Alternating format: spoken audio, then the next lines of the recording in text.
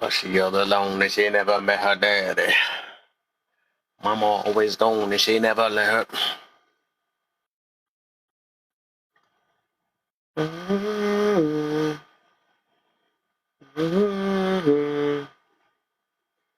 Uh,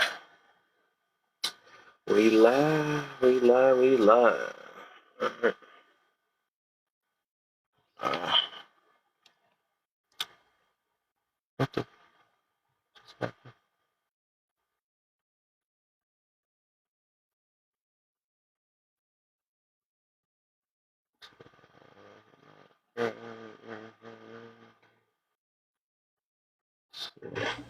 Hey. Yeah. Okay, so I wanted to respond to the last one where it says, "What is knowing yourself and how do you find yourself?" Yeah. I would say, honestly, you have to be alone and like not deal with people like or substances for sure. Anything that messes with like your judgment, like anything that impairs your mind, and you really have to like kind of like for me, I went on like a Buddhist monk journey and I shaved my head. Like I had to rebuild my confidence without worrying about external validation. So I would definitely say to the last one, in order to know yourself and find yourself, you definitely need to like block out all the noise and focus on yourself. It make a lot of sense. I like that one. Thank you. I appreciate it. I don't recommend that. I think the problem nowadays everybody try to find themselves through other people and stuff. That's why they Oh, always gotta post stuff and be in every last relationship they don't belong in and all type of stuff. but that's very dangerous because that could lead to codependent Yeah. traits. Yeah, that's really bad. Mm-hmm. That's how people lose themselves. They think they're finding themselves, but they're not. Mm-hmm. Yeah. Yeah. Then they go exploring things that they shouldn't and making their life even worse. Just Yeah. get confused. Yeah, that's what it be, man. And I guess Exactly. for the first one, how do you determine what's right and wrong? I would say it kind of goes with the way you feel. Like, even like jobs I've worked at, they have policies and stuff or whatever, and it just wouldn't feel right to me. And I mean, I would stand up against whatever I didn't believe in. And, sometimes I'd lose my job over it. They'd like retaliate and they'd fire me because they didn't think that I was obeying their policies, but I just didn't want to be controlled. And I feel like that was right for me, even though in the eyes of the company, I was wrong and they had grounds to terminate me. But in my eyes, I feel like I was right because I was, looking out for one of my coworkers and I let her use my phone because she didn't have a ride. And because they had this very strict cell phone policy, I lost my job over trying to get another female a ride in the middle of the night in a busy city. So you see what I'm saying? Yeah. That's the difference between right and wrong. It's not necessarily what other people think, it's the way you feel about it. You could just tell something's not right. Do you believe that feeling came from what we have been taught, depending on what you got taught? Like taught like by my parents or like Parents, teachers. yeah, I would say that. Mm, see, it's hard to tell. It's hard to tell. Because my parents, they weren't, I wouldn't say they were the best teachers. I actually was more rebellious as a teen. And I think majority of us was. yeah, especially as a teen, I think that's when it really started to come out. And I don't even speak to them now. I don't think a lot of things they did were right, but they did have good values, but there was a lot of cognitive dissonance going on too. Hmm. Oh yeah, that's the biggest thing. I already know that. We live in a world where what they say, do as I say, not as I do. I remember You know that. what's funny? That's literally what my mom straight up said to me all I the think time. they, yeah, that's most parents for real. I already know the deal on that one. And that's messed a She lot of actually would say that. people. And now Mm-hmm. looking back, that's such a hypocritical statement. Hypocrite, yeah. That's most definitely it.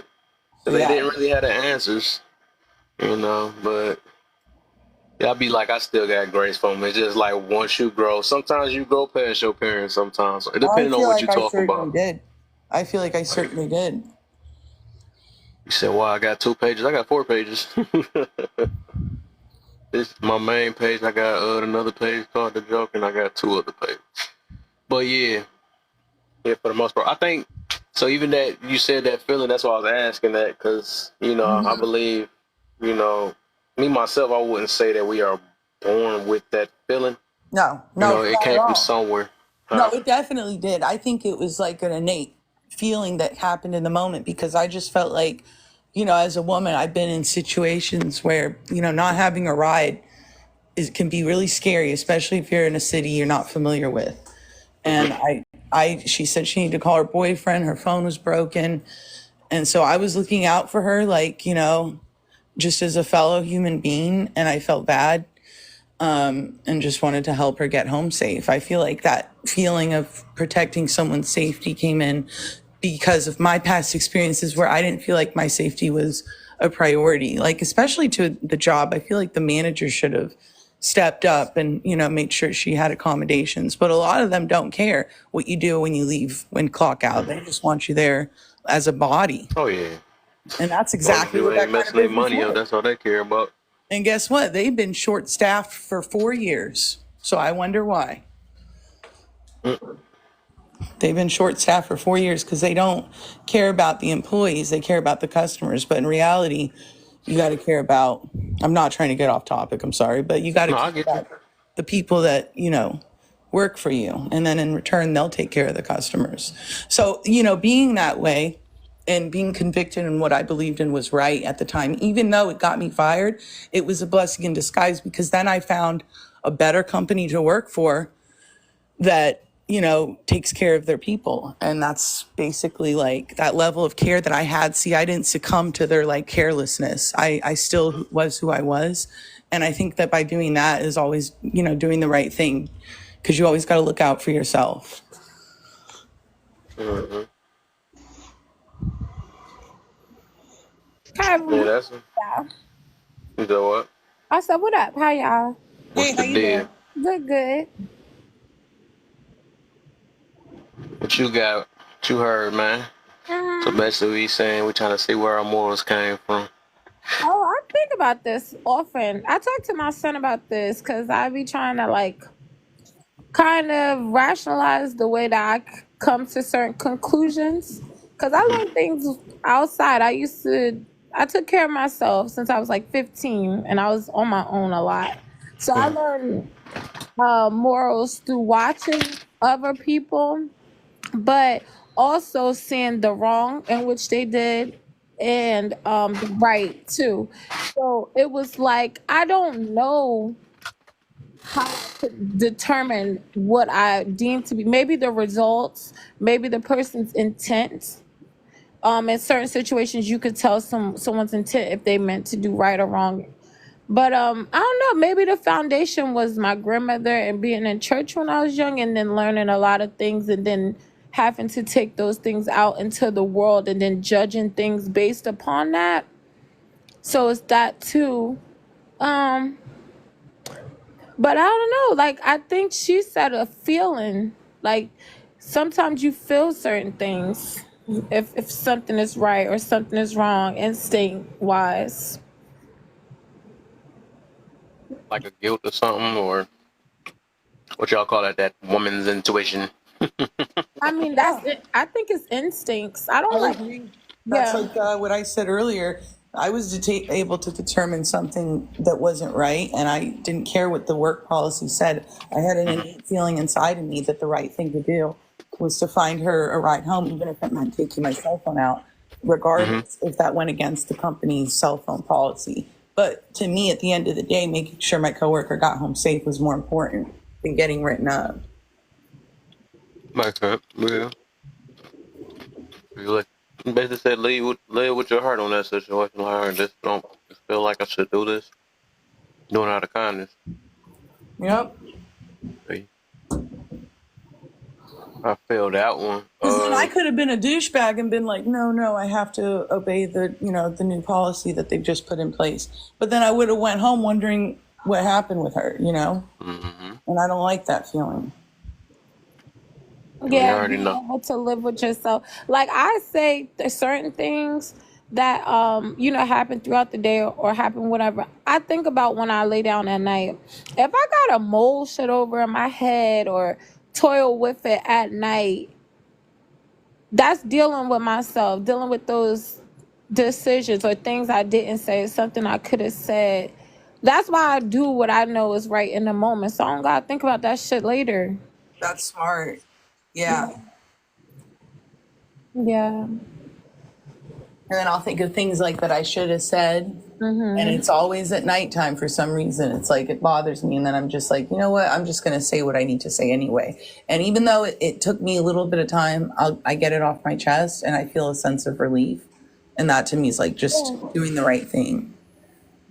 But now I'm able to like not let stuff slide and I'll deal with it in the moment. And I feel like that also builds confidence.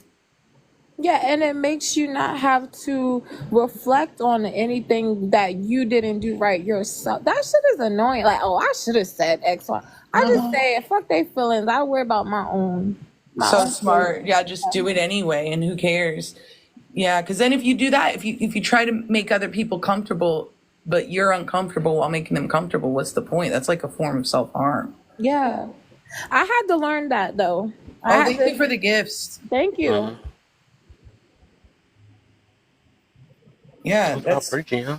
that's crazy because like I would just like let stuff fester when I was younger, obviously, and I would not say anything or speak up on it. And now looking back, I'm like, wow, I would never take that now. But at the same time, like I guess those lessons is what I had to learn to kind of establish the moral code that I have now. Right. So I forgive myself even in times where I should have spoken up or said something. And what I do is I just make a promise to myself to not let stuff slide again, so I don't have to reflect on it 10 years later and be like, oh, So what's sliding? What do you mean by that? Letting something slide? What's that? Like if I don't set a boundary when I should, like if somebody at work touches my arm to look at my tattoo, the old me would be like, oh yeah, that's my tattoo. I got it at the shop. Trying to be nice or a people pleaser. But now I don't care what they need to look at. You don't grab my arm like that. You know what I mean? Even if it's just to look at my tattoo. So now, somebody touched my arm, I'd move it away and say, don't touch me. Very simple, because I'm not going to let stuff slide. Because I remember I went home after that shift and I felt uncomfortable with my coworker touching me. And then guess what? 2 years later, he got charged. I can't say it on here, but it's a 4-letter word and it starts with R. He got charged with that against a young woman that came into one of the places he worked at. He was just one of those touchy people. And I kind of knew right away there was like something wrong with him and that's not normal. And I really do wish I would have said something at the time. But I think that the best thing you could do is just, realize you kind of were a victim in that moment and you didn't know what was happening. So it's okay. You don't have to beat yourself up over it if you didn't do something you should have. The best thing you can do now is just, make sure that doesn't happen again. And that's what I don't understand. Why do we have to learn those kinds of things, right? Because my son is 14. I've been telling him that since he was able to understand something. I'm like, yo, when someone does something that you do not like, you tell them now, right away. So you don't have to keep crossing that same line. Draw the line so they don't step over it. And if they step over it, then you deal with it accordingly. But I had to learn that myself. But why don't people teach, that? You know what I mean? I think upbringing really has something to do with it because I was always scared to speak up as a kid because of my parents' reaction. But if I had parents like the way you are with your child and they were like, you're allowed to express yourself. If something happens, speak up. Then I may have turned out differently. So I kind of had to learn the hard way because their house was like the host said earlier, like do as I say, not as I do. So I had a very different upbringing. And I do wish I was more assertive in my youth. I had to learn too. It was assertive, but I still had to learn some things like that too. Me still.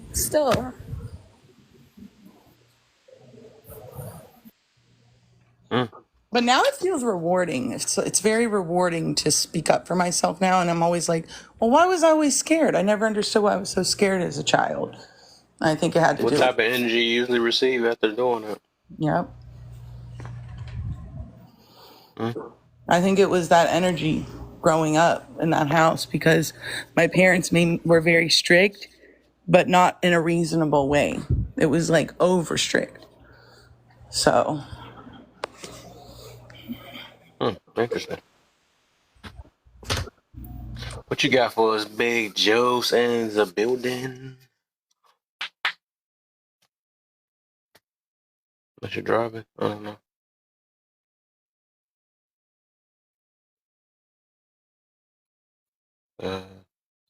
Never mind. Um, so with the topic itself, right? Because the first one is a question too, though. Have just you noticed noticed? that. I just Yeah, noticed it's it a in the question. color. Yeah, yeah. Now, what do Um, you mean by that? so have you noticed that the truth changed when it don't fit their lifestyle? So what do I? So you probably never noticed. Okay. So what I noticed, or I guess it just depends.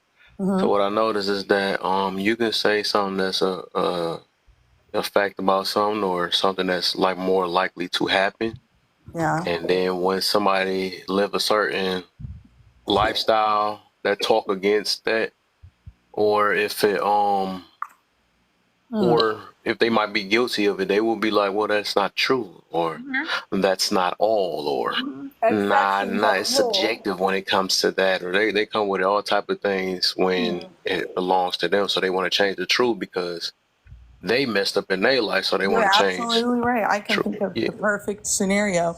So yeah. last winter, there was a person that was homeless, and I felt bad for them. I didn't know him very well, and I probably should have known him a little better before trying to help him out. But like my sister told me, there's a reason he's homeless, and I didn't want to listen to her. I was like, "Nah, Hmm. he's just down on his luck, whatever." Well, I quickly figured out the real truth after trying to like elevate his lifestyle for him. I was like, here, you can, stay in my spare room.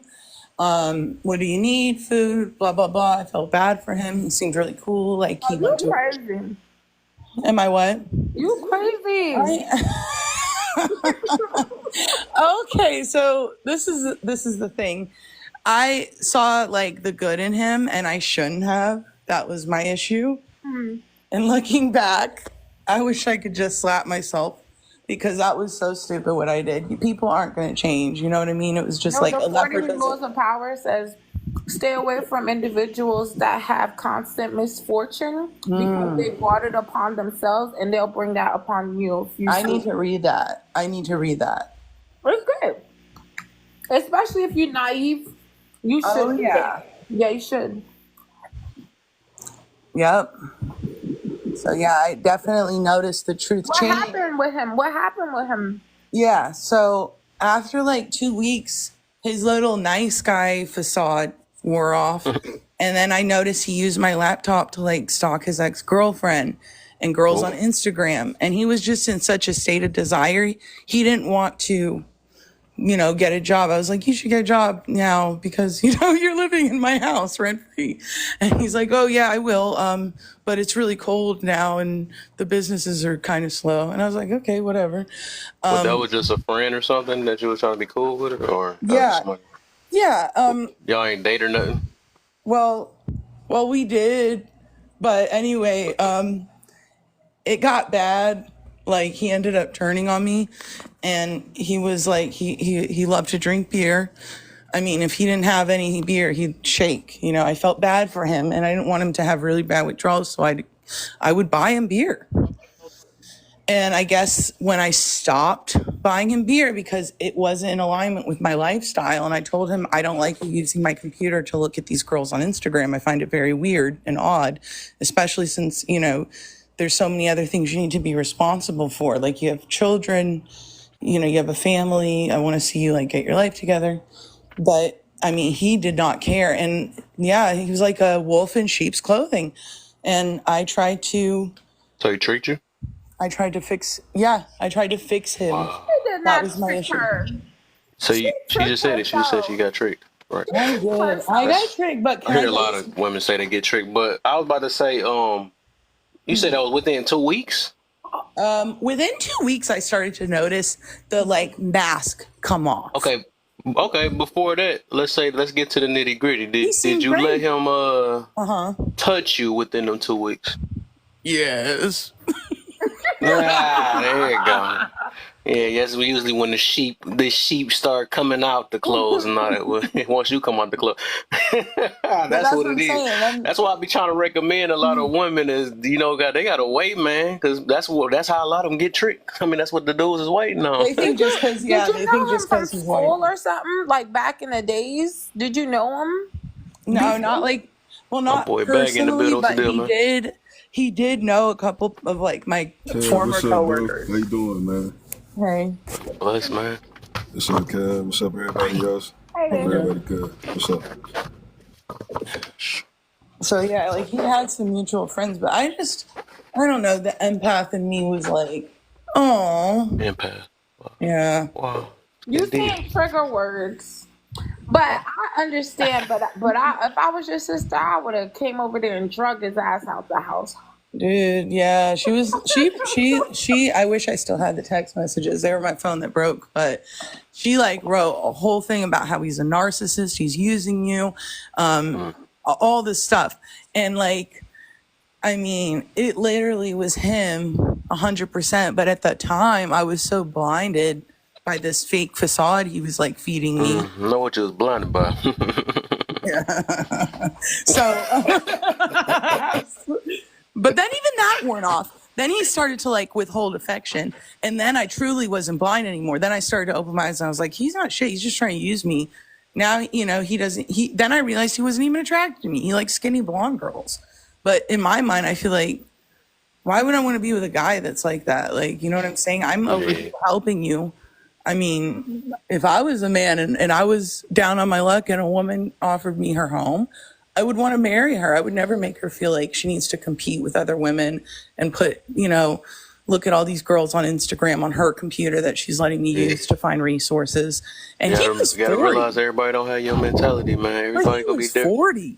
That's what I'm Yeah, saying. I but was like, people Oh my gosh, it's getting worse and worse. How old are I you? know. I was like, that's why I tried to give him a chance because I actually thought maybe he was worth How saving. old were you? 28. Oh, why every time you How say old are you now? you do Wait, a what? deep voice? How old are you now? No, because I'm like ashamed. That's my shame voice. That's Yeah, my I shame voice. thought that was somebody else. I was I wondering know who it who is said that. somebody else, basically. That threw me Right, off. she I came feel with the like deep voice, called me out, girl. I know because I feel ashamed. Like I'm going back to this part of like my life. that I You said I was feel for. 28? I am. Yeah, it was last winter. Wow, this is yeah. getting worse and worse. Your story getting worse and worse. This is No, but oh, boy. you should reflect on it and see. Like, I it's do. crazy. It wasn't him. It was you. You allowed. That's why you say you the beer now. Yeah, I think that it was this weird thing. Like I saw my father and I was trying to repair him. I don't know what was wrong with It me. makes so guys. much sense. No, I And mean, then I'm also- doing stupid shit. I'm It just saying, comes just up, as long Kev. as It you always know. does, bro. And I was into that like zodiac stuff, so I thought, oh, he's Zodiac? Cancer. Oh my gosh, I was it's like, getting worse, bro. listen, I was like, Cancers are fucking users sometimes. I know. Oh my god. I was like, he's a Cancer. I'm a I Scorpio. Oh, these signs, I thought y'all we were did both. I thought everything. we were both water signs, so we'll make it work. He was. Just What's your remember, sign? after He that, was a man, lunatic. like, I'm glad you was the first one that talked about this. Remember, hey, just focus on that last prompt, man. Remember, find yourself, man. Make sure that don't I happen did. again. I found myself. Sure. I definitely did. Then what did I you would find never about do that yourself then? What you find about yourself? That I don't. I That's can't. supposed to It's be my not other my question up job. there, but I couldn't fit it up there. It's not my job to try and like fix somebody or elevate their lifestyle, even though I'm a coach and I feel like that's my responsibility. At the end of the day, people can only help themselves if they want it. And then also I found about myself that I know my worth now and what I deserve, and What's I your would worth? never attract those guys again. Just like anything that I want, that I like, that makes me happy, like I'm just gonna go get it, and I'm not gonna feel like I'm these obstacles control me or anything like that. You know what I You mean? know what you want? What do you want? I don't know. I'm just kidding. Oh my god. You gotta Well, chill like, with that well, voice. I That's really throwing me want to off, like, man. I want to like inspire people, not to sound like cheesy. I mean, I don't want to be famous, but I want to like inspire a lot of people and make people laugh every day. But I don't want to give too much of myself to a person. I think that's where I made the hugest So mistake. laugh, make them laugh. That's Yes, all you found yeah. about yourself. Yeah. It makes All right, me feel I'm good. gonna get back to you, man. I'm gonna get back to you. This is getting Yeah. deeper and deeper, man. I'm gonna say Yeah, after no, of hearing this, I course. feel Take your like it's time. more you need to find about yourself. It's most definitely. And then you said this happened last year. My goodness. No, that's just the tip of the iceberg.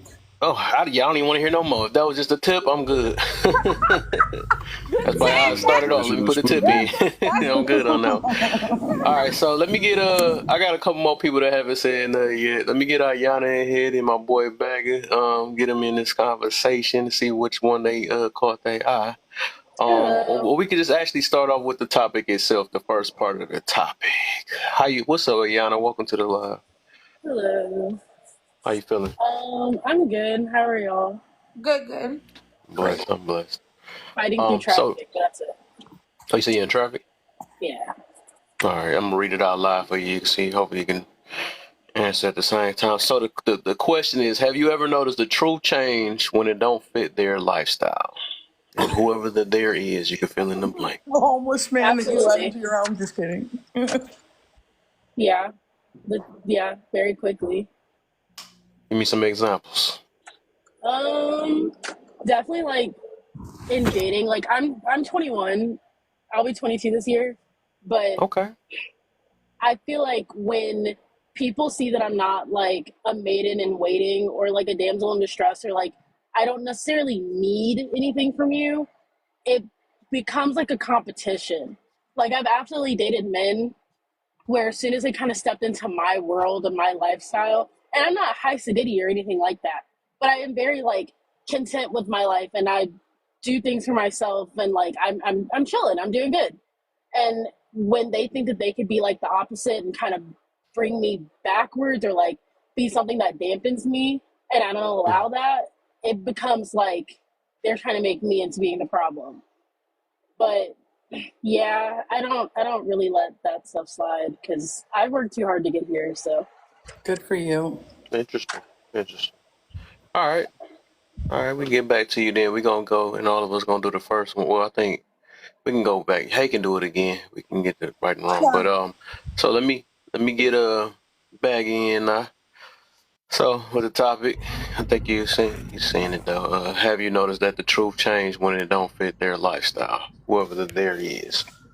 Yeah, it all depends on, whatever the debate is at hand. A lot of people want to win the debate, but not the actuality of the situation or what have you. So, some people will bend it just so they can, feel good about themselves. And, especially if ex-girlfriends or anybody that you dealt with in relations, that can be, I'm not sexist, it can be a man or a woman, but a lot of women, for the sake of the argument, they want to, their feelings should win over actuality. So, they'll bend the truth, you know what I'm saying? Knowing good and goddamn well that they wrong. You look at me in my face, I'm looking at you in your face. I know you full of shit. You know you bullshitting, but you want to win the argument. So, your feelings over truth is where we at. That's deep. All right. Y'all want to open? Well, I can open panel this if y'all got anything y'all wanted to add or take, or if y'all have to what's the other word? If y'all have to a rebuttal, you can do that too. And otherwise, we can get to the next one, y'all. I think I just living this life, man. I'm 38. I've been outside for a long time, man, and I think accountability sets people free, right? I don't have to lie or cover anything for anybody, man, or sugarcoat or whatever. Like, you know what I'm saying? Like, I don't understand why it's just so hard to take accountability and accept truth for what it is. It sets you free. It actually helps you grow versus you trying to lie and cover up shit, man, and not see things for what it is. What's so wrong with accountability? You know what I'm saying? What's wrong with being wrong sometimes? Right? I feel like their ego. I'm not always right, but them wrongs, you know what I'm saying, help me get right eventually ahead. So there's nothing wrong with being wrong. I feel like they got too much of an ego if they don't want to admit their wrongs. Or they not living in reality. I think people have gaps in reality. Like they can see certain things that they want to see. I was having this conversation with my son earlier because me and my mother had a discrepancy, and we was just, I was expressing a few things to her, and she has an issue with accountability. So my son was like, Tev, like, don't, be mean, da da da. I'm like, I'm not being mean, but telling the truth. I said, let me tell you something. When I want you to know things about me, whether it's right, wrong, when I was younger, when I was your age, I tell you the truth unrelentlessly, like no bars, because I want you to know who I truly am. People are afraid to let people know who they were. So people need to see your evolution. It helps them with their journey, down. So it's like, damn, like, how can someone understand you if you don't even allow them to know who you truly are? It reminds me of a quote: "We only see others as deeply as we've seen ourselves." Right. I like that. And as much as you think you hiding from people and people can't see you, people see you, man. You know what I'm saying? You ain't hiding that much. Ain't that much you can talk. You know what I'm saying, Kev? Like, it'd be funny, man, because, that mask, man, I mean, we see you. That's all I want to say. You know what I'm saying? Exactly. Peekaboo outfit. I see you faking your fake confidence, your diluted, confidence and belief in yourself and all that. People see it, man. Stop fronting. That's what you fronting for? Ain't that's no funny. We future about to get to it, though. That's crazy. That's a lot of them questions up there that you're talking about. That's good. That fake confidence, man. I'm confident. But I'm a 10. I'm a 10. I'm a confident so much I got to call myself a 10. I got to. The 10, you know what I'm saying? Break the scale, first of all. Right. Get that 10, break the scale. Get there. All right. So we on that now. All right, let's get to it. Let's see. I put a little bit of something in there. Then what I made it on my angle, just to get it going, just get it sparking. So I think I kind of mentioned earlier, because I do notice that people want to change the truth.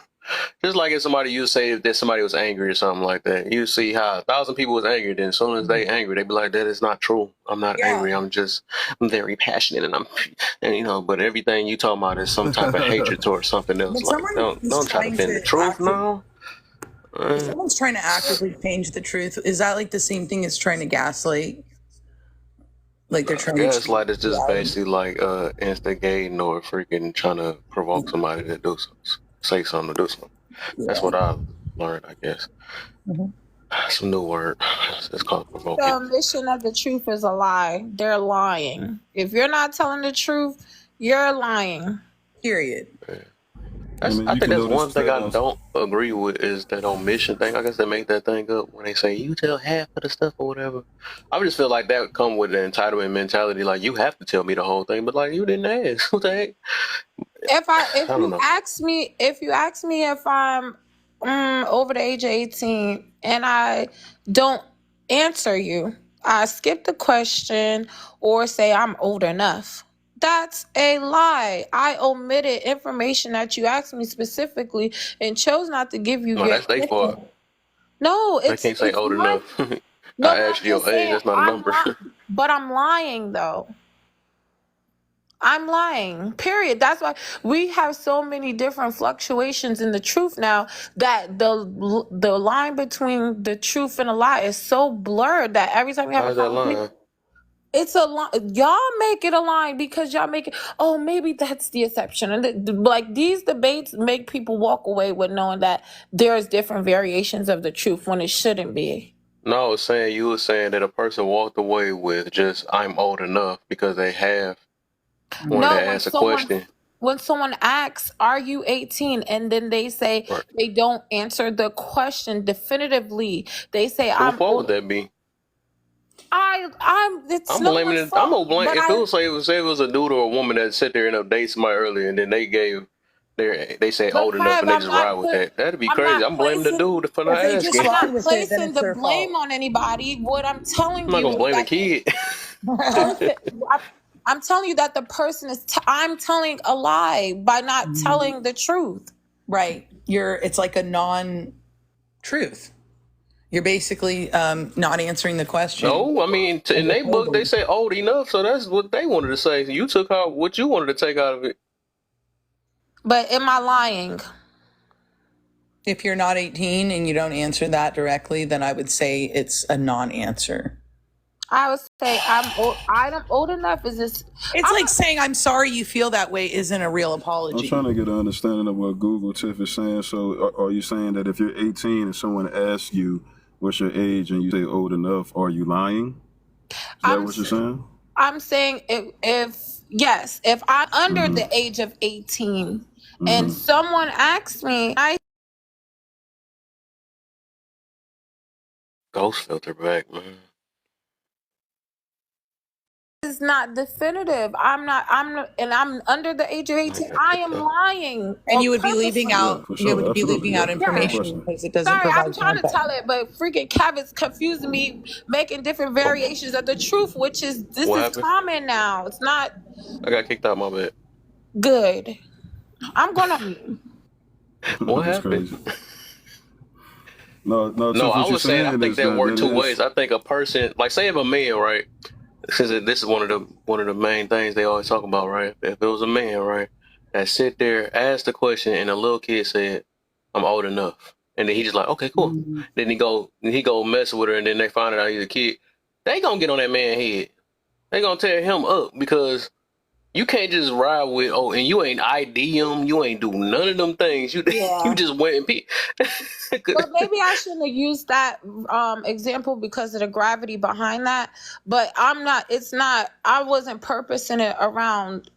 That's an actual lie, though. I mean, if he, I wasn't saying it she like was purposing it around the 16-year-old, not the older, so not the dude, saying or what have you. Like, yeah, it's a lie. Of course, that's a lie. Saying say you old enough.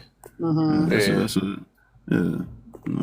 But the reason why I say that because we automatically assume because the fact that they ain't say no solid number, we filled in the blank for the kid or whoever, right? But the kid was smart enough to outsmart that person by just saying old enough, and they just went with okay, cool. You know what I'm saying? Because I don't know. Like I said, you can't really because they never said was you adult. They never said that. Now you could say if they would have said I am, that'd have been lying. But the fact that you said old enough and then asked was they an adult, that's why I think you got to be specific when you ask certain things because some people just gonna answer you how they answer you, and they not gonna be like I'm gonna read your mind or what you think I'm talking about. They just gonna answer you straight. But that's why I don't like calling things like that. That's just me, right? This is me. I just don't like calling things like that a lot. Just like somebody was like somebody called this like. They said line with the omission lie, whatever. I don't know. That sounds like some made up stuff. I don't know, but whatever. No, I guess that's some court stuff. Since he was 7.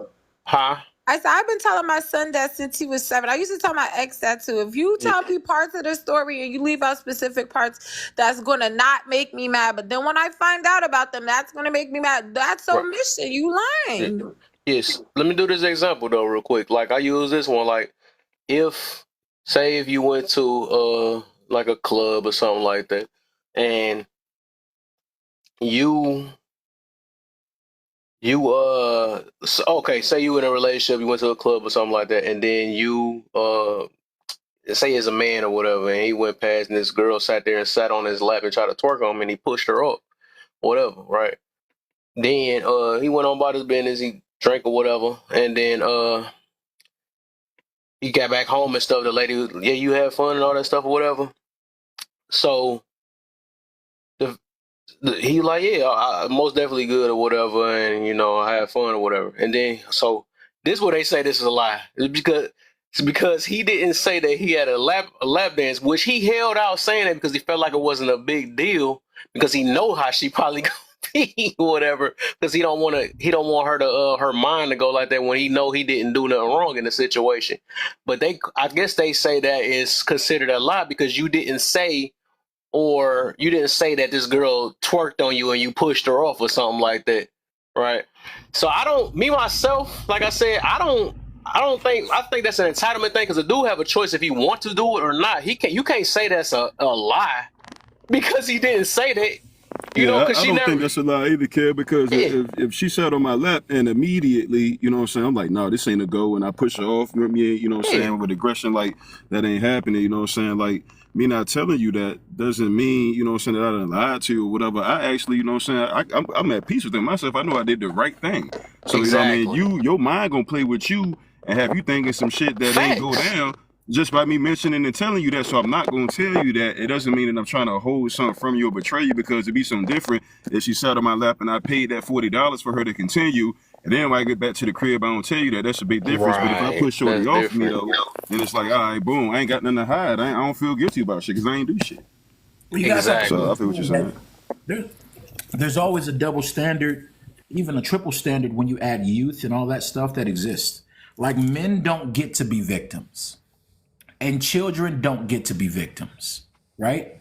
So if you add that layer to it, right then and there, it's everything becomes situational, like everything.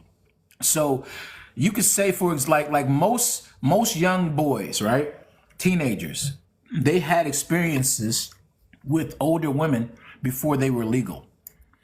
But most of our society would not consider that grape. Most young boys between the ages of 12 and 18, and I'm gonna say I'm just gonna say 17, have actually been with ladies who were 18 to 30 something. They actually have been, right? And we know this. We know Miss Robinson down the street. We know Miss Johnson down up the block. We know somebody's mama's friend. We know teachers. We know this happens, but nobody is going to consider it grape, because you know that men cannot be victims and children cannot be victims, right? Like we know that this exists. So even if a man is drunk, let's imagine that a man goes into a club and he's drunk, and an ugly girl that he does not want to be with, ever sleep with, takes him home, and he got those drunk goggles on, and he ends up knocking her up, inebriated. He can't go to the police station and say that I was drunk, she took advantage of me, she stole my seed. He's just gonna be put on child support, and everybody's gonna make him be like, you did it. There's no way. It's because people don't even realize the realization of it. Like 70% of erections are involuntary. Involuntary. That means that men don't try, like boys or men do not ask for these things to happen. They just occur. They're in the middle of a golf tournament. They're sitting in class. They're sitting next to some fat man at the theater. They're involuntary. They're things that these men and these boys do not want to happen. But the minute that every male response is considered to be voluntary or under control, and that's not true, right? That's not true. So, it's like we would say that if like society as a whole would be like, oh, well, if he was in the situation, it's his fault. Although if it's a little girl in a situation or a woman in a situation, it's not her fault. She gets clearance all the way up until she literally makes it happen, makes things, like she gets clearance up until she says, I did it. She gets 99% of clearance up until I did it. You know what I'm saying? So we know that these standards exist, but when we talk about lies and omission, stuff like that, that's what men know. Men know. But if we flip the situation around and we say you went to it, like a woman went to a strip club, and she's in a strip club with her girlfriends, and then she comes home and she says, I was at the strip club and Long Dong Larry came and jumped on me. The man is gonna be, in most cases, the man's gonna be, and I pushed him off. In most cases, the man's gonna be like, well, you shouldn't have been there, but Long Dong Larry is still the problem. Long Dong He's Larry, not bro, the that's problem. crazy. But go ahead. Like Long Dong Larry would be the problem. She's still not the problem. You understand? You understand what I'm saying? I'm saying dong, but you know what I'm saying. So, like, but flip it around. Guy goes to a strip club. He's there with his buddies, and then you got wet Wanda jumps on his lap, and he pushes her off. And then wet Wanda Yeah, is Wet like, Wanda. yeah, like Yeah, you're a funny dude, bro. wet Ain't Wanda. that fairly odd? He comes home and he says, I had a good time. I was having, it was my boy's birthday party, his bachelor party, whatever. But wet Wanda jumped on me and I pushed her off of me. He's still the person, he's more at wrong than wet Wanda. We Can know I say this something? exists. Yeah, go ahead. Okay, I feel like the strip club and the club are very different atmospheres. And you know if your partner is okay with you being in a strip club before you even walk through the door. Like, I feel like that's a conversation you have, before you get to the building. But also, that's not necessarily true that women are automatically omitted from, like, if an assault happens, that we're just like, not held responsible because we're the ones that are asked, what were you wearing? What were you doing with that person? Oh, you're fast. Oh, you're this. Oh, you've been watching. Like, it's not just like, oh, something happened to you. Oh, my precious little baby darling. I'm so sorry. That doesn't happen in real life. I think men have this idea that because women are seemingly innocent, especially in media and everything else, that would be the response that we get, but it's not. That's not the response that we get. And that doesn't take away from especially young black boys going through things or like having experiences with older women. That's wrong as well. But the people that push that stereotype that young black men are supposed to be with older women are other black men, and no one should be I don't know, those the women that took advantage of those boys should absolutely be in prison. But the men that are encouraging their young boys to get with older women should also be in prison. So Oh, they none of bring those it things back. are one sided. So I don't think it's fair to kind of like put it on one side as if it's No, everybody that's does it not though. It's a reality. lot of omission on both sides, right? Because there's a lot of Absolutely. stuff and being in a relationship that your Yes, woman I got won't the tell you ghost filter because she back. knows that it'll get you pissed off or ticked off. You know what I mean? Knowing that one of your boys done DM'd her to slide and get at her, she not gonna tell you that until, she might not come out and tell you that, you know what I mean? Honestly, so everybody omits, you know what I mean? So it can be used as betrayal and a lie. And then sometimes it's just like it was nothing to it, not no thought of it. Like if I push the girl off of me in the club, you can get a lap dance in the club too, regular club. If I push the girl off me, you know what I'm saying, and like get off me, you know what I'm saying, or whatever, I'm taking, you know what I'm saying, this ain't what it is. I don't have to tell you that when I get home because I defended you, baby. I defended us. I defended our Right. honor and our relationship, what we got going. So I'm not hiding anything. But if it's like, yo, if I got that lap dance or something, you know what I mean, like, well, she ain't gonna find out or whatever, and I admit that, that's betrayal. So it depends on how the omission is utilized, right? So, But it's the same thing with women in the club. Like he was just saying, I mean, this literally happened to me like a week ago. Like I don't really party. I'm pretty at home body or whatever. But obviously, dudes are trying to get dances or whatever, and I pushed dude off me, and then he's following me around for another 30 minutes. Like at that, and now I'm pushing off me again. Like it's this constant, like, okay, bro, like back up. Like I'm here with my girl. Like I don't need you on me, breathing down my neck. You're hot, you're sweaty, and I have a boyfriend, but you don't care about that factor. But people, I feel like especially men in spaces like that genuinely do not know how to take no for an answer. Whether I'm drunk, sober, in between, it isn't like a no yes thing. It's like a nope, I can do whatever I want because you're in the space and you put yourself in this position. So I don't Hey, I want to say this I don't though, know. since you said that, you got to realize that even back then, and that's why I said that's crazy though. That used to be a game though. They used to be game or whatever. Like women used to like that junk. Like they no really didn't mean no. They used to call you weak if you really did just go for that one no or whatever. Cause some of them that they love that because they say I want that chase. I'm gonna play hard to get and all this other stuff or whatever. yeah, So it's right, just right, it's right. like it varies, and then some women is really serious about that stuff. So it's like mixed signals, but it's so hard. That's why I say it's so hard That's true. to be able to make that judgment, especially when you're a woman, because when y'all not the ones that's chasing and stuff. Because like he even used to he go another one right, and now you can't even. That's why I wouldn't even recommend men to do this now because they done got so soft nowadays that they just calling everything Usher and or whatever the stuff is, and everything is great, or touch or whatever. All right. So it used to be like when a girl dancing and stuff, you could just come up to her or whatever. Some of the girls like that junk, and they just go with the flow. You know what I'm saying? They like, ooh, you see me twerking that thing and something like that. But now, I wouldn't recommend that now, because everything will be sexual assault and all this other stuff. And now it's just, so things have changed though. But I'm just saying, like, it still dudes with that mindset, because that's what, women don't really know what they want. They keep switching up every last moment. And it's like a roll of the dice. You don't know what type of woman one of them, like, you gotta. Here go another one. I got a funny story right here. Like, it was one woman that she ended up like, I ended up finding out she liking me and stuff. So I ended up it was at a casino and stuff. I was like, ooh, I gave her a hug, and I used to be squeezing. I used to booty. I was doing some stuff. I ain't gonna lie. So yeah, because that boy was fat. I ain't gonna lie. But anyways, right. I'm gonna change man.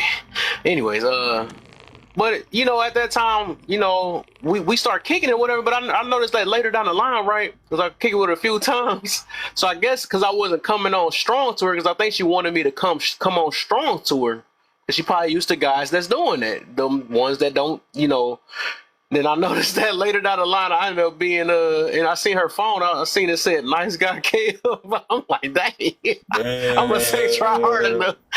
Nice Guy Caleb. I was like, but it shows that, because I think some women want you to try real heavy. They not that, but that's how they got brought up. So it's like, it's so exactly. That's why I say I'm glad you said it's not a monolith, but you got to realize the gamble that men have to take.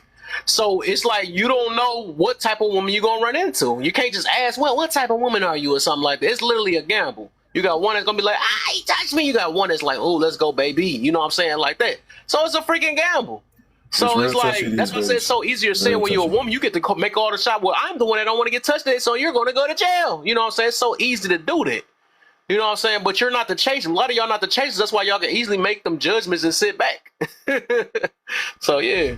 It was different back in the day, like you said, bro. A woman would play hard to get, and it was on you, to test how primal that you are, to see how, your intentions for real. These days, hell no, you better not do it. Like, everybody's so antisocial, bashful, shy and shit like that. You just being like, well, we come from 38 years old, kid. So it's like, I remember a whole different time. Like you said, you in a club or something like that. I remember grinding on booty, and it was nothing. She put it in front of me for me to get behind it. If I ain't get behind it, what, you scared or something? Like, we scared to get up on that? Exactly. But you better not do that now, though. No, don't do that now. This not this here. I can say that they still do that, and that has not changed, and the club scene is still pretty much the same. But I'm in the club every night. I live in Vegas. I'm a security officer. I'm in the club every night from 10 to 4. I see a lot of women, they'll throw it out there, and the dude try to get behind that, and then it turns to, she didn't want you to get behind it. She just wanted to tease you or whatever. So in some cases, yeah, but in most cases, a lot of women don't want to be touched. And it's understandable, but don't put it out there, though. Back in the day, we didn't have those problems, Ayana, is what I'm getting at. I mean, the whole booty be saying, touch me on there, juicy, and all this other stuff. I swear to women, bro, y'all just don't understand. That's the reason why men trying to voice their stuff out. Nah, man, because y'all don't know the games, man. Some men got ill intentions, ladies, so y'all do got to play it smart. Don't get it twisted now. She got a lot of ill-minded men.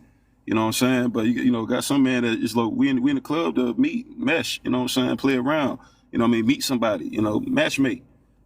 So that's how we played it back in the day. We didn't have all this scary shit now, where it's like, yo, I'm not going to approach her because she going to, I'm not sure how she going to act. I'm going to just go about it. If I'm scared, I'm going to hug the wall regardless if you're scared. But it wasn't all this shit now to where it's like so much, what's the word I'm looking for, Kev? It's just like, it's like, I just say victimhood is at a rise. So many barriers now, man. So the Me Too movement, basically. But, main thing, what you got for us? I shouldn't get kicked no more. I got my filter back that don't kick me out. The see-through filter. Oh, look for this. The main thing must not be here. All right. What was I about to say? It was something I was about to say. I think everybody answered. You know what I'm let saying? me get, yeah, I gotta get Suggestions. hashtag in. I thought about that.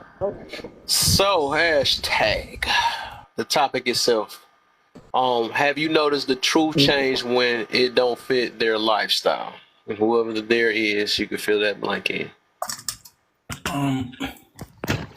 Truth changes when it doesn't fit their. Hold on. You ain't about to skip on me like that. I was No, you over, did I just was come just back. And he still was here before you I was anyway, trying to so. talk. I was trying to talk. I couldn't get it out. That's what My she Wi-Fi won't let said. me. You next though for sure, yeah. But I think we just started the topic. I was about to see if you wanted to add to what we was talking about. Oh, Was that's you why I even was listen? Was you asking. listening to that part? What was happening? I was listening, but I was trying to figure out what y'all talking about, topic, or what y'all just going off. No, we just about to start it now. But you can, if you heard something, you can talk about that before I get to hashtag, and then we gonna start the topic. Good. You good. You didn't start with hash. Ain't had nothing to say. All right, the topic. All right, gotcha. Go ahead, Mr. Diggs. Yeah, so you said the truth changes when it's not part of their lifestyle. Yeah, the truth does change. And that's crazy that you can even think about the idea that the truth changes. Like, I thought the truth didn't belong to anybody. I thought the truth was just what it is. It's just like the truth is over there. It doesn't belong to me or it doesn't belong to you. It's just the truth is the truth. Everybody knows, kind of has an idea. But when you talk about it changing, that's because of amorality. That's because people don't want to talk about what's right or wrong, because if they talk about what's right or wrong, then they have to keep it that way all the time. That's why on these panels you be hearing the words "I feel" and "I think."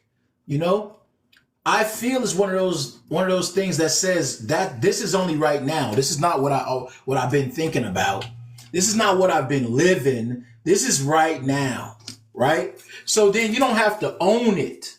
It doesn't belong to you because it's only right now. And then when somebody challenges it, and then it might be more logic to what they're saying, or in some kind of way you suddenly feel like you're wrong, then it's like, oh, well, I can't be held to that because I haven't been living it. It's just based on the situation right now. This is what's going on. This is how I feel, And so we gotta like kind of watch that, because we could talk about like one of the things I was on a thing the other day, and they was talking about dressing young girls provocatively, like minors. You know how like these pageant mothers and stuff like that be putting like wigs and makeup and certain outfits on their kids, and they make them look like they're older than what they are. Whether or not that's immoral, whether or not that's cool or it's not cool or whatever, or if it's just something we should do outside of like Halloween or costume parties. And a few pageant moms on there was like, it's cool. Kids should be able to dress how they want to dress and look how they want to look. My daughter wears the same swimsuit as me. And then people were like, what? You know what I'm saying? It was like, and then somebody disagreed with her, because I wasn't even up yet. Somebody disagreed with her. Then she's like, no, I'm not saying it like that. I'm saying whatever. I do agree with you certainly like that. But she was totally for kids wearing two pieces with heels on and everything. Like, it was crazy, bro.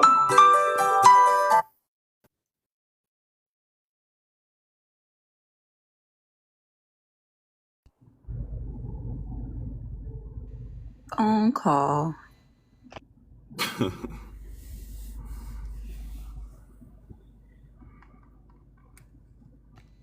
Can you say next?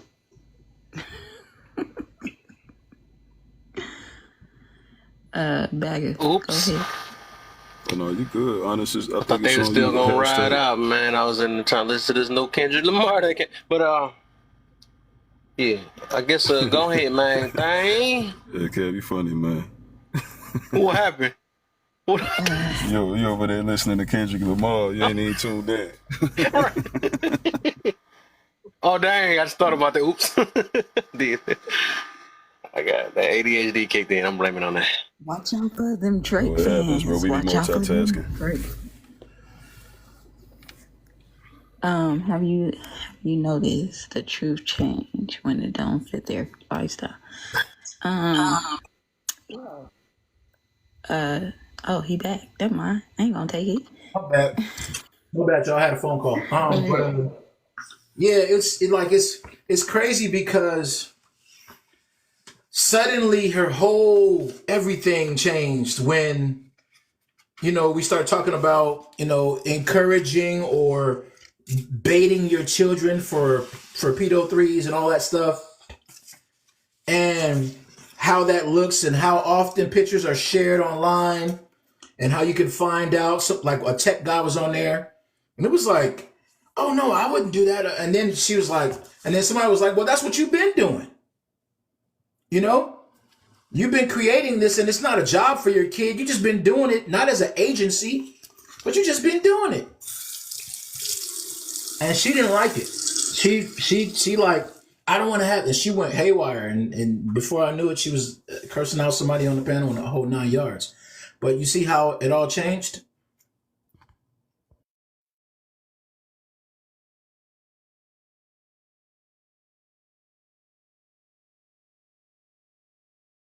All right. Yeah. Y'all can go. Go ahead, man. Time.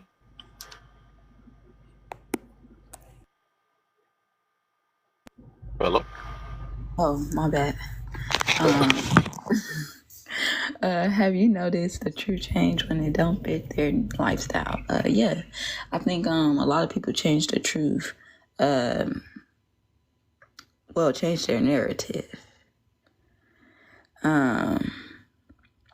When it doesn't fit. And I think it's only because they always looking to be right. Hold on. Wait, I need to notice this. I need to reread this, because I just heard his response and I'm like, what the hell? Have you noticed the truth change when it don't fit their lifestyle? So wait, it's the way that you asking. It's hurt my brain. True change when it don't fit their lifestyle. Okay. Now my brain back on. But okay, yeah, I'm gonna agree with what hashtag said. Yeah, you do got some people out there, they'll sit up here and change certain things because it don't because they want it to fit the lifestyle. Like, oh, if I'm sitting up here and I'm sitting up here and let me see, and I say, oh, I'm a marijuana smoker, right? People who don't smoke marijuana, they gonna have like a certain type of way of thinking, and I'll be like, well, it's not bad, but they'll be like, well, it's not good for your body, your soul, right? And you be looking at that like, well, who says it's not? You start to say shit like that. Like, what you mean? I think Kev froze. Oh, no, he didn't. He over there focused. But, yeah, I think a lot of people change certain things to fit how they living. I definitely do. Like he said, with the whole clothing, with the whole trying to justify your kids in certain hairstyles, dressing a certain way, you trying to sit up here and justify why you out here showing off your body. And it's like, just say, I just want to show it off. That's all you got to say. Preach. Now we getting somewhere. So you ain't got to sit up here and give 100,000 reasons why you're allowing yourself to dress this way, because you're trying to find a reason to justify why are you dressed this way. Just say I'm grown, I like certain clothes, and I bought it with my money because I spend what I like. I buy what I like, and simple as that. Can't nobody, they can't say what they want all they want, but when it's all said and done, it's your life. They can judge it all they want to. But you don't sit up here and try to give people a reason to question if you're lying, because some people will look at what you're justifying. They be like, girl, you fucking lying. You need to stop sitting up there and you need to stop acting like your ass ain't sitting up here doing 304 shit with your stinking ass homegirl shit, because they up here. Oh, you trying to make the excuse that they're influencing. They had a big influence. Oh, damn. So you that dumb that you falling out to these stinking nappy head ass women. So and it's like, I think that's what some people look at, men and women. You would sit up here and look at a girl dressed a certain way around your man. You be like, her big ass trying to get my man. I don't like that. Whole time she ain't trying to get your man. Or you got a dude out here who's sitting up here thinking that he that dude, right? He could think he that dude, right? But when you trying to sit up here and down the next man, because you trying to sit up here and make it seem like you're not doing crazy shit because you trying to impress a female, or you trying to justify why you talking down your homie just to impress a female, and you're up here lying like, nah, I ain't talking down on you to get this girl. Yes, the hell you is. Just say that. You ain't got to sit up here and lie. But people tend to do that a lot nowadays because they want they don't want to feel bad for what they're doing, if that makes sense, or feel ashamed. So yeah, that's my answer. Who next? All right, we gonna get. What you got for us, Bag? I see you muted a few times. What you got? Something you want to get? Oh no, you guys. I was gonna ask you how was the song, bro. I know you had dialed into the song a little bit. How was it? That's it, bro. See, Kendrick came out with something new. You already know I gotta be updated. I was looking at some other stuff, but let's go ahead. So we got okay. Main thing went. We got Ayana. Okay. I think it's AJ, then Mac, then Tabitha. AJ, What up? what's up? What up? We all just doing the first one? The one in Yeah, green? we just on the topic. Yep, the first part of the topic, green. Oh. Yes, actually I have noticed that. I think a lot of people like to justify or rationalize shit to keep them in their little bubbles at the end of the day. So answer to that is yes. The truth is always going to change. That's the reason why everybody's running around talking about my truth this, my truth that. At the end of the day, none of that shit matters. The truth is what matters, but, you know, it is what it is. So, yes. So, before anybody else go, could y'all like and share the live, tap cap screen, support, subscribe? You know, we are having a good conversation. I see if people are definitely sitting. So while you sit, can you Great text. pop in support? By the way, he do have a live goal up there. You could send him a couple of them lightning bulbs. So yeah, can y'all please support Kev, because we need all the support we can get when it comes to TikTok. Okay, because we are a family over here. Family support, family share it to another cousin, another friend, you know, your sister, your brother, because everybody need to see. Look what hashtag dick. And then you can also hold down Kev's face right there, and it's gonna pop up the share. You can share like that too. Also, can y'all sit if you choose to? He don't care about the money, but he's not against you sending anything on his Cash App if you can't see it. Mr. Money Broke, okay? But yeah, we do appreciate y'all for tuning in. And I think it's on Bagga. Oh no, it's on. So your AJ already went. Yes, I think you said Okay, that. get Mac. It's He Mac. Then don't even be Tabitha. listening to me, y'all. He ain't even listening to me. I did. No, I was. I had to make sure you was all the way. You know. Go ahead, Mac. I ain't seen Mac in the box for a while. Where she been about? That sound about to sound weird, Y'all but hear have she? me? Yeah, I hear you. Okay, so the people have asked for opposition. Here I am. Um, so I wanted to go back to the when y'all was talking about like the club situation. I didn't really catch all of it, but I just want to go off how back. Basically, you were saying how like nowadays you can't really like dance up on women because they be like and all that other stuff and rejection da da da. So I just have a question. So or really two. So let's say I'm in the club, right? I'm dancing, cause you are right about like I think people that go out, like majority of people that do go out, they're going to like mingle with people, right? So I agree with you on that part. However, like let's say I'm in the club, dude come up to me, I'm feeling him, and I start dancing on him, right?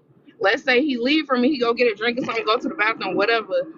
But I have my eyes on that dude, right? Then this other dude come in the club, right? He tried to get up behind me while I'm dancing with my friends. I'm like, Does that mean I'm wrong?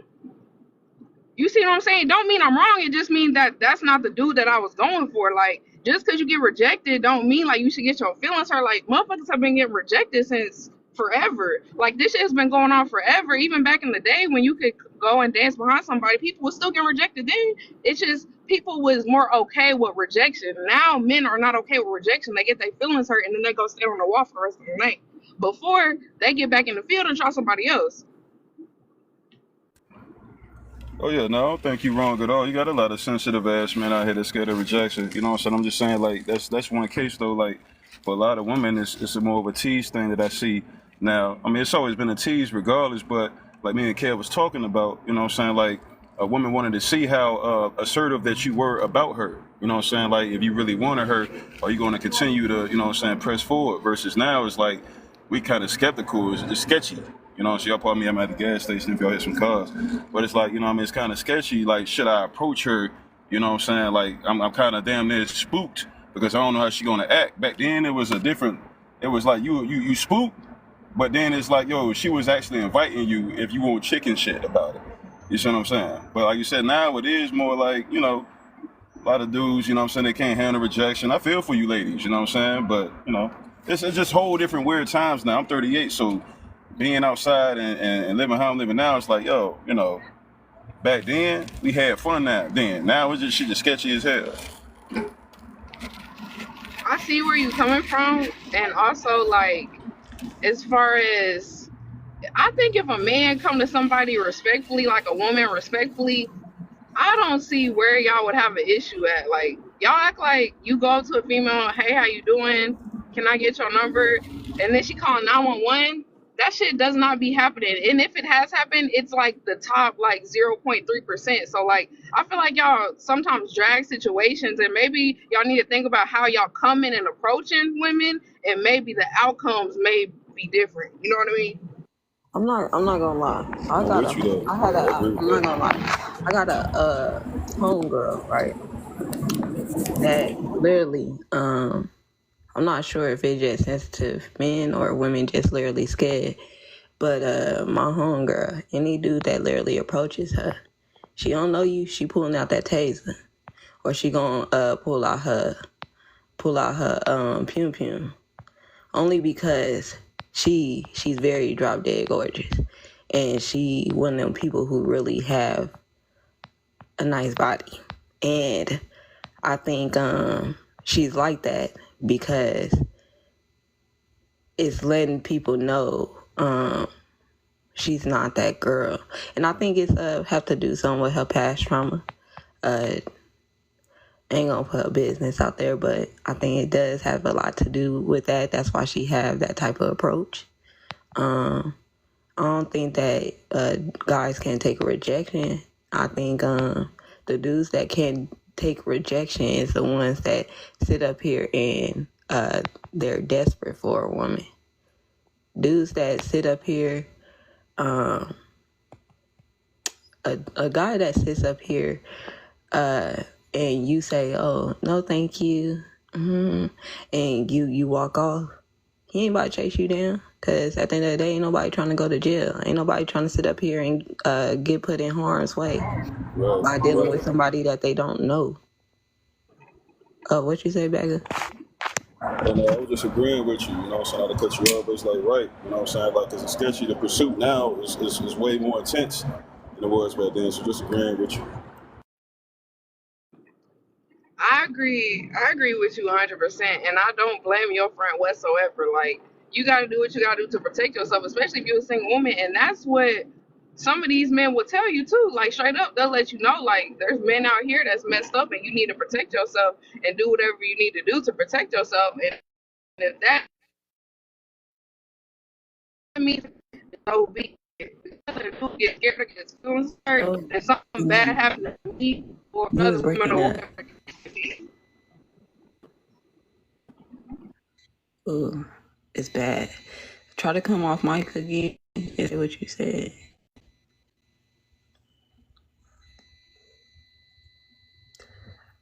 Dang, her stuff was breaking up. I know she was sitting there saying something good.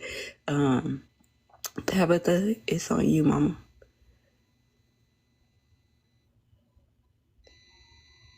I think Tabitha sleep. She did say she was getting kind of tired. Did y'all have any response that y'all want to say to that? Hash or Bagger? I think. So what happened? Oh, go ahead, Matt. Oh, no, you good, Hash. Go ahead, bro. I don't know, man. It's like I've been hearing these horror stories about guys not being able to take rejection, and you got to ask yourself, where does that come from? Because most guys are used to rejection. I'm gonna be honest. There aren't many guys out here that I know personally, doesn't matter how they look, that hasn't gotten rejected at some point in their life. There's no guy who's 100 for 100. Most guys I know are living on a mountain of no's. And that's where they got their confidence and their resilience from, is from all the no's they got in life, period. Whether it's from a girl, a job, a whatever, a team. Like, men be living on mountains of no's. And the men who have high yeses, guarantee you they have way more no's than the guys who, you know what I'm saying? So it's you got to ask yourself, like, where did that come from? And I have a notion, right? I have a theory. Imagine a young boy being raised, you know, his mom, his dad, whoever, right? And then he's told that girls are this way, that if you treat girls this way, they should respond to you in this way. And then he goes out into the world, and he realizes that none of the women that he meets in his life are like his mama, auntie, sister, grandmama. None of them are like that. In fact, he realizes that the nice guy that pulls out the chair is the guy who has to go sit over there because the guy who was the thug or the asshole got that girl. And then he's like, that guy to me has two ways to go, except that no's are gonna come, or become an instant asshole, and then just become no. The asshole is the second option. The third option is to become crazy. Become the kind of guy that's like, the next girl who says no to me, I'm going haywire, right? I'm going live wire, and I'm just gonna go ham. And I don't think it's a lot of men that are choosing to be haywire. But if there is right now a lot of men who are choosing to be haywire, who are saying, you know what? Regardless of this girl telling me no, that I'm not going to experience that another time and another time, I'm not going to get my mountain of no's like most guys have. Those guys were already they had been triggered a long time ago and made that decision way before they met you. Way before they met the pretty girl in the club, way before they met you, they were that guy. They were that guy. They were the guy ready to go postal. If it wasn't you, it was going to be the job the next day. That's my theory. I think a lot of men, to me, rejection has like never been a problem because of my confidence, right? Like I believe in my value, my handsomeness, my charm, you know what I'm saying, and stuff like that, I can get, not, every woman that I want, but I got a high success rate, you know what I'm saying? I always believe that. A lot of people aren't confident, you know what I'm saying? So rejection is like very devastating to them. You know what I'm saying? Because I'm well aware, every woman may not like a bald head man. So you might want to do with a Caesar or locks or dreads or what have you. So if you turn me down, it's not necessarily probably me. It's just I'm not your type, and it's okay. It's 8.1 billion people on this earth, so I'm not gonna be everybody's taste. Some people like light roast coffee. Some people like dark roast. You know what I'm saying? It's all in your preference. So I think rejection is more of a confidence thing. Knowing your self-worth, self-esteem, you know what I'm saying, and how strong that is that. Outside of the clothes, outside of the cars we wear, the cars we drive, outside of the money you have, you know what I'm saying, where's your real confidence at? And a lot of people don't have it. A lot of people, confidence is their money, and you can see it. You know what I'm saying? So, that's where rejection comes from. A lot of insecurities within themselves. You know what I'm saying? Like, I ain't just talking like I'm just super confident in life and, certain things don't rattle the cage and don't shake you up, right? You know what I'm saying? But I'm confident enough to where I know my value and what I'm bringing, what I'm going to use forward here and going forward is going to work for me and it's going to be successful. You know what I'm saying? So it all depends on your confidence when it comes to rejection. And plus, too, man, I do insurance. I was with State Farm as a sales manager for 5 years, you know what I'm saying, before becoming a broker. So it's like, I understand that, hey, I'm with State Farm. Your whole family, you grew up off Geico. So to introduce something new to you, you might not, you know what I'm saying, you're going to automatically reject State Farm because you're used to Geico.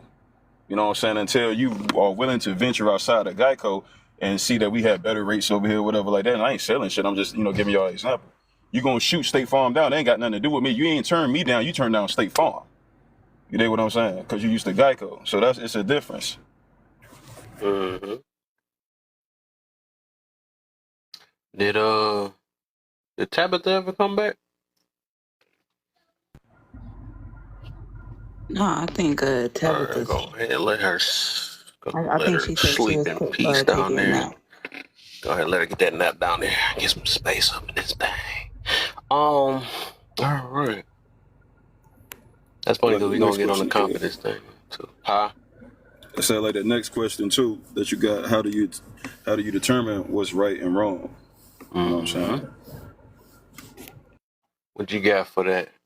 I'll go ahead and start at the main thing or at the hashtag.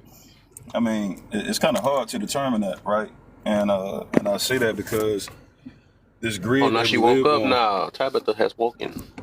Oh, she can go ahead then. Yeah, she can go. I'm sorry about that, guys. My husband is getting ready for work. I'm an old-fashioned woman, so I just needed to tend to him before he got ready to leave. Oh, sure. Okay. As far as this, if you noticed the true change when it doesn't fit their lifestyle? Heck yeah.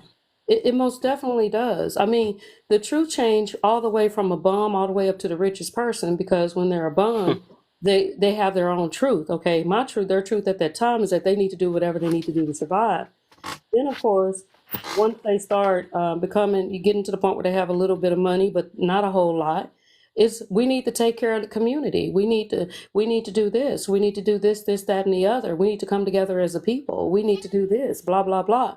Then, of course, when that same person get rich, you don't hear nothing else about community. You hear, I need to take care of me. I need to get me taken care of. I need to do what I need to do for me. I understand that the community, even though I got $1 million and to keep the community from going bankrupt only needs $500, I'm not going to give you my $500 out of my $1 million. So Yes. You know what the truth is like to me, to really be honest with you. First of all, I feel like the truth is very subjective. And then second of all, I feel like the truth reminds me of that spirit. You know that spirit that when you go to a haunted house and that spirit connects to you, and then you go to your friend's house and then the next thing you know that spirit connects. One moment, I'm sorry. This won't take long. All right, I love you. Have a good night at work, baby. And then all of a sudden that spirit That connects was to your love. friend. Your spirit connects to your friend, then et cetera, so on. That's what the truth is to me. It's like a traveling spirit. It's just connecting to anyone, and they're just saying whatever that spirit tells them to say, and then they go on to the next person. Mm. That's the way I Hey, feel Tab, I about how you that. put that? Also, I wanted to comment on where they said, which God? Well, if they're both have the same morals, why does that matter? Exactly. And that's another thing. That's why religion irks me. Because to me, I feel like that religion is just a tool. It's just a tool to control the masses. And unfortunately, it just really disturbs me that it works so well on Black people. I mean, even the Hispanics take religion as seriously as we do, but it's not to the point where where it has corrupted them as a people. So Eddie Griffin said it first. You know, you told me that Jesus gave me a message. You told me that the Honorable Elijah Muhammad gave me a message. You told me that Buddha gave me a message. The point is, did you get the freaking message? Mm. Did you get the message? That's what the point is. Did you get the message? So, yeah, I really have to feel it. It really shouldn't matter. But unfortunately, we do, because that's what religion does. So. People that rely on God have given up on themselves and no self. Come up here and explain that. All right. And I always notice, for some odd reason, the people that don't believe in God be the meanest people ever. I don't get what's be wrong with them. They be mad at the world. I'm like, dang, maybe you do need God. You know what? The thing about it is that the people that don't believe in God, they feel like that they have a point to prove. They feel like that they want to debate with you. They want to fight with you about it. It was so funny because I be in these TikTok streets, so I call myself happening up on a live where a woman was actually atheist, and everyone that she talked to, she was aggressive with them, and why I can do that, I can do that, I can do that. And then when I came up on her live, you can already tell that she was ready for me.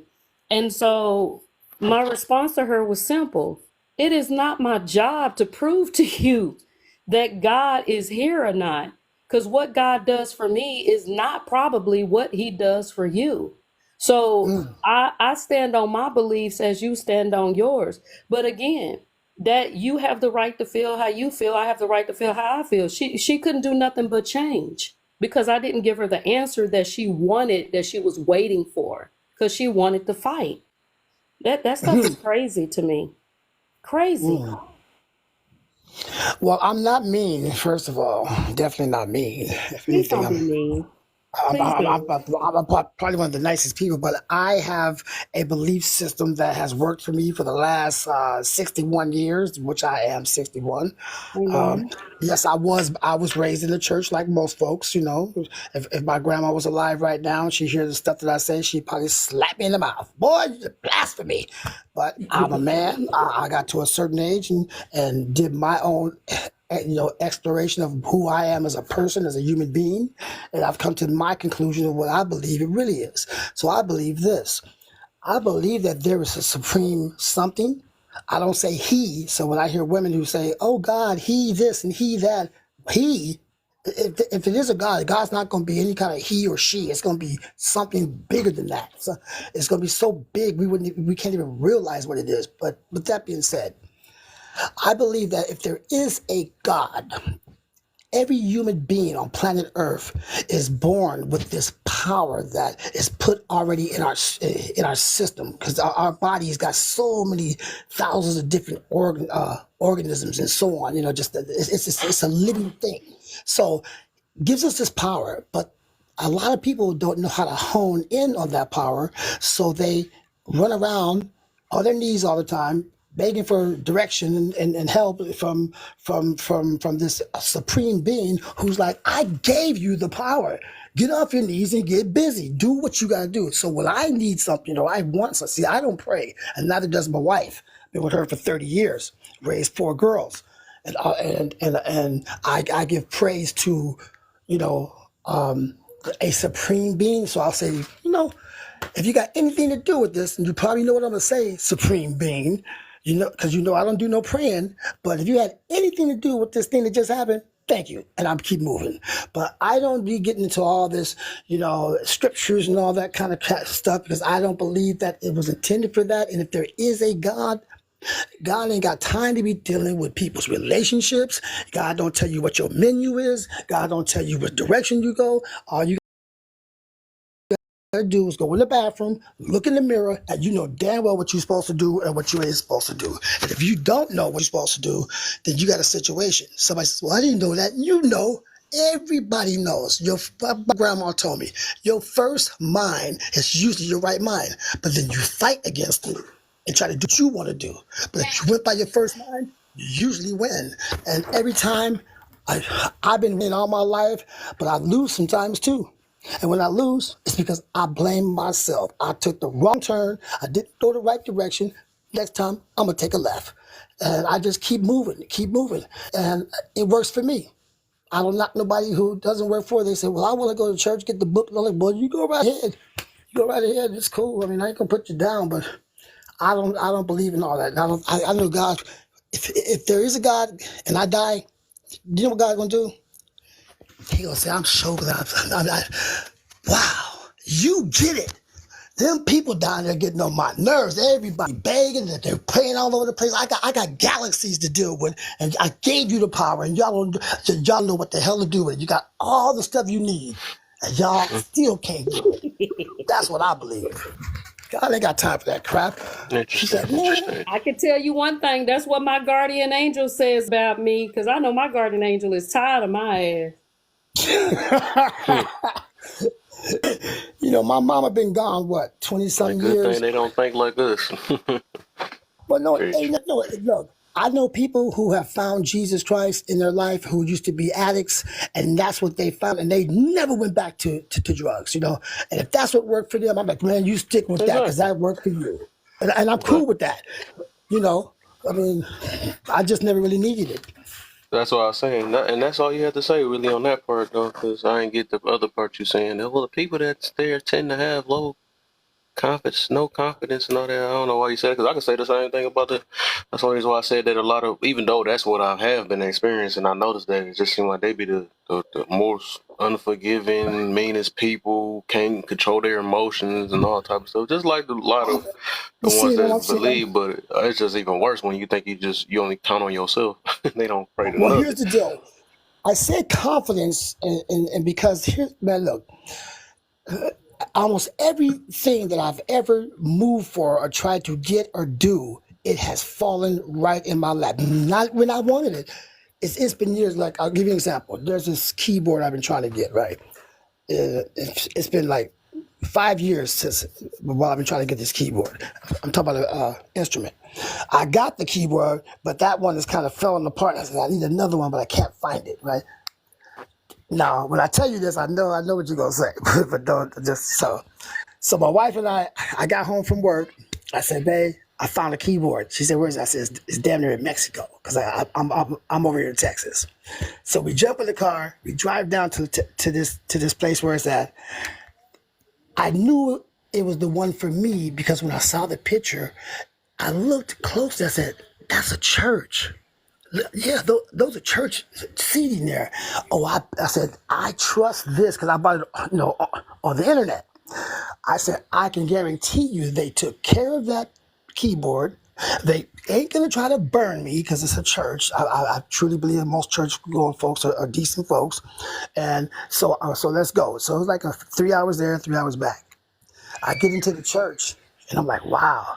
And all that guy was saying to me the whole time while I was, he says, look, this keyboard ain't been touched in a year. You're the first one to touch it. It's damn near brand new. The keyboard's like a 30-year-old keyboard. Brand new, damn near brand new. It is a work of art. He says, you know, Jesus gave this to you. And my wife's looking at me because she knows my belief system. And I'm not going to disrespect these people in their church. So I don't want to say, let me tell you my belief. I said, yeah, possibly, yeah, it could be the case. So I just kind of kept my mouth shut.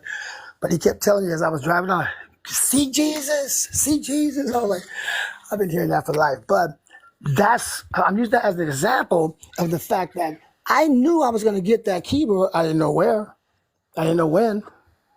And maybe, you know, if there is a God above and Jesus and all that kind of stuff, maybe say, you know, just take care of this guy. So why was I blessed with that keyboard if I never pray? I don't pray. I don't go, dear, please, I need a key. I don't pray for nothing. Man, and I don't get depressed for nothing. I don't worry about no bills, nothing like that. When I can't pay a bill, I just can't pay it. But I know it's going to get paid. And next thing I know, boom, I fall up on some work. I fall up on some money. Everything works out. But you got to do it. And when people stop praising themselves and giving everything you have done to some entity that you've never seen, touched, or smelled, I say that's the confidence level. You don't believe you can I call it accomplish humbleness. I something don't on call your it the own. like a up. It's just called humbleness, man. That's all. I think that's the You know, problem. and Everybody also, do put everything on themselves. That's why they be mad when things don't turn out the way they want it to. and that's probably those people. But me, It's prideful. I've never been like that Yeah, that's, ever. but I it's a just lot of people that is like that though. That only just believe in themselves and stuff. So, and it's a big amount that does that. But somehow it seems like you kind of on the. From what me hearing you, sound like you in the middle. You're in the middle somewhere. But yeah, no, we gotta get it. Yeah, we I gotta give it up get. like that, and I appreciate that. But yeah, man, you know, like I say, it's a hell of a situation. But I do know that at the end of the day, for me and for my family and all that, you know, I do have people. I got a brother that's a hardcore Christian. We have these debates and stuff. But you know, at the end of the day, I tell him if you follow what I do, you will win and you'll always be happy because you got to keep that positive note going. And that's what will always follow you. You'll always have negativity if you run around with negative stuff in your mind all the time. I brush it away quick. Back, that's why I live in the country, away from people and being that stuff over here. Yeah, I Anyway, think I remember you. I seen you on the live alone, maybe a year or two ago. yeah, I don't hardly go on these lives. Yeah, I've you been got that working. little like that little trailer or something like that. I think I remember something like that. You was kicking it in there. You said you was working it. Oh, yeah. I work in the Yeah, I oil remember field. you. Yeah, I swear you be Yeah, yeah. like the biggest troll. You be the troll in the comments, and you come Yo, up here a whole nother person. I straight remember you. I do be You'll trolling, be but saying no, some when I reckless troll, stuff down there. They come up here like, hey guys, yeah, I just want to let y'all know. I'm like, what the? yeah, I do be trolling, but when I troll, I only say stuff that you need to hear because people be saying some ridiculous stuff. And I say, did you really just say that? Man, oh wow. Ridiculous is Now, subjective. what's your age if you don't mind me asking, just right quick?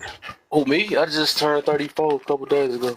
2 days ago. Okay, check this out. So in my lifetime, I was born 2 years before African Americans became full-fledged citizens and could go anywhere they want legally. Think Mm-hmm. about it. In my lifetime. So when people keep looking through a straw in their life and don't really see the bigger picture, that's what people need to be thinking about. And in these 60 years, look what we've done to each other as a people. You know, and in the community, just wiping each other out. Got gay. I mean, you already know what's going on. So you know, we really got to figure it out. Of what are we really gonna do? We just became citizens, bro. You know, and that's real talk. Look it up. 1965 is when they finally said, okay, no more, leave these black folks alone. But by that time, we had nothing. But look how far we come. So we got to give ourselves credit. And that's why they be scared, because they say, all the stuff we did to them, look at them. They already caught up with us and superseding us. Wow. Yeah, right. That's how it works. Anyway, I'll let y'all go. For sure. What you got, that tag? You know, I'll agree with one thing that Max said. A lot of people do use their spiritual aspect or their spiritual faiths and beliefs to be unaccountable for their own decisions True. and their own lifestyles. They'll say the devil made me do it. When It's the she knows, Jezebel spirit. Oh, it's yeah, your spirit. It's your spirit. no, that's your spirit. They'll say the devil made me do it. They'll say, you know, like even pastors and preachers will be like, it's this in this person when the whole time it's their upbringing, and it's what they keep deciding to do. You know, a lot of people do use that as their way out, and they use that as their turning point, right? They'll be like, well, I'm going to follow God now. Well, you could have followed God a long time ago. Like, you had a choice this entire time. You don't realize you had a choice this entire time. You don't realize you had a choice to decide to see the light on, like, in every dark place. You didn't realize you had the choice to do these things. But there's some people that don't, crazy enough, they don't believe that they have, like, there's a scripture that says, speak those things that be not as though they were. I learned that when I was 9 years old, right? Speak those things that be not as though they were. And Ma would always ask me this scripture, and I was like, okay. And then she said, well, what have you spoken over your life today? What have you spoken this and that? And then I learned that prayers is not about asking for stuff. Prayers is about recognizing what you already have, and what you have that is important. Like, I teach my kids to count their blessings every day, so that if they have any disappointments or discontent during the day, they're already up. They would have counted in 1 minute in the morning 60, 70 blessings just in their fingers, hands, toes, breath, and the roof over their head and stuff like that. So if one thing goes wrong in the course of the day, they're not completely defeated, because they're already up 60, 70. And my daughter counted like 200 the other day, blessings, right? They're already up before she even got to school. They're already up before they had breakfast. They're already up, you know? So the thing is that so many people didn't get those lessons. They didn't get those moments. They didn't get accountability young. They didn't even know who they were. They had responsibilities before they had identities. You know, imagine a little boy or a little girl waking up in a household. By the time they knew that they were present at 7 years old, they already had to watch and change diapers and wash dishes and everything. And people expected them to do so. Do your laundry and all this. They didn't even know who they was yet. They had responsibilities. You got to wake mama up for work or wake daddy up for work. Like, you got to do this. And people got on their heads about not doing it. You know, like they were somebody's alarm clock or diaper changer or, you know, the babysitter or whatever. Like a lot of people grew up like this. You know, they grew up like this. And so they didn't have a moment, a time, a breath. And I think overwhelmingly when we think about black folks, yeah, it took about 100 years, 200 years before every time we got a reconstruction, we got a deconstruction. So I agree with Max on those points. The last thing I'll say is, and I'll answer that last question, Kev, that you got up on there. What is knowing yourself and how did you find yourself? I never had to find myself until I lost myself. And I knew myself when I knew when I decided who I was. I knew myself when I created myself. When I decided that this was for me, this is what I'm like. When I was obedient to myself, that's when I knew myself. And I knew when I was losing myself because I was no longer obedient to myself. And it's kind of similar to what Max was saying, right? Like in those moments is when I actually knew who I was, because those were things that I was willing to unalive for and fight for and whatever. I'll give you this real quick story. Real quick story. My mom, when I was 14 years old, she used to smoke Virginia Slim Menthol, Virginia Slim Menthol lights.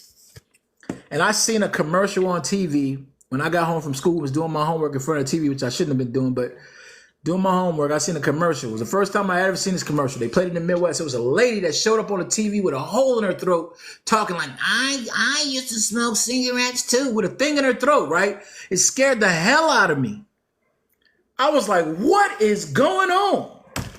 Why is this old YT lady sounding like this? And why when she took it away from her throat, there was a hole there? It scared the out of me.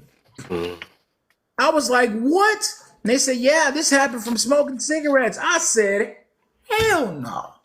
That won't happen to my mama. And I realized at that moment that my mama back in the day used to send me to the store to get cigarettes with a note.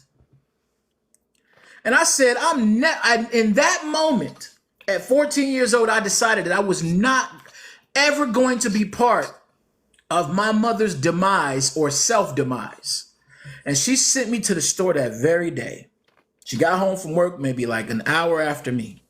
I was done with my homework. She said, you done with your homework? I said, yeah. She said, Keith, I need you to go to the store and go get me some cigarettes. And she gave me the note. And the note had a number at the bottom just like usual. And I looked at her and she said, what are you waiting on? Grab the 216. It was 216, right? on the dresser. Grab the 216. I was standing at her door.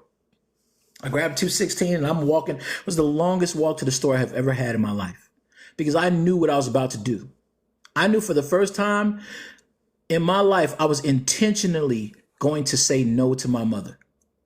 Intentionally going to say, I'm not going to participate. Intentionally going to tell her that the reason I'm not going to participate is because I love you. And I don't want to see you be this YT woman I just seen on the TV 30 minutes ago. And I knew that I was going to do this. And I went into that store. I walked into that store and I put the letter down and the guy already knew what kind of cigarettes I was coming to get. You coming to get Virginia Slim Menthols lights, right?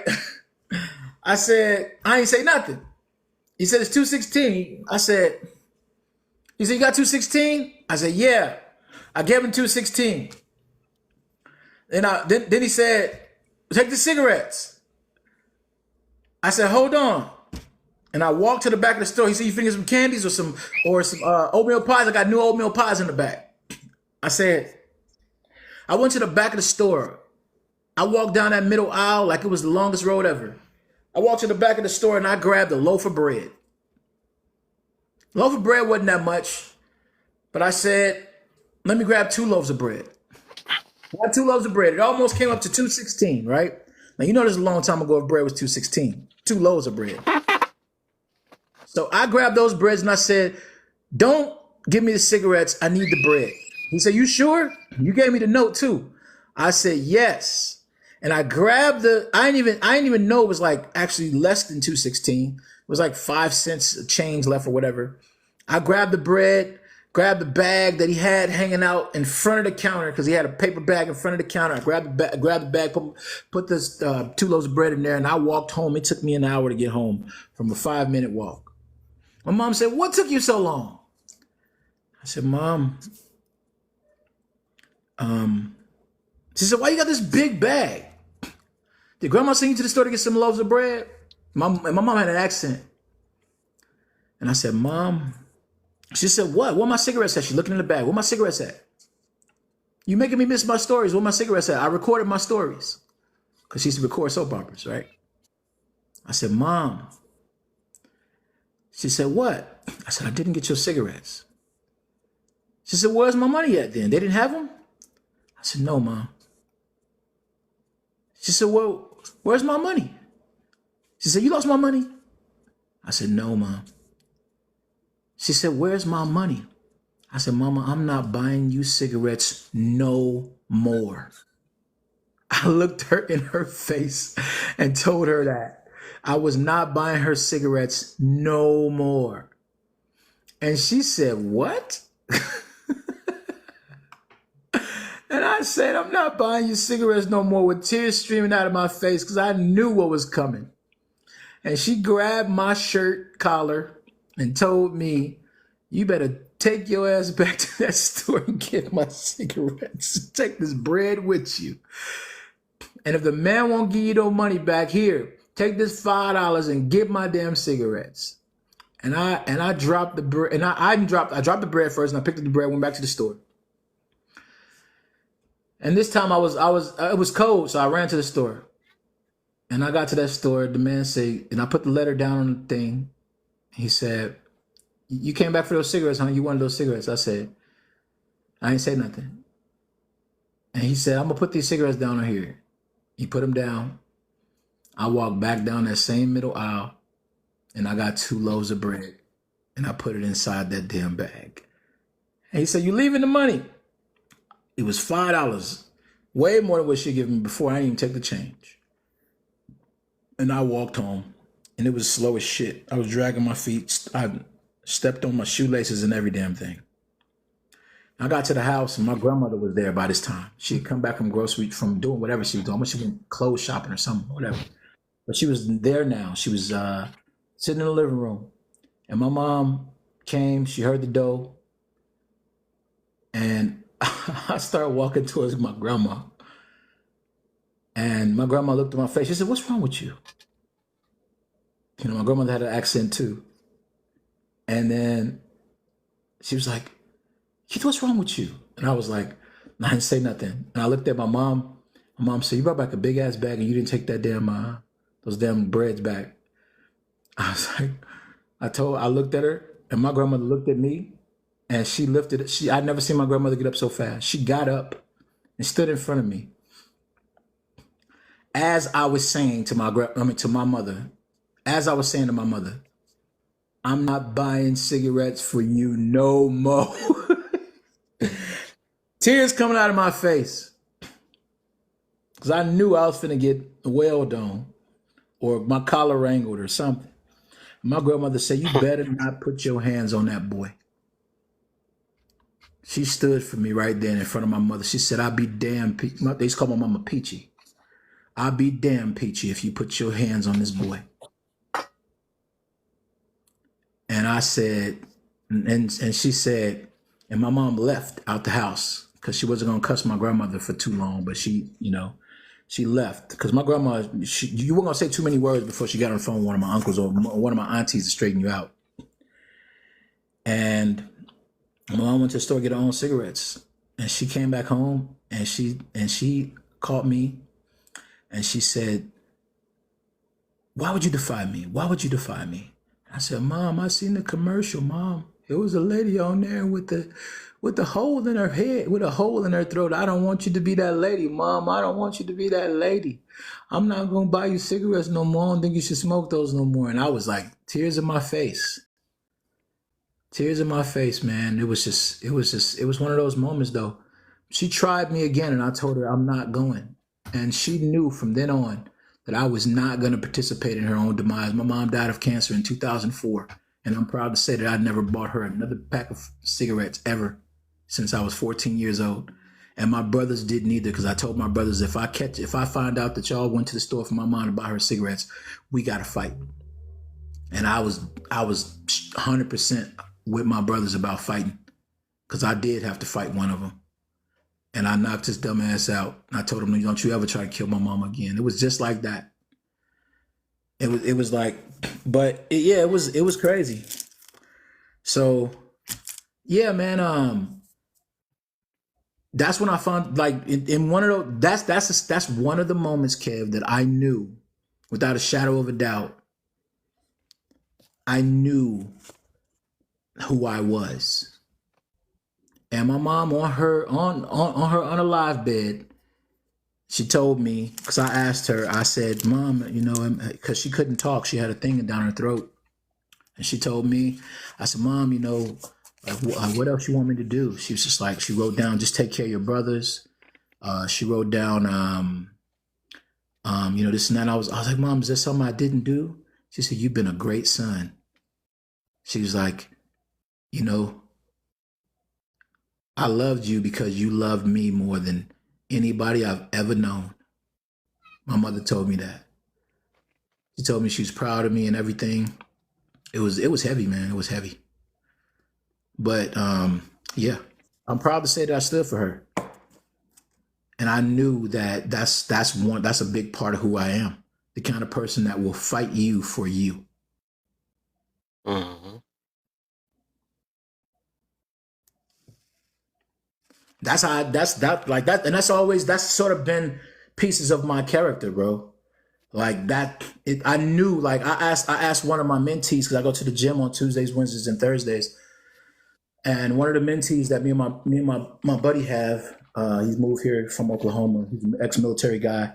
We have a program called Measure of a Man, and we meet at the library like once a week or whatever, and talk to young men and stuff like that, and just about life and help them with their resumes, applications, stuff like that. And one of the main questions that was asked on our first meeting that one of the little boys couldn't answer was, "What are you obedient to?" And he answered it this past Tuesday. He says, "I'm obedient to my health," because he was a chubby kid, you know. He's like, "I'm obedient to my health. I'm obedient to getting to feeling better," because to be his age and to be on insulin, you know, he was just miserable. He says, "I'm obedient to my health." And he's been probably the most diligent kid when it comes to his health. He changed the way he eats. He talked to his parents about it. They're heavier. And he told them, I'm going to stick to this meal plan I got from the gym. I'm going to do this. This is what I'm going to do. And they're changing because of him. Mm-hmm. He's the baby boy in his house. All of his siblings are big. And his household is changing because of the baby. The baby is changing his house. Because he figured out exactly that question that you asked him. He figured out who he was by figuring out what he was willing to unalive for and defy everybody for. He figured that out. And I think that's pivotal, man. That's all I got to say about that. Mm-hmm. Okay. That's funny because I'm actually gonna do like a post about that too. Might do that next week though. About leading by example of you people. But I'll figure a way I'm gonna word it on that. But I guess since the room kind of low, I'm just gonna get something going. I'm about to answer these last couple questions. All right. Remember later, you ain't gonna have nothing to say later. Okay, let's go. So how do you determine what's right and wrong? I think life teaches you already what's right and wrong from the people who come before you. Meaning you already had examples of the women that carried themselves a certain way and what to do and what not to do. You had examples of what a good man is supposed to be like. Even though everybody not the same, but majority was on the same page, if that makes sense. I think right and wrong is you just understanding that I think God gave us the right way and the wrong way to do things in life. He gave us the blueprint.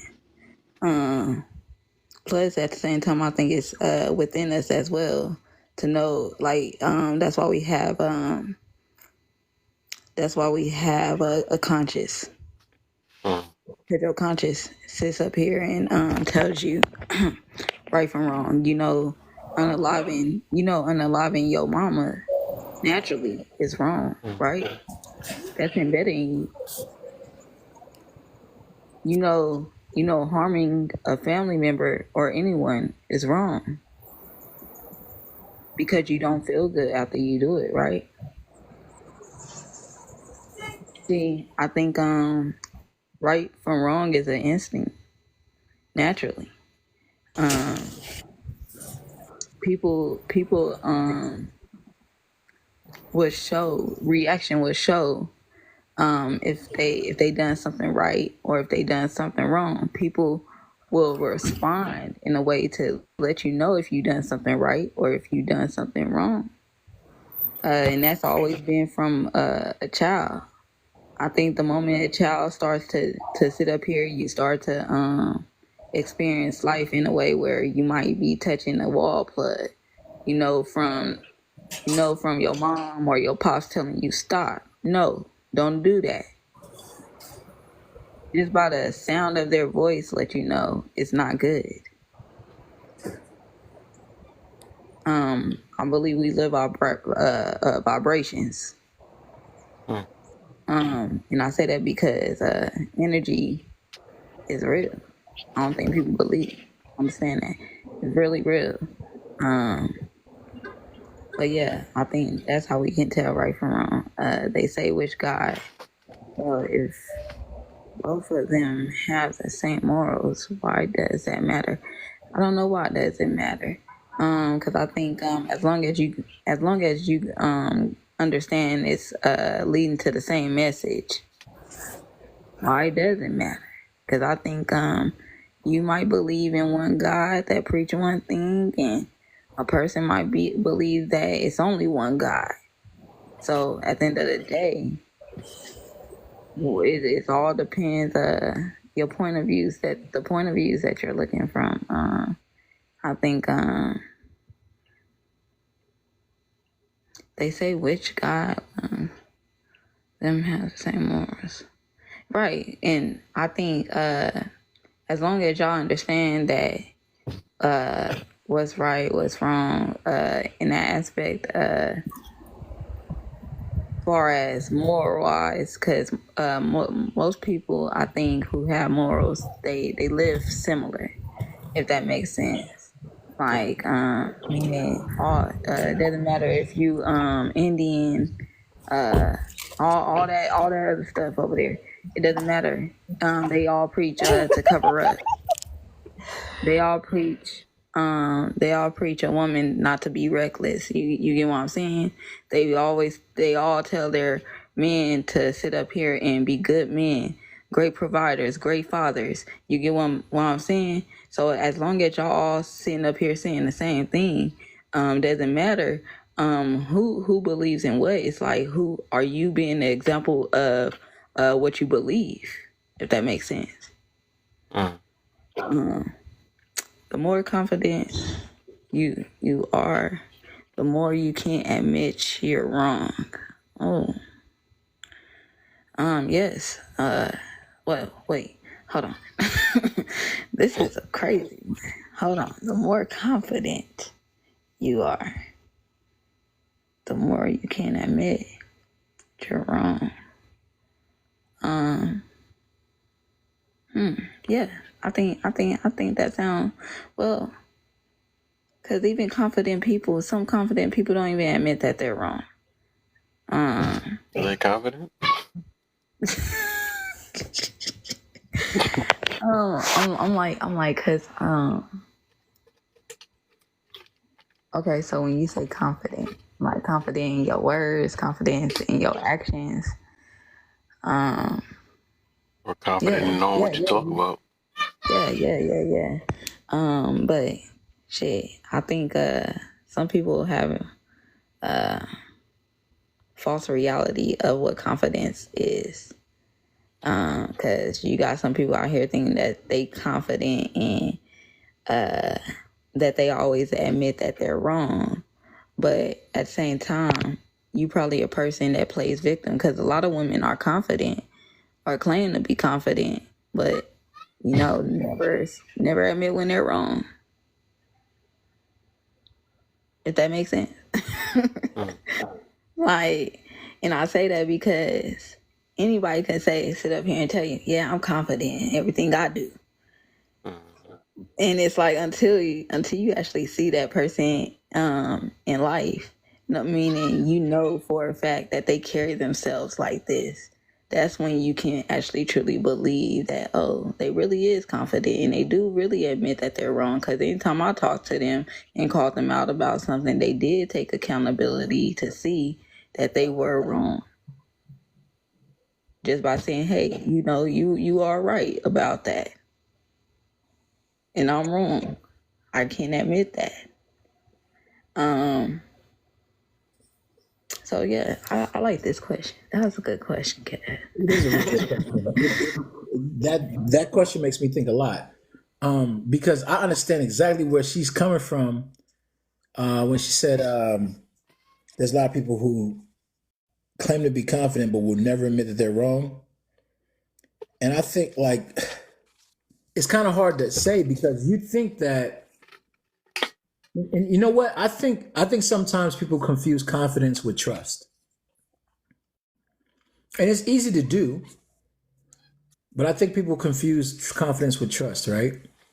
Like, when you're confident in something, you think highly of it, right? Like you think highly of it. But when you trust something, you ain't got to think highly of it. The floor, you don't have to think highly of, right? Your ceiling fan, I ain't got to think highly of the ceiling fan. But I just know that the floor ain't gonna fall from underneath me and that the ceiling fan ain't gonna fall on my head. You know? So I'm gonna say no to this question, Kev. I'm gonna say no. I'm gonna say I think it's trust. I don't think it's confidence. I'm gonna say it's trust. I think there's a distinction, a real big distinction there. Because if I'm confident in something, I'm thinking highly of it, and if I trust something, I ain't got to think nothing of it. I just go. Like right now, we trust in these phones, and we don't think highly of our phones. Some of us be like, this stupid phone. Every day we talk down on our phones. I can't wait to get a new phone. You know what I'm saying? We just trust that it's gonna work though. We don't think nothing of this thing. So it's like, but with somebody confident, like if somebody like, oh, I look good or whatever the case may be, I think that might lend to them being pompous or arrogant or having hubris or needing their ego to be stroked or even being a victim or any of that stuff. I think confidence is like a pride thing, man. I think confidence is right next door to pride. And I don't know if I would, you making me think about some shit that I've said to my kids. Because I've told my kids to be confident. Like I have an affirmation from my son. I tell him every morning, I ask him, I say, who are you? He said, I'm smart, handsome, I'm leader, finisher, I'm resilient, whatever, right? And then I say, then I touch his chin. I do like this. He said, I'm confident.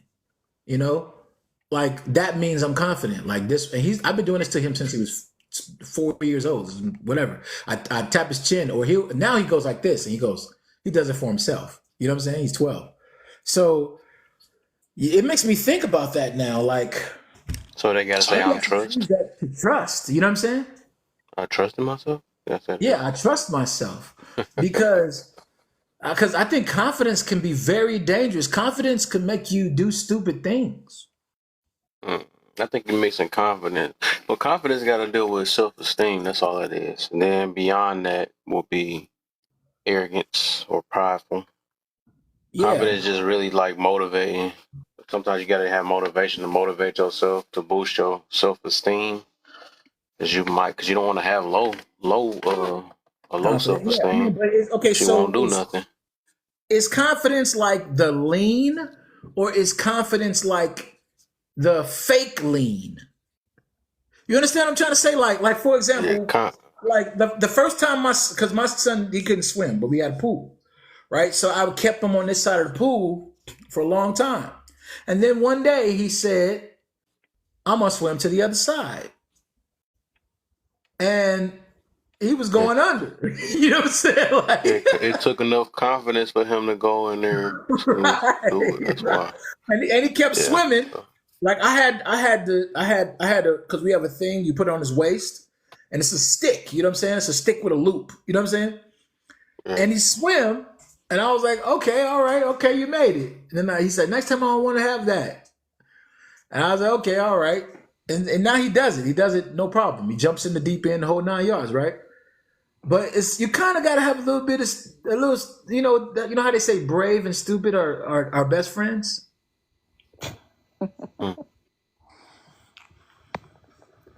That's crazy. So, what is knowing yourself, and how did you find yourself? I think knowing yourself is just simply you understanding what you like and don't like, what you allow and what you don't allow in life. That's gonna show what kind of person you are in this world. Are you a person that tolerate bullshit? Or are you a person who don't tolerate no bullshit at all? Are you a person that sit up here and speak up for yourself and others?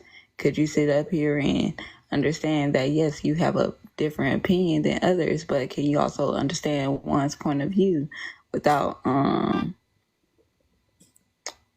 without, down talking or trying to belittle their opinion or way of thinking.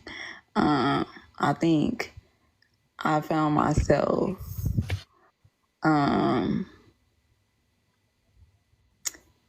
I can't say I found myself always being me. I just think I awakened to different parts of me when I seen how other women would carry themselves. That determined what kind of person I was gonna be, because I would look at what kind of woman that's sitting in front of me, and if I didn't like what I was viewing, I'd be like, oh, I'm not gonna be that woman. You get what I'm saying? If I seen a woman who had about 5-6 kids, I'll be like, I don't want to be that stressed out. I see how stressed out she looks. She don't even look like she want to be around her kids. I don't want to be that woman. I want to be the woman who wants to be around her family. I want to be the woman who wants to sit up here and not have to yell at my kids. You get what I'm saying? If I seen a young lady sitting up here stalking, just stalking somebody, I would be like, I would never want to be in that position to be that woman. You get what I'm saying? And this how I would really know myself, because certain things would come along. Like, I had friends who would sit up here and pop pills, right? And they'll try to encourage me to do it. Me personally, I always have my own brain to think for myself, to do for myself. I don't care how much peer pressure you try to throw my way. I'm always stand on my own 2 feet to let you know, hey, that's not me. You do you. But understand, I don't condone in that type of stuff. I don't. So one thing, when I seen somebody that's like that, or that asks me to do something like that, I will remove myself from those people, because I understand this not my crowd. I knew myself from things that literally put me in a headspace to make a wise choice for the better outcome of me. And what I mean is, if I felt like I was around people who were always getting up, like this one I knew myself. I cut all my homies off, all my friends off in high school, because I had to realize I kept on waking up every day, and I was like, why am I first thing I wake up and do is I wake up, wash my face, brush my teeth, get dressed, and automatically head out the door to go meet up with a group of friends at this smoke bench. We had a smoke bench and a smoke wall out here. And we'll sit up here and try to come together, put some money together to smoke. And I was like, hold on. I was like, I don't like this. Because I'm like, it's not helping me grow in life. It's not doing nothing for me. If anything, it's a waste of time. And I wanted to be around somebody who could help me grow as a person. And I knew when I was on a journey, just, searching for, a partner, because I felt like I always seen in my mama household that her and my dad, they came a long way just by building each other. You get what I'm saying? And I felt like I wanted that. I seen my grandma do it, and I wanted that. I'm like, I want somebody who's willing to build with me. Not me sitting up here building, feeling like I'm building for you and I'm losing myself, or I'm sitting up here, I'm moving in life and your ass staying stagnant in life. So I think I knew myself when I knew what I was willing to sit up here and deal with and put up with in life, especially by having other different examples of different people to look from when it comes to making certain decisions, if that makes sense. I love what she said right there. You really made me think for a second, she, because there was a time when I was in LA that I used to wake up and go over to my homie's house every single morning. I had to work at night or the afternoon, But I get up and go over there every single morning. And I didn't know what I was necessarily going over there. It was, there's people in your life that just have gravity. People just draw people, you know what I'm saying? Or spaces that just draw people. They have a gravity. There's something about that space that's gravity. And when I realized that, I was going over there, I was kind of like an addict. I was going over there looking for the same hit that I had gotten from music that I couldn't get no more.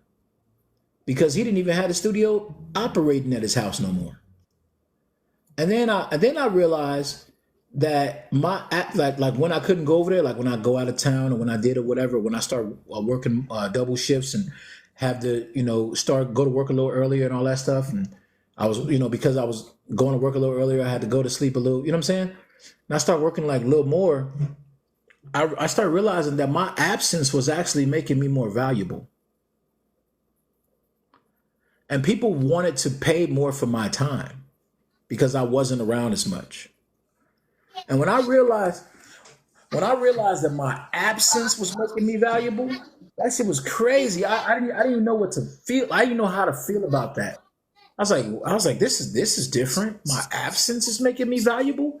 Like I'm here I show up at the time that I said I'm gonna show up. It wasn't my integrity, it was my absence.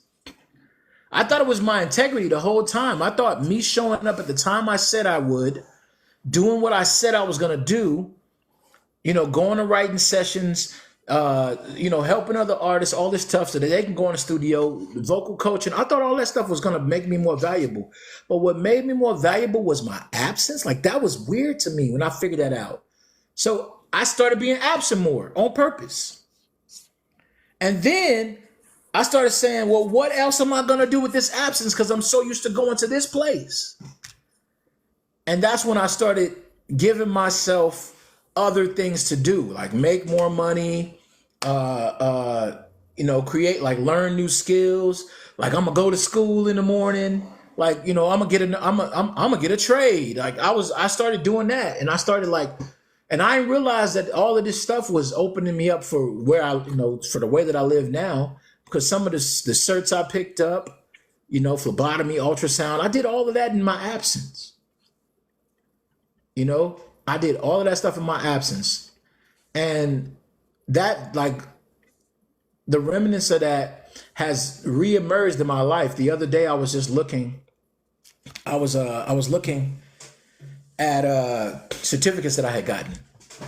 And I was like, I don't use this one anymore. I don't use that. Oh, I need to re-up that. Oh man, I forgot to re-up that license. I got my security guard. I got arms. I got all these certificates, right? Phlebotomy, ultrasound tech, stuff like that. I was like, oh man, I don't even use this anymore. I have to go do CMUs, all this stuff. And I said, I used to pride myself on doing one thing that my dad used to say. My dad used to say, always learn something new and become undeniable. My dad knew how to do all types of stuff, right? They used to have these classes at Home Depot that would teach you how to do stuff like painting and, putting together a chair and, crafting and all that stuff. And he would go to these classes and then he would come home and he would do the shit at the house. I would watch him do the shit. And I was like, and so recently I had to go to a notary to go do something. And I said, you know what? How long does this take to get? The lady was like, it takes this much time. I was like, I'm about to get this shit. And then I had to do a live scan. I was like, how long does this take? And she was like, oh, it takes like this much. You got to go down to the state of the. I said, I'm going to get this shit too. You know what I'm saying? Because it's like, why not? It only takes, 6 weeks or 16 weeks or 6 hours and a test. So one of the certificates I got was a recycling center. I got a certificate to open a recycling center.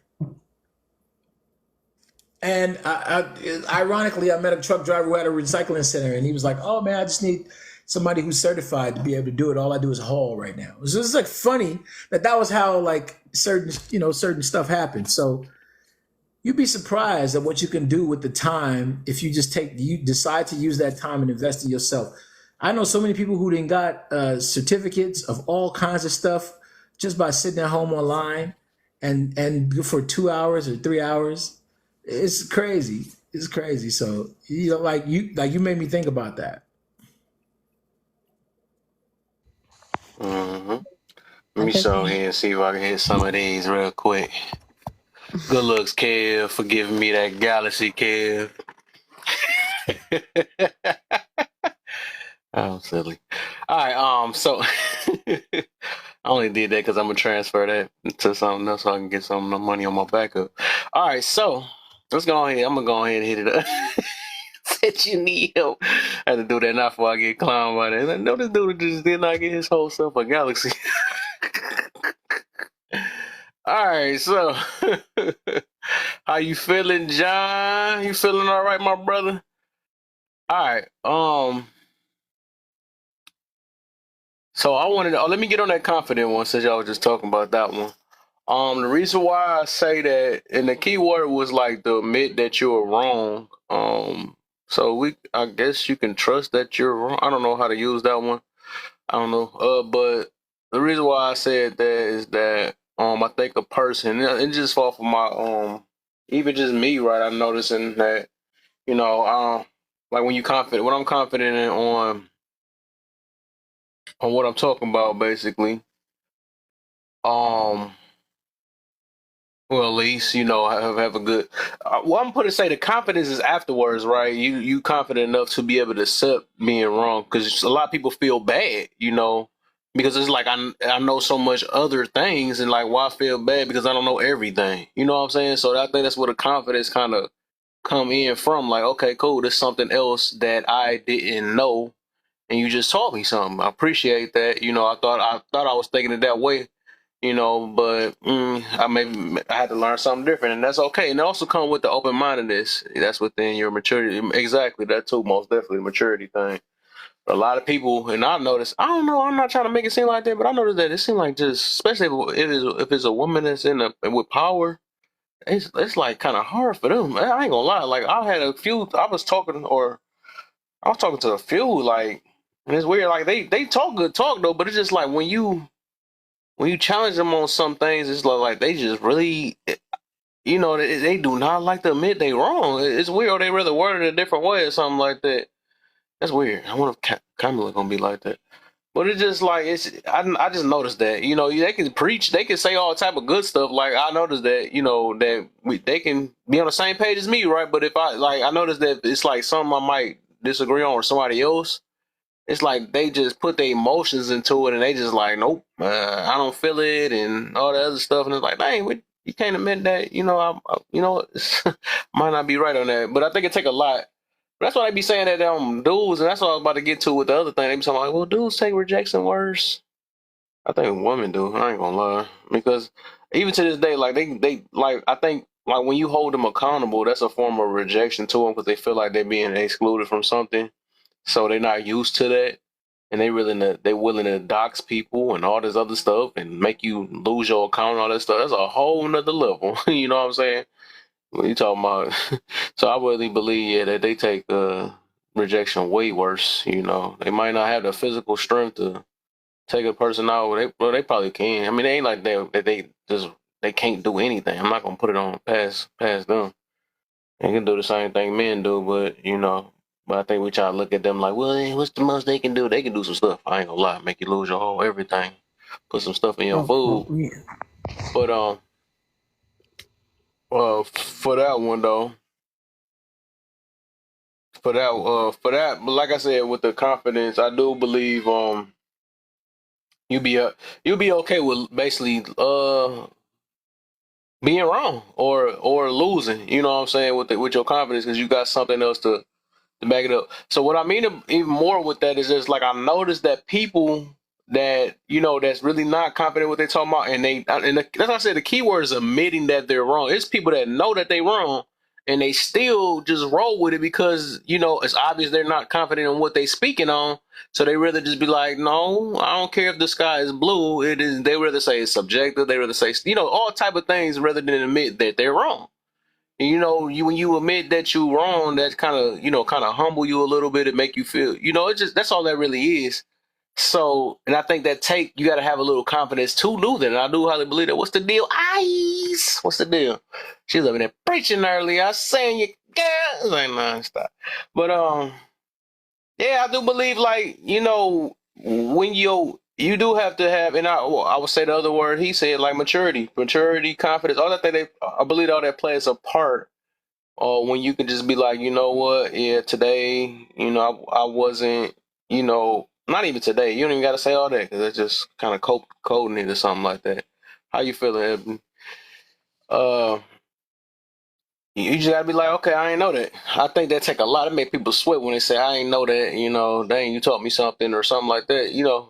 Humbleness. That's another thing. People just hate that word. Do you know what humbleness mean? That mean less than. That mean make you less than. Like, dang, what the heck? It's okay. It is all right. You don't have to be top dog all the time. I think that does a lot for your life when you realize that you ain't top dog all the time. And I think, it make you be more receptive. People start treating you better. You don't have to be like, hey, I'm the goat and all this other stuff or whatever, and then you the maddest goat ever right now. Everybody just be mad because they are so. Now that's where that arrogance come from. What we was talking about earlier, when people be mixing that confidence with arrogance and stuff. But arrogance be the most insecure people most of the time because they got to prove something to somebody. They get their validation from outside people of what they feel that they confident in. So that I think. That's a whole nother thing. So yeah, I do believe like with that one that confidence got to play a real big part, and even humbleness, if you want to say that, and that even humbleness even takes some confidence behind it. The root of that is just self-esteem. So you got to be to a certain level, be like, you know what, you got it, you can have it.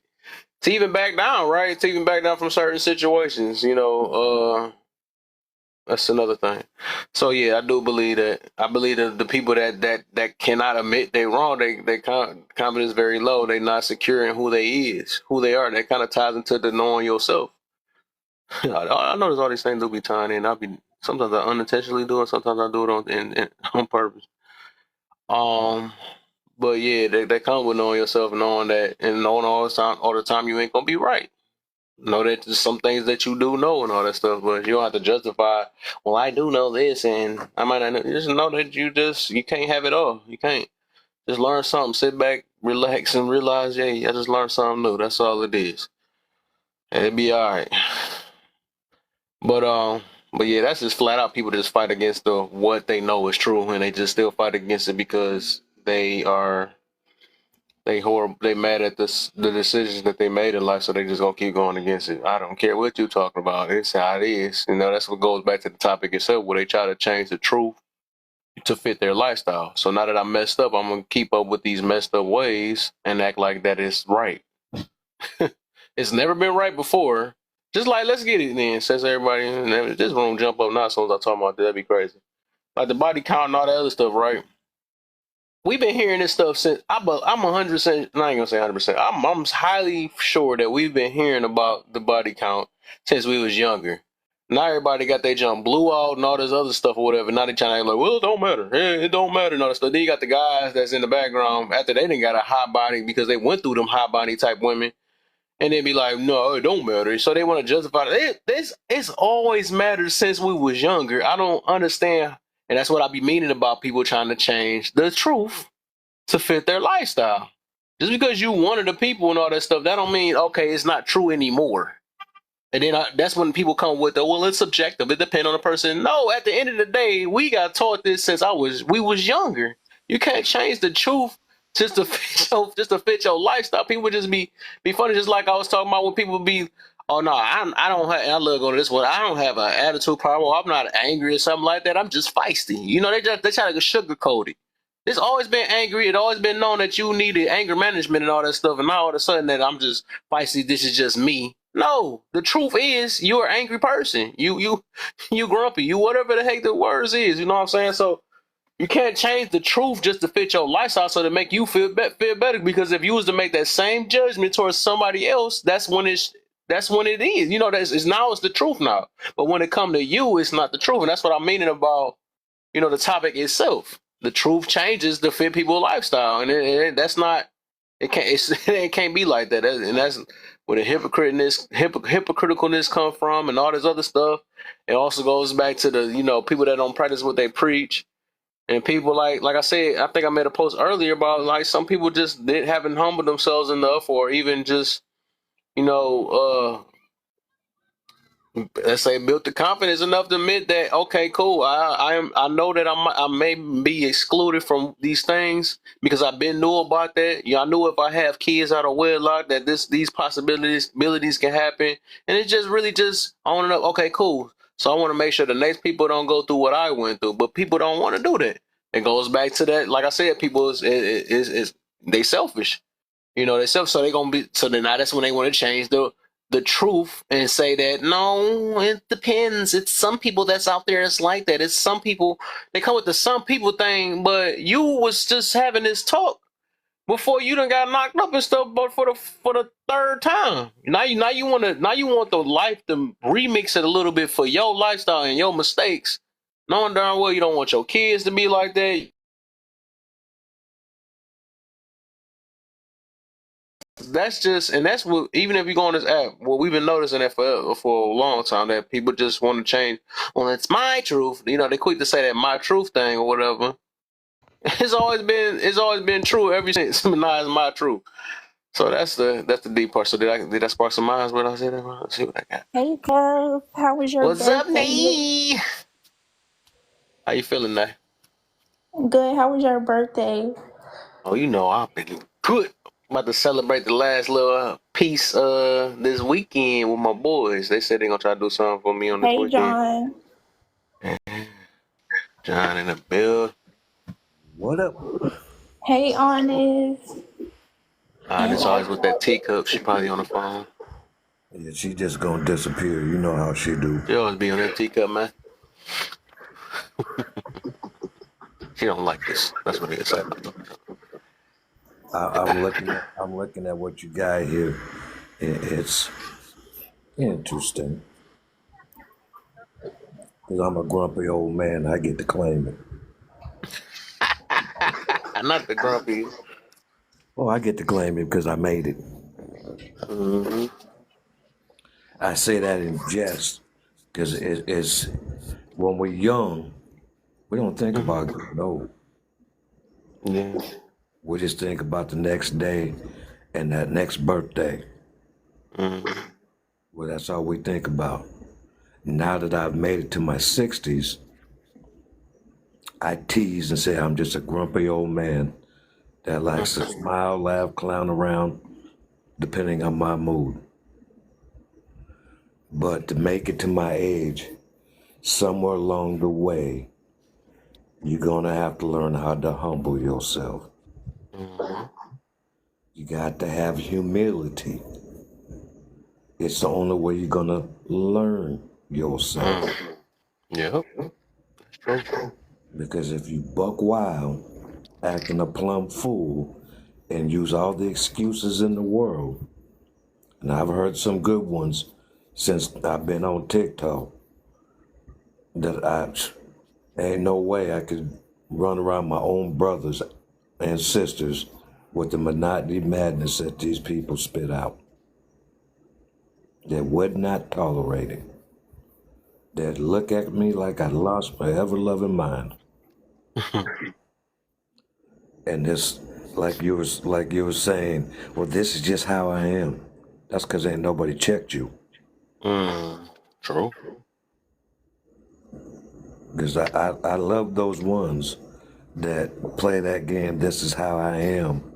And then when I point a few things out, I hope you like being by yourself. Because if you're loud and ratchet, ain't no one gonna tolerate you.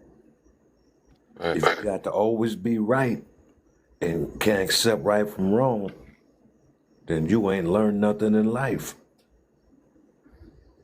Because we all have to admit at some point in time that we're wrong. I messed up. I made a huge mistake. I've made plenty. There's been times when I'm talking with my wife, I get a little too passionate and my delivery is outlandish. And I go back through my head and replay the conversation. I'm very quick to apologize to my wife and let her know, oh, damn, you know what I said earlier? I was out of line. Please forgive me for what I said and how I said. That was not my true intentions to hurt your feelings. That takes a very big step in your maturity level. Because there's people out there that are my age. Apologize? No, that's the last thing they're thinking about. They, you get them men and women in the late 60s, into the 70s, and they just spit out whatever. And it's, oh, that's just how they are. No, that's just blatant disrespect. You cannot think that no matter how old you get, you got a right to disrespect somebody in any shape, form, or fashion. My grandmother's 100 years old. And when she says something outlandish to me, like most men, I just stop talking. It's better to stop talking than get in for a tit for tat and drop down to that level of disrespect. A lot of the problem that we hear on TikTok, and unfortunately, Kev, sometimes in this room, the biggest form of disrespect is talking over the top of somebody, trying to out-talk them, then turn around and get mad when someone does it to you. They have to be thankful that you do not have me as a mod. Because, you know, my old foolish self, quick, fast, in a hurry, with an explanation, I'd be kind enough. Since you don't know how to control your lips, goodbye. You are not the winner. Remember that TV show, The Biggest Loser? That's where I would hit him. You are not the winner. You're the biggest loser when you disrespect somebody, when they are trying to tell something of what they have experienced, and you belittle that factor. That means you do not know yourself because you have no self-control. You have no ideology of right or wrong, and you don't know how to humble yourself. This thing, it says, they say, which God? There's only one God. He comes in many different forms. But at the end of your life, when you take that last breath and it's time for judgment, you can either bow now while you're alive and kicking freely, or you can bow later begging for mercy. I am a firm believer of that. Because we all gonna get judged for what we did in our lifetime. Some of us are humble enough that we will judge ourselves to see if we're right or wrong. And if you're a big enough person, you're gonna go ahead and apologize to that person that you felt that you did wrong. You leave it up to them whether or not they want to accept it, or they tell you it's no big deal, let it go, whatever they choose to say. It's just that it's crazy, the stuff that I know you see a lot of it, Kevin, because you got this podcast and you be sitting back just listening. I know you be shaking your head. And until yesterday, I never knew exactly how old you were. You're gonna go a long way, man. Being the age that you are, I ain't gonna broadcast it. I'll let you do that if you choose to. But I wasn't that smart at your age. I still did dummy moves. I still had ego problems.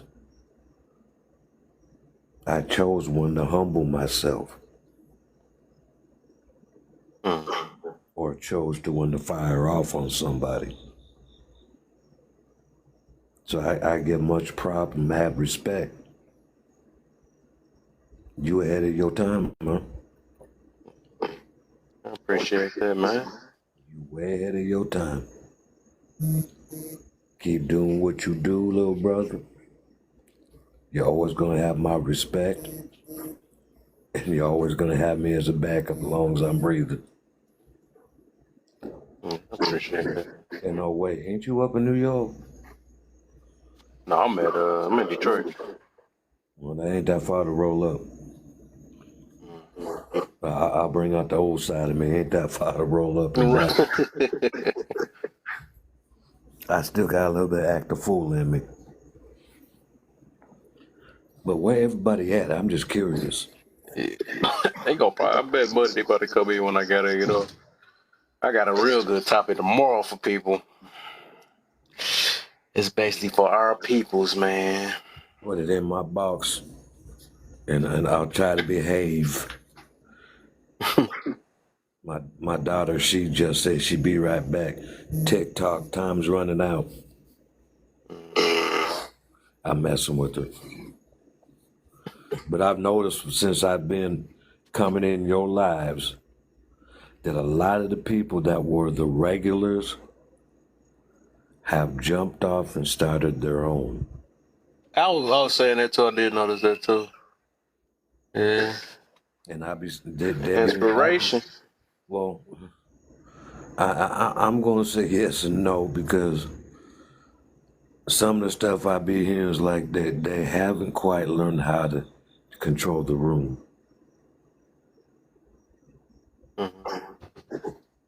They good. They've learned. And they're young and smart. But the people they allow up in there, not so much. To have a respectful room is to be able to control the room so that nobody feels disrespected. That's why I keep coming back in your room. I be playing Houdini, or I be sitting down in the box typing away and being quiet. But like a couple other rooms I go in, I'm normally the last one to talk. Let me go ahead and say my piece at the end. But you got it handled, man. Much love. You got it handled. Oh yeah, for sure, man. I ain't been nowhere. I don't like people enough. Yeah.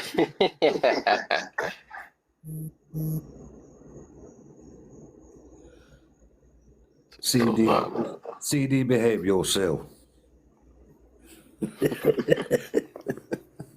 You can do it, CD.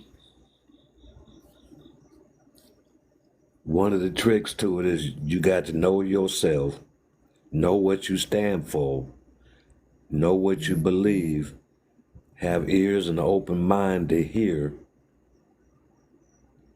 and see what the shenanigans are and let them go on somewhere else. Not very disagreeing wholeheartedly this time. Why? I can take a disagreement with everything, but not wholeheartedly. Hey, Chad, come on up and talk to us. This one had to be interesting if she come up. She like She likes to play the devil's advocate. No, she got her own way how she think and stuff for her. She really went there. These lives too boring for us. I know I'm talking, John, but I can feel it though sometimes, though, cause I actually pay attention to everybody for real. That's why I just look at how everybody what they talk about in their lives, what they entertain or what entertains them, what they the crowd they kick it with, all that stuff. So I just Just learning, trying to learn people. That's all it is. Learn what the Very track. conversations. Hey, I just came to disagree. Why we misbehaving so early? I ain't gonna lie to you. I've been misbehaving since this morning. How come? I just came here to disagree with Cash, but if you want to be disagreed with, John, I can do that with you too. Well, you can try. I'm old and foolish. We're gonna be good friends then. What I'm answering up here, Cash. You can answer it all if you want. It's kind of slow today. Real slow. You ain't wait till you wait till you come. Do you say you was coming to Detroit? It ain't looking like I'm coming out that motherfucker no more. No. I'm in Texas. That's like disagree in my face. That's what I'm about to say. You say, oh, okay.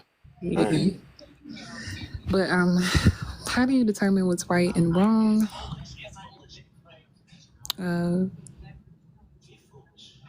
I don't know. I guess your morals would have to be intact for like a baseline of that, honestly. But I don't necessarily. I think it's subjective. What right and wrong is, yeah, depending upon people's morals. So for me, it's if it doesn't feel right or if it feels wrong, then I have to address it. And if it's more along the negative aspect, then it's wrong. And if it's more along the positive one, then it's right to me. They say which God? Well, if both of them have the same morals, why does that matter? When you say which God, what are you saying? Like who? That's why I'm wondering what they talking about. Everybody that say that term, which God? I know as soon as I mention something about God, they be like, which God? I'm like, okay. Whichever God suits their fucking point of view, I guess. Yeah. I don't even want to answer that question. The more confident you are, the more you can admit you're wrong. Agree or disagree? Why? I disagree. I feel the more humble you are is when you can admit you're wrong. Yeah. Because confidence doesn't necessarily have anything to do with you being right or wrong. It's just your confidence, how you feel about yourself. But as far as like humbling yourself to admit that you're wrong, that's different. What is knowing yourself and how did you find yourself? So let me ask this then. What do it take to be humble though? You gotta be self-aware. Self-aware? Well, I think awareness is a base of everything though. Yes, we can agree on that. But to say that would mean everybody is capable of it. And some people will never know themselves. So that's the unfortunate truth. That's funny. We about to get to that too. That's crazy. But go ahead. What is knowing yourself and how do you find yourself? Trust me, it's not on a goddamn map. It's through every experience you have in life. Through, It's not in the GPS. No, it's not in the GPS. It's not what people think it is when older people tell you you gotta find yourself. It's more like I should have asked you in your way. What is BU? BU. What is BU? Whatever you do. But I can't. I mean, nobody can give you like the rules and regulations to finding yourself. It's just something that happens if you're actively out here experiencing life and seeing what you do and don't like. You'll probably get closer to finding out who you are and what works for you. But if you're too busy looking at other people and what they want from you or what they have and shit like that, you probably never know yourself. So spending time by yourself is good. There you go. So what did it take? Now. How did you find yourself? I stopped listening to other people tell me who I was. Give me some detail. What did you find about yourself? I found out that And if you wait too long, they transfer you to Finding somebody yourself is else a who you don't lifelong pay attention. process. So you can get It's transferred to not somebody something else's that happens boss. overnight. That could be a And friend it of yours or changes not. because you change as a person, or you're supposed to like evolve over a certain point in time. And it's supposed to happen over and over again. So Well, if you don't pay attention. it took me sitting by myself, which is why I say you need to sit by yourself and not listen to what other people But think you're I did it on supposed to be, accident when I ended what up they in see you as. diamond panel one day. I listened for a long time in my 20s and got absolutely nowhere. It was severely miserable. So I feel like the more time you spend by yourself, the more you understand, the more you become self-aware, the more you're able to humble yourself if you are wrong so you could learn from it. That way you could evolve into the person you want to be. Like you have to want that. It's just, So it's you not saying, let me something. spice it up for you a little bit. So you trying to tell me that I can't find myself by sleeping with a bunch of people? That's how you lose yourself, actually. But we're not going to get into that, right? I'm going to have to agree. Muha. Some people say you gotta explore. You gotta explore, girl. You gotta show Ain't that my much dude. exploring. Let me tell you something. Being loved by a man and him having sex with you was way better than some nigga you met at a club just because you horny.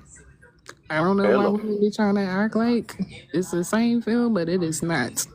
Okay, A like new feel. if anything, you feel rejuvenized in a sense with a man that love you. With somebody who you don't even know their first name, you'll feel depleted once he gone. So I don't even understand that. You gotta try this and shit.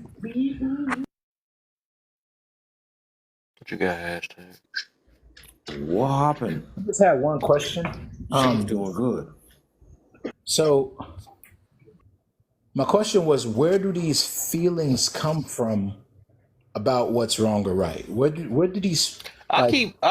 That's a good one too, because I keep hearing. That's the second, either third woman that said that. Yeah. It was a woman that said it too. It's funny though. It's, I feel it. Yeah, like where do these feelings come from, or like can you explain these? Because okay, like because when I talk to men, or guys, I say guys because they ain't got to be men. They don't never talk about a feeling of wrong or right. What they talk about is how it affects people. That's all they talk about. Most You guys. would be saying the same thing, hashtag, because God don't identify too much with feelings. So I'm a woman. So I'm saying the same thing as you. It's just I'm coming from my place. Like, this is the best way I can say it as a woman. It's what I feel, right? It may be logically what you see, but it is what I feel. So it could be we both see a baby or a child as being treated bad, and we're like, that's wrong. We want to stop it. But since you're a man, you'll handle it differently, or you'll see it slightly differently than me. And since I'm a woman, I'll do it differently. But we both feel the same about the child that's being harmed. Does that make sense? That's probably why you hear women say Okay, feel all the time. so when you say feel, you really like. Okay, so just so that I'm clear, when you say feel or when we hear feel, is that womanese for how it affects? Yes. Okay, got it. So you're thinking about how it affects when you say feel. Yeah. Yes. Got it. Okay. See that's the best answer that I've ever heard. Because I've never understood that. Today I was today years old when I was today years old when I got that. Because now I'm gonna ask other women that. I'm gonna make sure that that's a conclusive thing.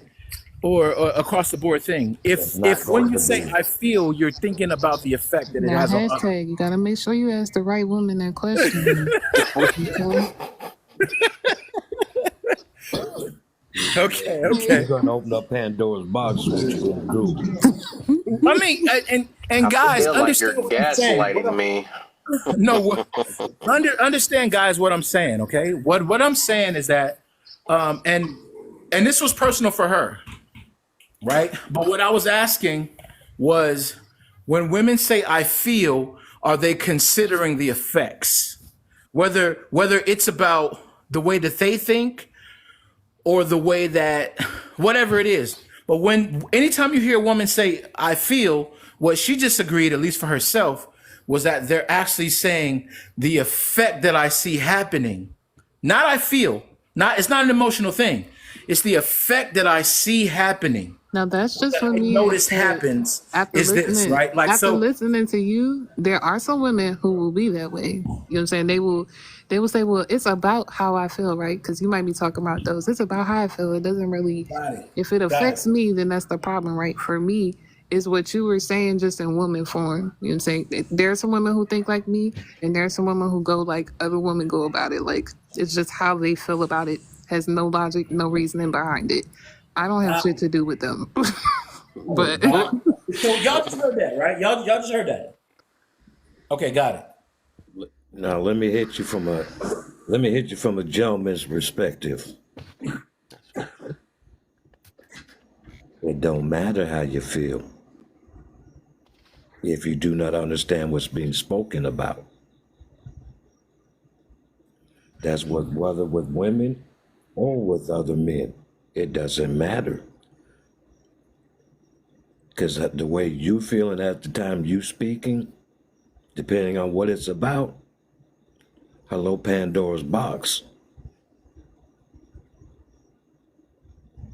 Because you're going to get some men that will say, I feel, and that amongst brothers. I'm just going to speak about the African American community. Men hear the word I feel from another man, we ain't listening no more. I feel like y'all mean. We're not mean. we operate in a sense of we get held accountable for no matter anything that we do. And I go 6 decades deep. We get held accountable for everything we do, how we move, and what we do. There's times that we can't win for losing, no matter how we maneuver. So when we hear another man say, I feel, I myself will exit the conversation because I no longer want to listen. John, how old are you? 61. Can we have a real conversation real quick?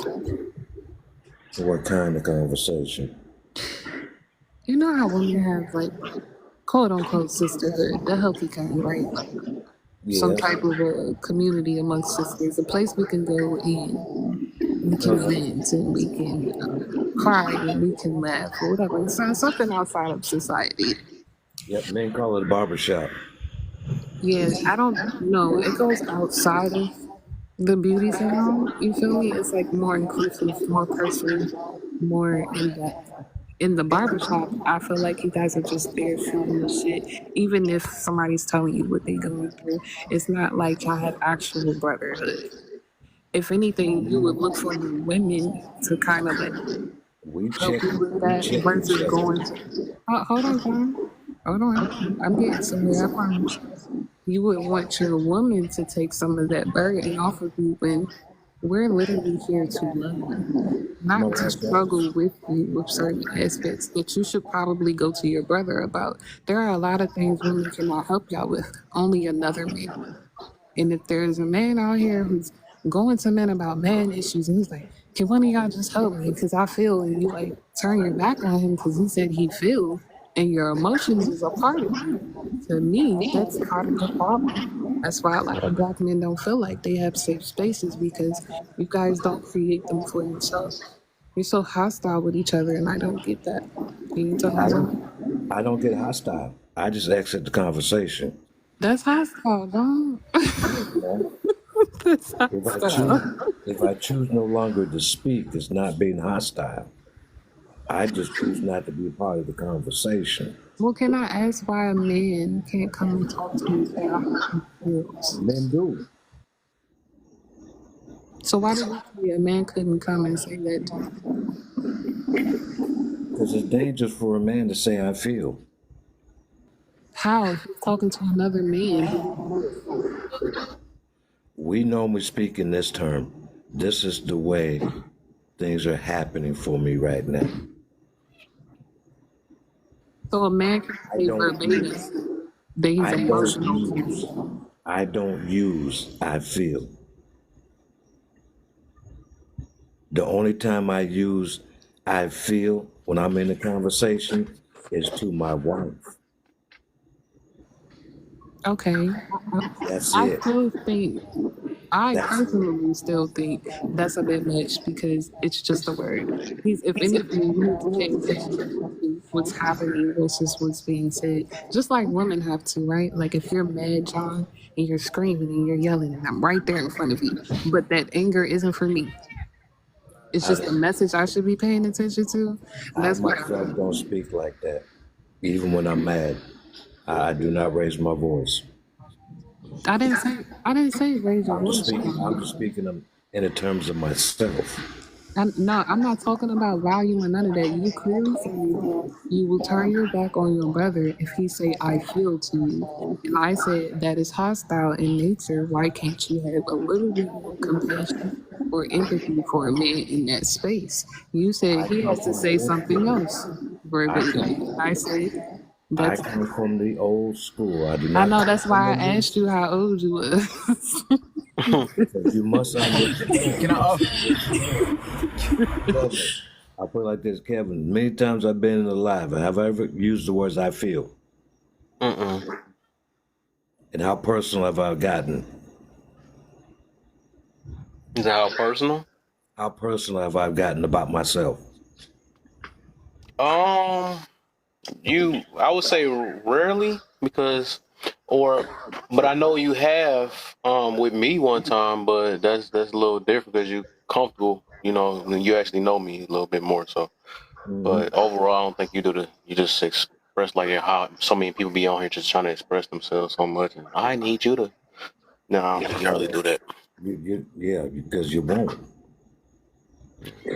And yes, you're right. I trust you enough to open up. Yeah, and I was about to say it's supposed to be like that. I don't You trust ain't supposed to be out everybody. feeling everywhere. I don't use I feel because, oh, wait a Yeah. minute.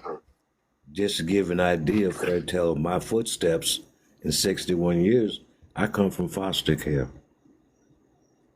I was raised in a white community, in a white household, going to white schools.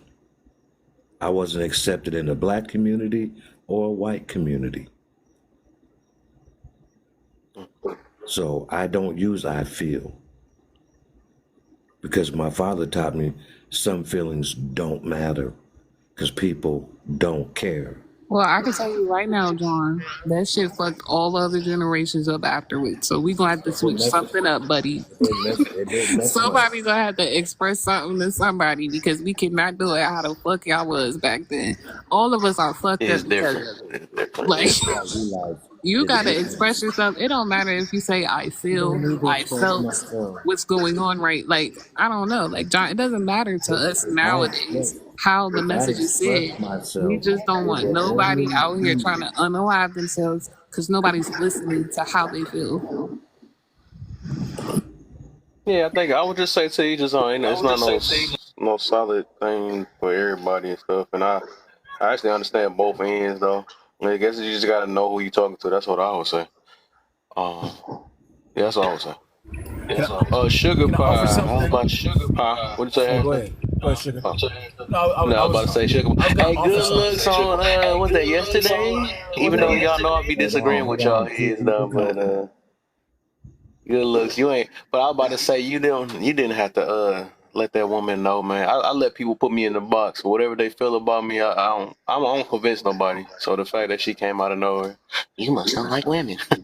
I just don't like certain behaviors, or maybe women like you. Don't put it on all women because there's a lot of people that actually understand me. But I was about to say you ain't have to. And I appreciate you though for trying to. But at the end of the day, people that make quick judgments like that, just let them rock, man. Because I don't be trying to fight. I don't be trying to fight for myself on here. Low key, I just don't. I let people do what they say what they gonna say. Yeah, I know. But Yeah. But I appreciate you though. You She look and like they she. look like on they for was some about to people the eat you last up. So I was trying to conversation. save Oh you. look, hey, do what they gotta do, man. I love it. I be loving it though, man. It just tell me they real side when you speak on. Speaking of, that's funny when we was talking about the truth thing.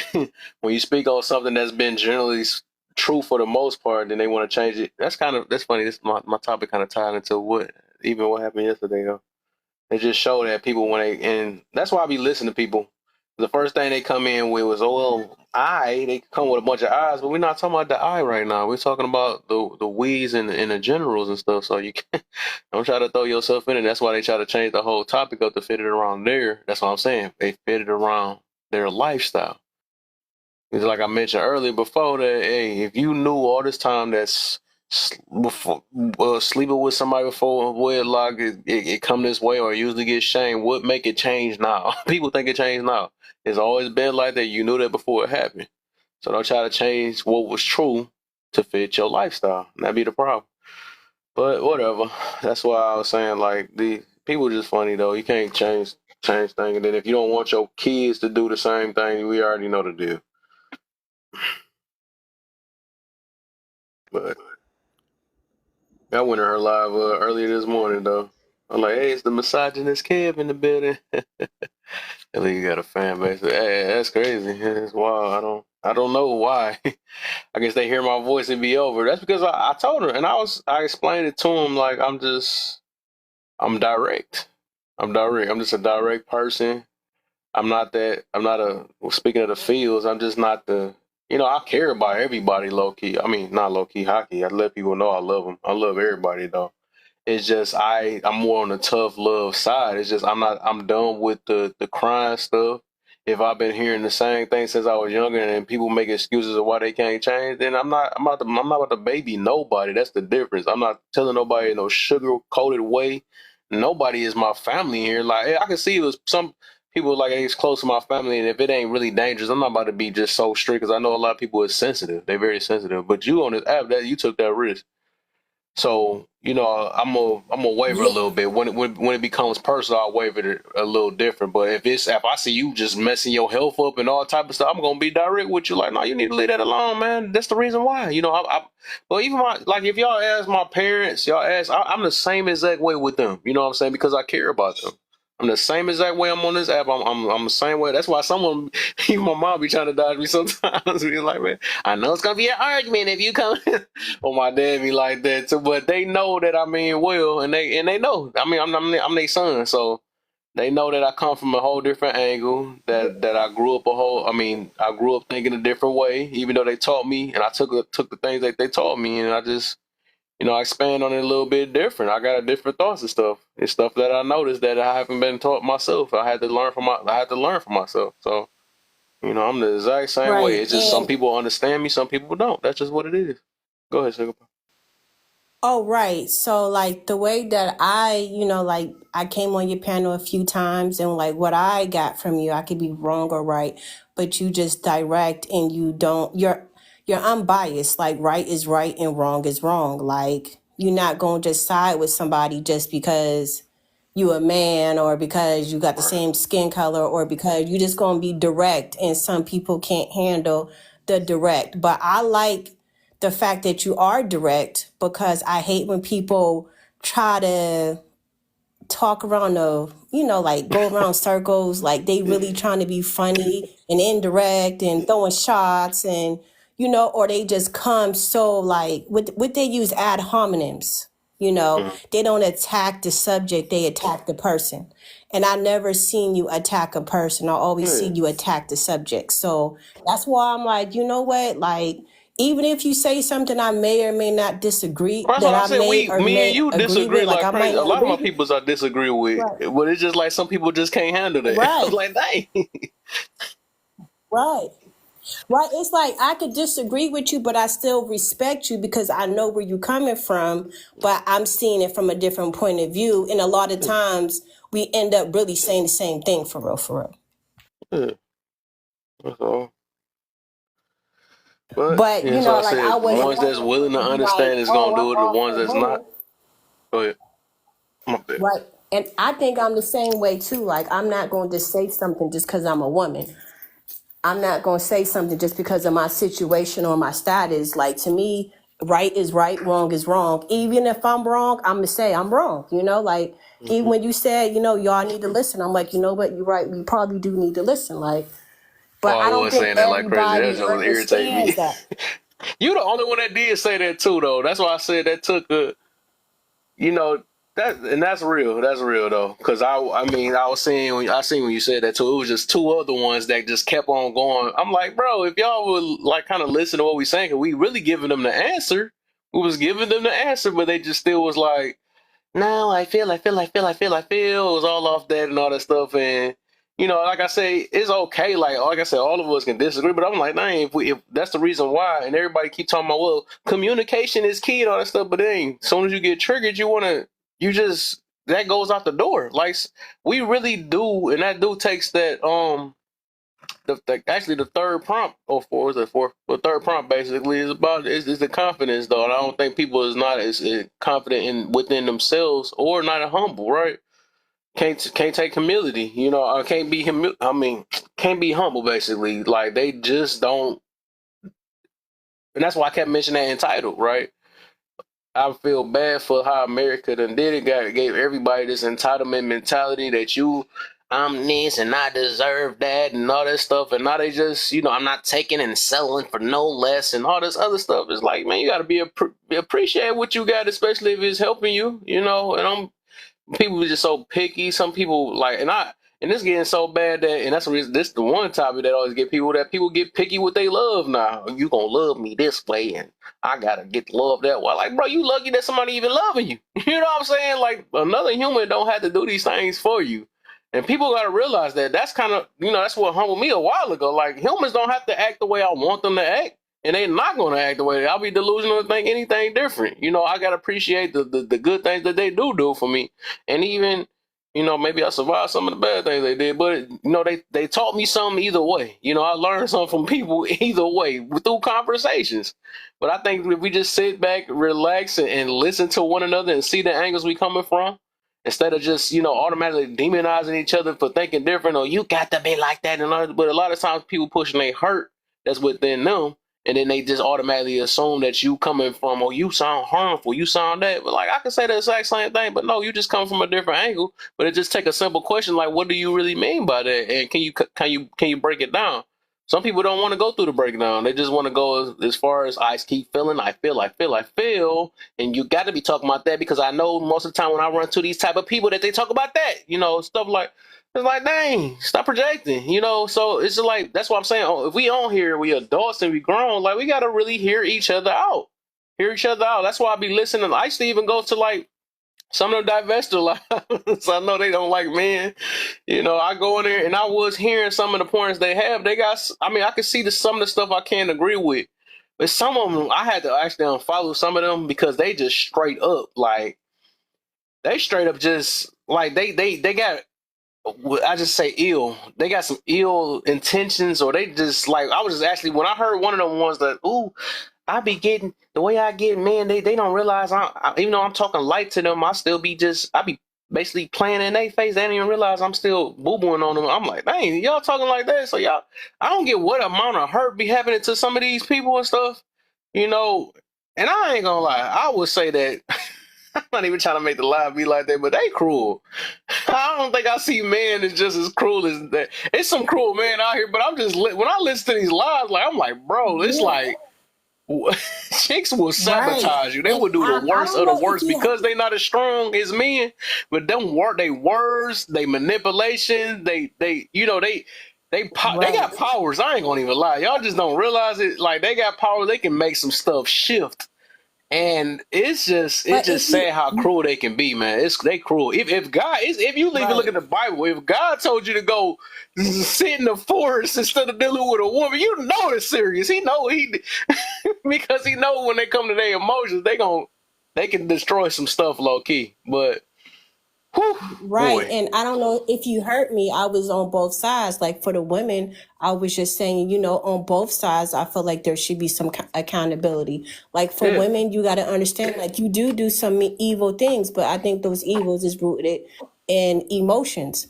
So I'm like, True. yeah, you do some evil stuff, and you can't just say, oh, I've been hurt by men all this time, and that's why I'm like this. You can't Yeah. justify it, because if you are wise enough to know what hurt you, you're also wise enough to go get help.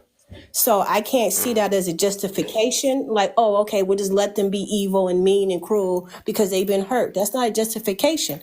But on the men's side, what I was saying is that if you just look at those 5 things as desirable, you're going to cut yourself short and end up with that type of woman. True. You need something more solid. Like, that's why even when you were shooting out what you needed in the comments, I respected it, because at least those is something that is respected. You know, you want somebody to listen to you. Who don't want that in a relationship? Like, the things that you were saying wasn't things listed on the board, and that's why I had Yeah. respect.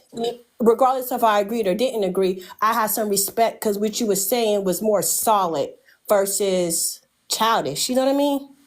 Yeah, So like, most I definitely. respect Yeah. that, and I think that people take that wrong when they hear you need to listen, woman.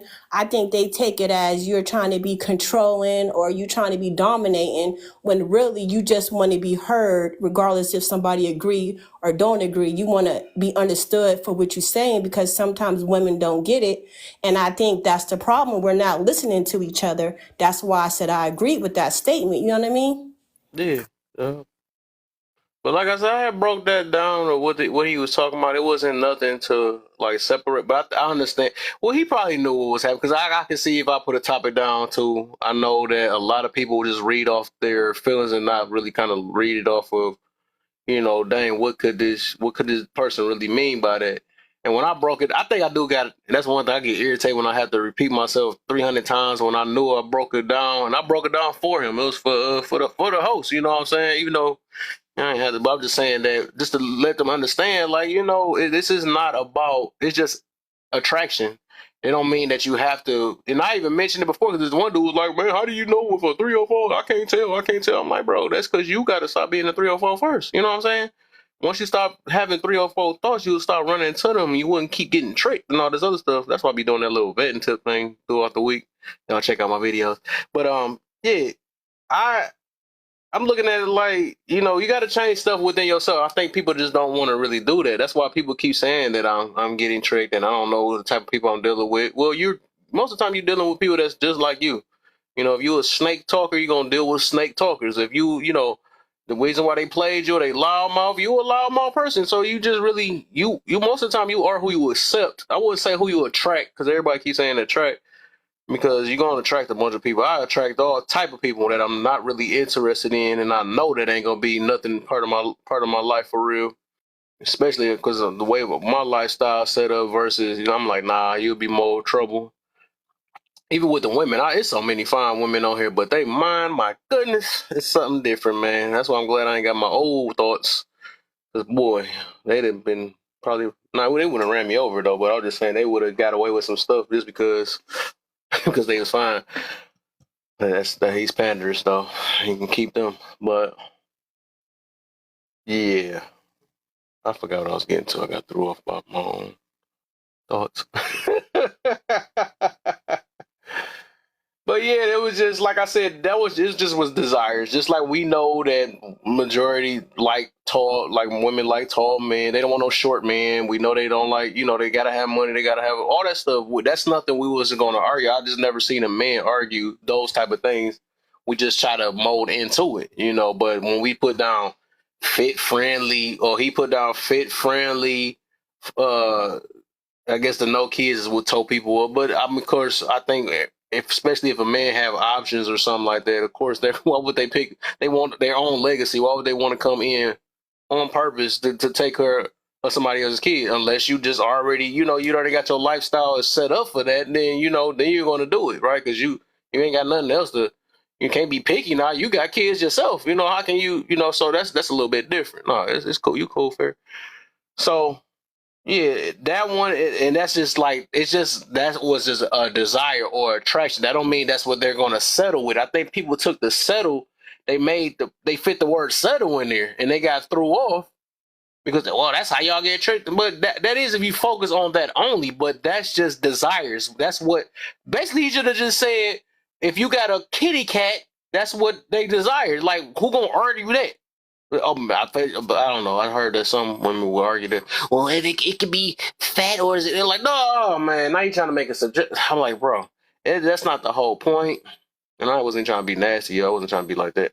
But I'm just saying, like, they just saying what men is attracted to. That don't mean that what they going to settle with. And that's what I was just trying to explain in that room for 400 times. But I guess some of them just couldn't take the fact that they had kids already because that was on the board. They couldn't take the fact that that I guess I know you were saying that being smugly was subjective, but even that, right?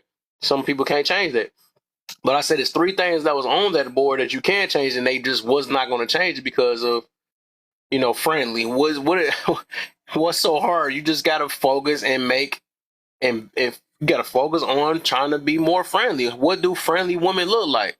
But them nowadays they call them softies or runovers. They say you ever notice that in this world and it always be the masculine ones that do that too.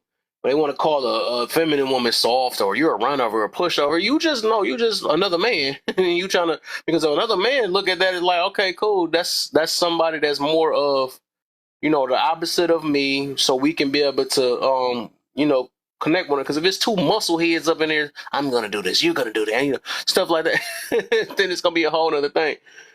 But it's gonna be head to head and all that stuff. So it's just I do believe we meant to be opposites. We don't have the same thing. Both of us, they didn't feel like we about to pull nuts out. But yeah, that's a whole nother thing though. But that was just basically what they saying what men desire. That's all it is. The type of traits that they say. It was traits. It's traits, even though one of them wasn't a trait, it was just more of a preference with the kids. That was more of a preference. Of course, they're not gonna want a masculine. They said feminine. Who a man? If you're a man, you're gonna like feminine. That's just flat out. That's nothing subjective about that. Most of the time, and it's just being direct too. Most of the time, if a woman is masculine, sometimes what they have to do, and the only reason why they get accepted is because a lot of men just want to hit. They just want to hit, and they know, that's why, the most masculine women, they always, what I noticed, they be always sexualizing themselves real heavy. I noticed something about that. They always got to show something off because they know that they a muscle head. Just so they gotta be like, and then they gotta have this little sexy voice. That's the most they can do. But then as soon as they get comfortable, they back to that what up, my what I'm saying, stuff like that, or what up, bro, and all this other stuff. They back to a dude again. So that's why you always, if you ever notice that they be the most sexualizing this people ever, because that's what they have to make up for. Just like men, that's smugly, right? They have to make up for with money and money and what's the other word? I'm trying to think of the game. That's the new stuff, whatever. Game and finances, statuses. They got to make up for that thing. So I always notice that people got to make up for something. Just like when a girl with the butterheads. You know what I'm saying? When they know they got a brick face, so usually they got to get a body. You know what I'm saying? So it's just that's how it is. Oh yeah, I was gonna say like with the desire thing, I didn't have a problem with that at all. Yeah. I think that what I was trying to say about the desire more so is that I feel like if you have a desire and you want your desire to be respected, you got to respect other people's desire. So if you are a man and you say, hey, I desire, whatever he had on that board, that's fine. As long as you can respect the fact that, as long as you can respect what women desire. So some of the men was complaining about what the women desire. And I didn't feel like that was right. Example? I felt like they kept on saying, well, men, women want 6 foot and want money and want this and want that. Okay, if that's what she desire, don't talk about it. Respect it. If you respect her desire, she will respect yours. And that's vice versa. I feel like if women want their desires respected, they should respect a man's desire. And if a man want his desires respected, he should respect the woman. But I feel like you can't say, well, I'm entitled to my desire and then get mad at somebody else because they have a desire. That's not right. That's all that I was saying. Yeah, I feel you on that. But I think even, and that's, I don't know, that's why I said sometimes you probably have to be a man to understand. I think most of the time men try their best to fit to women's desires. You know, they found that they like big cars. They find that they like rims. They find that they like suits. You know, they find like all, so men usually mold into what women desire. For the most part, I always notice though, I don't think they argue with like women argue men's desires. So that's why I was just about to ask, like, who do you think is willing to bend to whose desire first? I feel like both sexes want to fit in. And that's why I said, I don't know if you heard me, but I said, I think the people that's getting mad is the people that don't fit on the list. Those is the people that's getting mad because they want to be desirable. So when you put that list out there and people don't fit the list, they're going to be like, you know what? I'm less desirable. If you telling me this is what all men want and I'm not on the list, that means nobody wants me. So it's going to cause you know what I'm saying, it's going to cause some problems. So that's why I said, if you are a confident individual, you don't even have to announce which you desire. You just go and get it. The people that keep talking about it and talking about it and talking about it, they talking about it because they didn't get it yet. So I just felt like the people that keep talking about it is the people that's mad because they didn't get what they desire. And the people that's getting mad is mad because they don't fit on the list of what's desirable. And that's where I was coming at. But I don't think they was trying to understand what I was saying. Like, it's okay to desire those things, but if you don't respect the other person's desire, then you the problem. Or if you keep talking about it, it means you don't even have it. You know, like sometimes it's not even about if you married or if you single. There's married people that's miserable, and there's married people that get up on here because they mad at their wife or their husband, and they trying to indirectly prove a point to their wife and husband. Say, see, this is what all men want because they want to control that wife or control that husband. So you don't always know people's intentions. That's why I said you got to take things slow and just respect other people and do your thing. Like, if you're confident in yourself, you're going to get what you want. Otherwise, you're going to keep crying and keep telling people what you want and you never going to get it. Yeah. I think overall, and I think what we mixing in preferences and attractions. I think it is a preference that's where the subjective part come in. I think attraction is almost like dang near all around the board, aka desire, right? So I think like, and I don't know if that's a nature thing. I don't like to say nature, but I think for the most part we do see like women get turned off if it's a dude that's shorter than them. I think that's almost worldwide. Like if it's a dude that's tiny, I don't think women purposely try to pick a small dude. They don't want to tower over them. Unless they met, I don't know, but I think that's worldwide, which would be, you know, we can all kind of understand that as men, right? I think most men understand that if you're short, that's, you know, that's. I think that's what I noticed though, and it's only like, I think what I noticed is I think that, and that's what I noticed even yesterday, that a lot of women just have a problem with that one.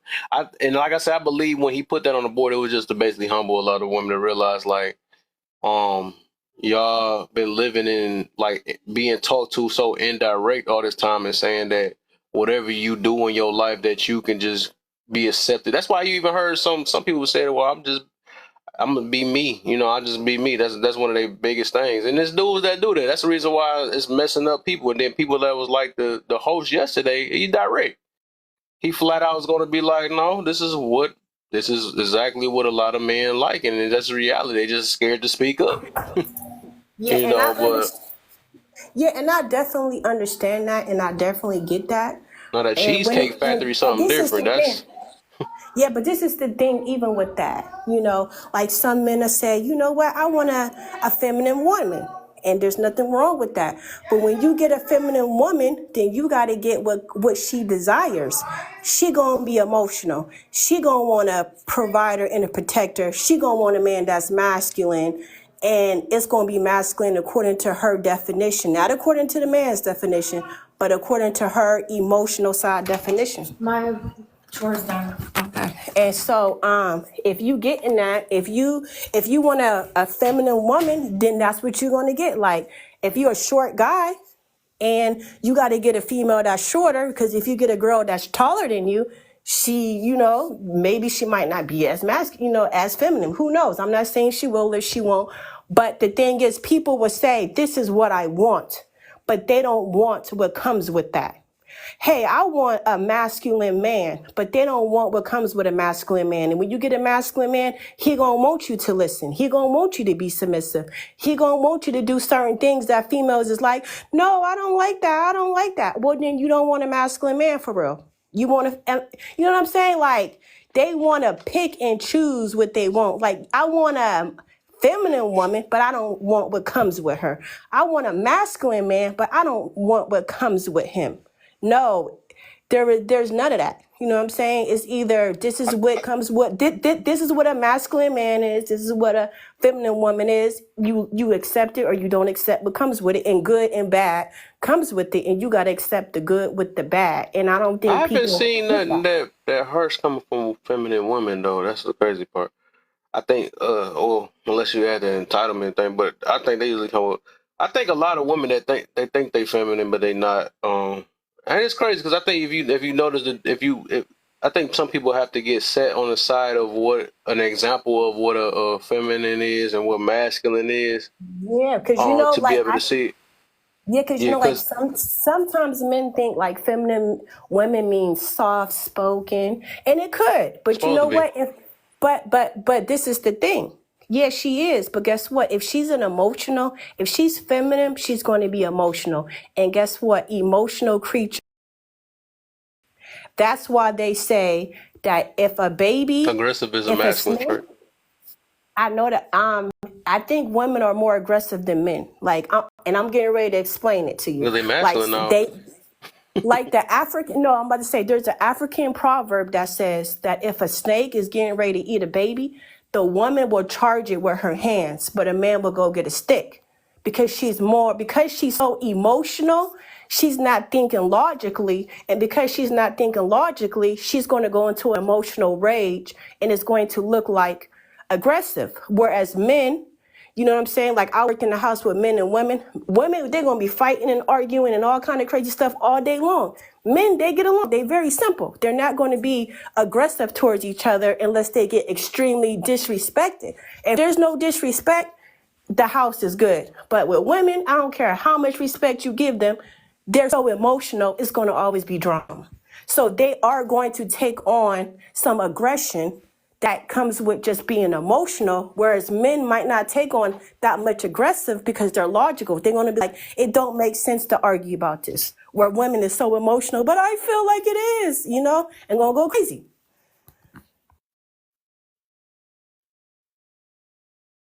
It's emotional men out here. I actually got a tool with a few of them on this app. So it's like I said, the men that be thinking they masculine, they're not really not. Aggressiveness is an emotion. That's not a logic. As soon as you become aggressive, you're no longer logical. That's an emotional trait. So that belongs to a woman. I think aggression is, thought that was more of an action. And then also that's a energy Yeah, it's too. an action based on your emotions. A masculine energy at that. Yeah. I got you. Yeah, that makes sense. It's some emotions underneath that aggressiveness. If a guy get aggressive with you, he's emotional about something. If a female gets aggressive with you, she's emotional about something,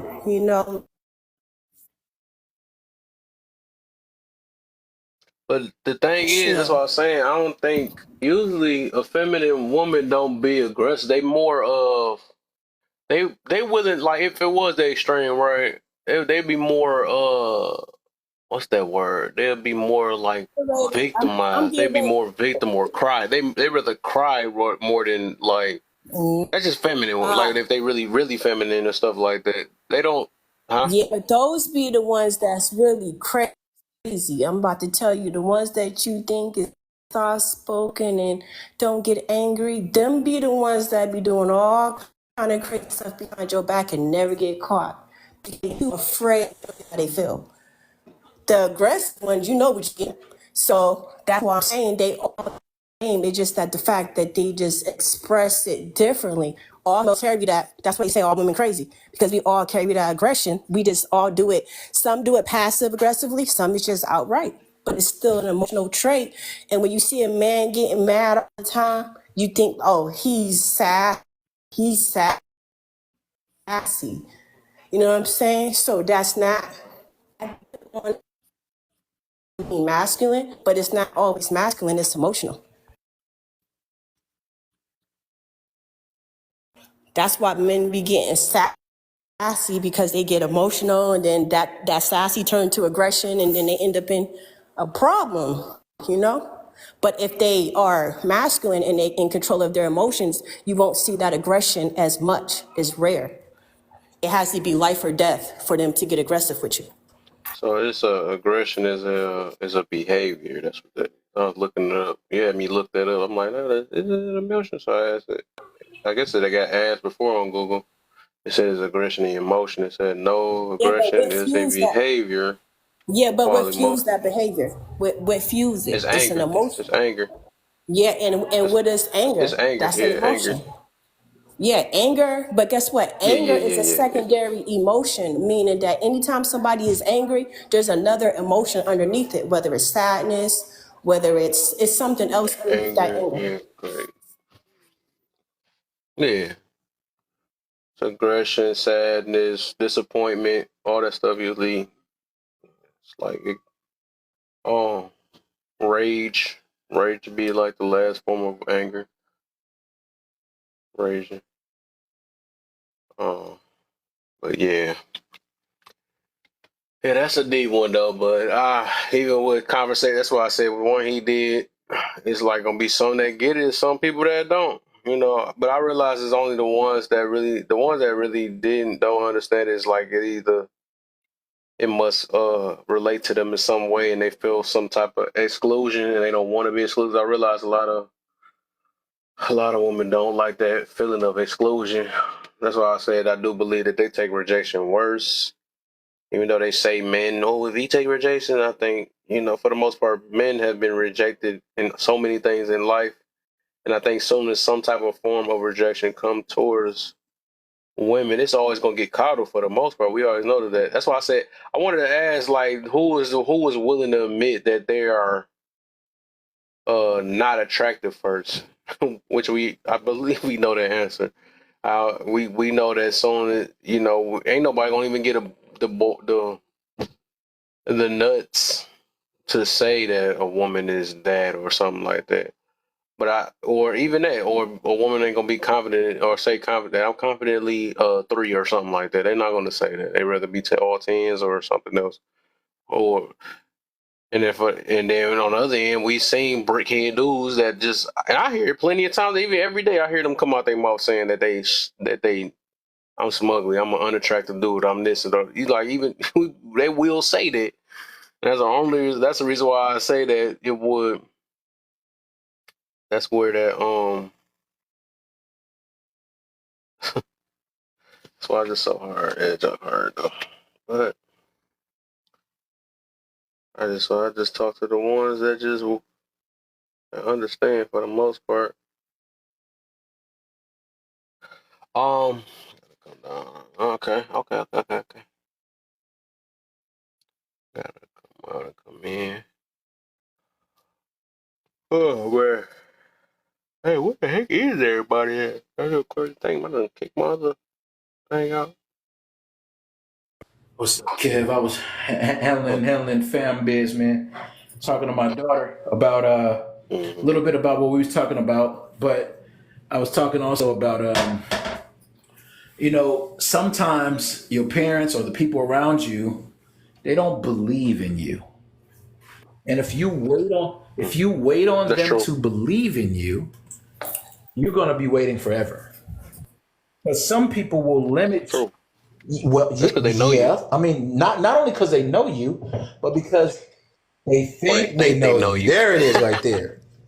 And so I was reminding her that, hey, if your mom has her own traumas, And then she takes care of you, she has two hurdles to jump. You know, she may not want something or want to believe that you have something in you that you might, you know what I'm saying? If she sees certain aspects of you in her, or if she imagines you as her, she may not see what you see in you, and you have to accept that. And I said, Yeah, parents gonna have that. The thing is, parents gonna have that, and that's something I noticed that too. I noticed that too, myself. I think I'm going. Not even just my parents. I ain't gonna throw them out there. Like I'm just saying in general, people that know you, right? They're gonna have that bias against you because they knew you since you was younger, and they just can't see you being this new person. You're just the same little guy that used to boo boo in your, stuff like that. That's what they gonna always see you as. So it's just like it's kind of hard because they don't really understand what change is, and they can't see that you change for real. And I even noticed like this how I know the bias be real because like they willing to sometimes hear the same message that you probably always said. You probably been saying it forever, but if somebody else come out with their mouth with it, then they like, oh my goodness, he preaching. Oh my gosh, I can't believe he said it. Like, no, I've been saying this all this time. You say the exact same thing.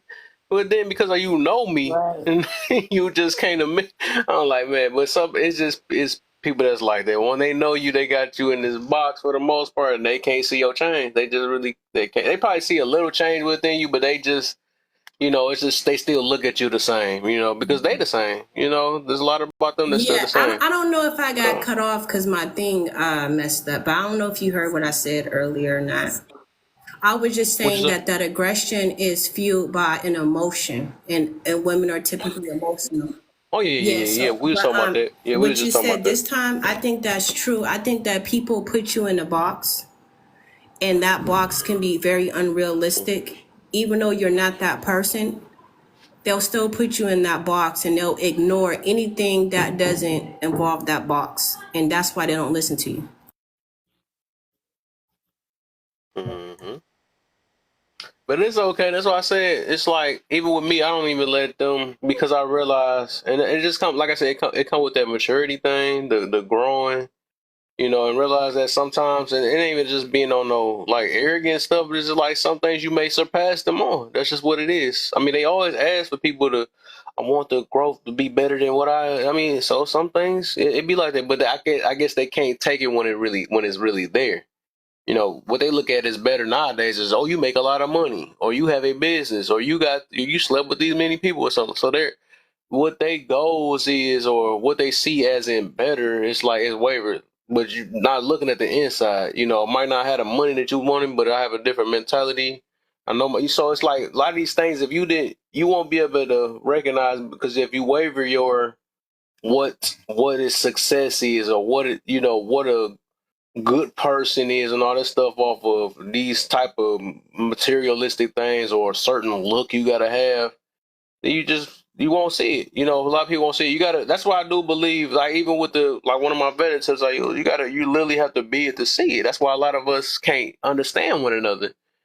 That's why a lot of people can't understand me when I be telling people about forgiveness. I tell people about all this stuff because I done condition myself to it, and the only ones that really understand me is the ones that had to go through it themselves, or the ones that's like kind of wavering, like, hey, this kind of might make sense, but the ones that have failed or don't really understand it, they just speak of it, they gon' that don't sound right. I'd rather not, all that stuff or whatever, but yeah, that's just what it is. You literally have to be able to see it. That's why people be like, oh, ain't no way I can't identify this. I can't identify. There's no way we can't identify. They're going to go with the we because you can't do it. Now you're saying, no, us as men can't do this, or us as women. No, it's just you. Don't try to put it on y'all. That you just can't admit that you don't understand yet. That's why I take time. You have to listen. People don't want to do that. You got to stop talking for a moment. Hear what people saying, even when you take it and don't understand it now. Take that you every day keep thinking about like, dang, what could this person mean, and just look up so many things of what this person. But people just not that invested. It's like them the my way or the highway type people. Like if they don't talk close to my talking points, then they got to be wrong. And it's not. It's yeah. All right, John. But that's why I be telling, you gotta you have to what I was about to get to, it was something of you have to shoot, I forgot. You gotta put Yeah. that Well, work in. I mean, some people, when it comes to change, they don't believe it because they don't see it. Like, it's the same reason we have to change outside of the room of other people. A lot of people confuse growth with change all the time. Me and you have had this conversation. But because like if they don't see the seed in you, if they can't see the seed, they don't believe that you could become that. Because they didn't see it, or even worse, they didn't put it in there. Like I know some people that became things that other people put in them. And they're like, you can't be that because nobody around here is that. And it just took that one teacher to be like, you're going to be an actor, you're going to be a singer, you're going to be a lawyer or a doctor or whatever. And then that person planted that seed because they seen something like the potential for you. And then all of a sudden, you go back and you tell your family or whatever, hey, I'm going to be this thing or I'm going to do this. And they like, yeah, right. And then, sometimes they don't realize that that some seeds need to be deeper than others. Like something I found out about calla lily seeds, right? Because I'll be gardening sometimes or whatever, right? Like some seeds need, whenever you do watermelon, for example, watermelon seeds grow around watermelon seeds. You know what I'm saying? Like one of the things about watermelon seeds is that they need fellowship. That's why so many of them be in one thing. Like kiwis, they need fellowship. Like they need to be around other, like cherry trees. Cherry trees don't grow unless it's another cherry tree nearby. You know what I'm saying? So it's like they don't know that certain things need to be pushed a little deeper. Certain things need camaraderie. Certain things need other things. And even there's some things that need nothing. Like cactuses, for example, right? Like a cactus, it don't seem like it needs anything. You put it in the hottest place. You put it in a place where nobody's going. It has no disturbances. All of this stuff, right? It don't seem like, in fact, the strongest cactuses are the ones that are irritated. That was something I learned in botany class. The strongest cactuses are the ones that are irritated. And you know the irritation because those are the ones that be King Tutton and all that. Like it goes one way, then it goes the other way, then it goes the other way, like that. Those are the strongest cactuses. They've been irritated, and forced to go other ways. You know what I'm saying? And when the wind hit it, just like the wind hit you, just like, people going against you and doubting you, all you do is get stronger. And they don't even realize that they part of what's making you strong. It's weird. Yeah. And even with that, like I said, and this one, that's why I say I'm having more, now that I get more empathy and compassion towards other people now, just through all my growth of even just this app helped me out too, just realizing so many people and stuff. Is that like I'm at the point like I'm not going to even just rub it in their face. Look at that. I try to tell you, you know what I'm saying? I ain't got to do all that. But it do motivate. It motivate, but I would just say that I just know they don't know no. I mean, I ain't gonna say they don't know better, but they got their ways of thinking. I mean, they got a lot of things. They've been disappointed in so many things in life, so of course they're not gonna really have that much investment within you because they really don't know. They really just pushing out or projecting what they have within their life towards you and just saying, well, it ain't gonna work. So why, I be even trying to talk pessimistic. I don't know if that's a word, but taking that out of how a lot of my people's mind and stuff. Cause a lot of them like that. They just got to go for the negative or the negative. This probably ain't gonna work. That's probably they say that it's just so much, but it's just like all I can do is try to keep continuing to be me. Like, hey, you just gotta hey, focus, man. It could, think a little bit better about it, but it's a heavy thing to do because if you've been this way for since your life, maybe you in your 40s, 50s, 60s, 70s, and you've been the same. It's gonna be kind of hard to kind of change that, especially if you done made a habit out of that. But I think even like with that, it's just like life is. To even make changes, you got to make habits out of everything. Everything you do when you try to grow in something, when you try to be better in that, that's what put in work mean. When you're putting in some work, you gotta, it's baby step. It's not gonna work fast. Just like when you in the gym, you ain't gonna just lift no weights just instantly and all that stuff with a heavy amount that you want to get. You gotta take time. That's what I remember I was doing. That I love deadlifting. That was one of my favorite things. I think I made it to 4 or something, and then I ended up slowing down. Though I love the deadlifts.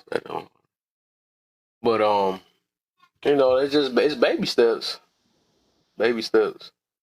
and that's anything. Like when you got to work on your mouth, or you got to work on being that. It just take time. If you really want to do it that bad, just like anybody that make a habit out of doing things, the nasty stuff and sleeping with this person, y'all go desperate for that. Be desperate for the things you need to work on too. The same exact thing. So that's why I know people got it in them, but it's just people don't got that push because it's not fitting their pleasures. If it's not pleasing to them, but growth don't take. It's not always a pleasure. It ain't a pleasure all the time. It's not gonna be pleased. It's gonna hurt. It's gonna hurt. Just like if you ever notice the way food is, fruits and vegetables, those might be good. But the vegetables, they nasty and stuff, but they one of the best things for you. It's gonna taste nasty, just like things gonna feel nasty. But the nasty, it'd be the nasty thing that help prolong you and help you and think. Some things that hurt. I even learned like one of my motivational things that I heard before I even started doing this thing. They said, life's full of pains and pleasures. People tend to run from the pains and run towards the pleasures and stuff, and that is what it is. That's how it is. And then being comfortable, being uncomfortable, you got to do that too. Everybody was uncomfortable at one point when you was smoking, and you was uncomfortable when you was laying in that bed. You was uncomfortable with all that, but then now you got comfortable with it. But now people just so comfortable with the things that they shouldn't be, like sitting there, you don't even feel a buzz anymore that you be drinking so dang on much. You might make comfortability of just talking reckless to people. You know what I'm saying? It used to be uncomfortable. Now it's uncomfortable. It'd be backwards now. It's uncomfortable when you actually being nice to somebody. Well, I don't feel right. That's sad. You don't feel right being nice to somebody. That's what I said. People got it all twisted. Nah, feel people comfortable with lying, but they don't feel comfortable. It's just it feel uncomfortable telling the truth. It's just so backwards now. But that's why you could tell a lot about your character or what you comfortable with. I think I made a video to this too. I've been making so many videos. My goodness. But that's all. I'm gonna keep it going though. You know what? No matter. When you talk about like people being comfortable, and this is what I told my brother. I said, if you go out on a date with a female and you good to her, and the first thing she say is, "I'm not used to a man treating me right," run. Because if she ain't comfortable with you treating her right, she's going to do something to sabotage it, because people are a victim of comfort. I don't know what y'all think about that.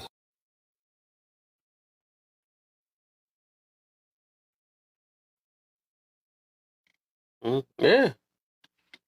That's true. We already said run down. Yeah, I don't feel like anytime you good to somebody and they say, "I'm not used to nobody being good to me," you gotta really be careful with that person, because that person will try to keep on creating a trauma, and they're gonna try to create it with you. So if they always, I think that was one of my betting tips I just did. because if they always dealing with fighting and arguing and abuse, you gonna be good to them, and like they telling you all my exes was crazy. Trust me, by the time you break up with her, she gonna be telling everybody you crazy too.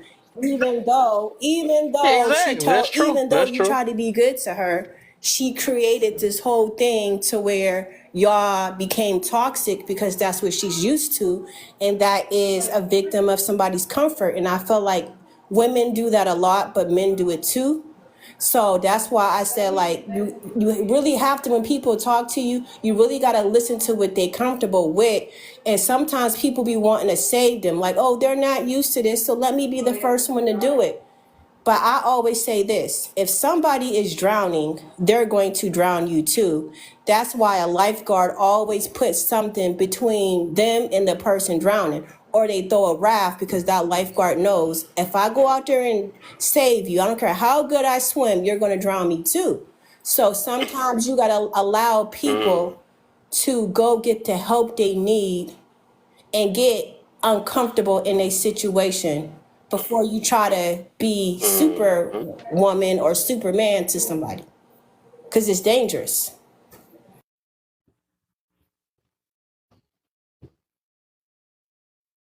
Mm.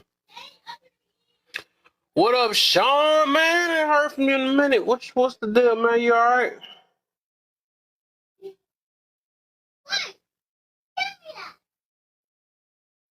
Working man.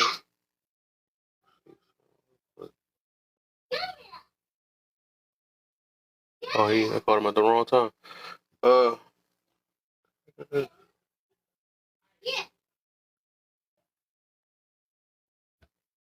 the heck is y'all trying to do?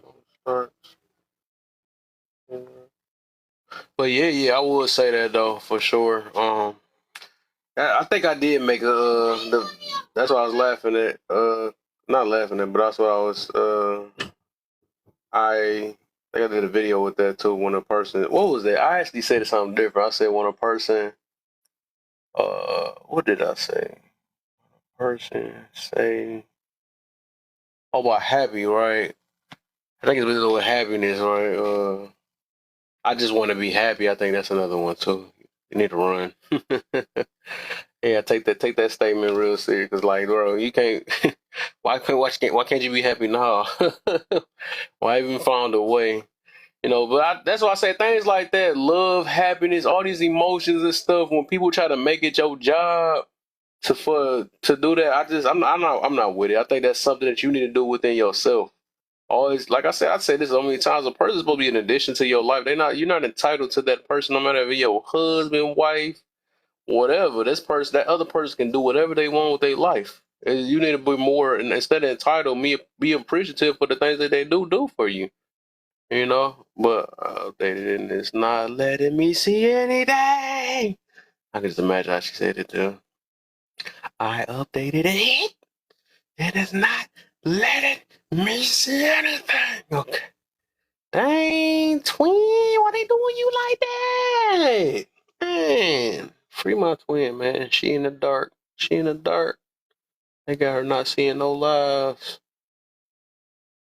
That's probably because they tell you to get in the box. Like, no. That's crazy, though. It's like, what is it, black? You can only hear my voice? I think. Or it's just, hmm.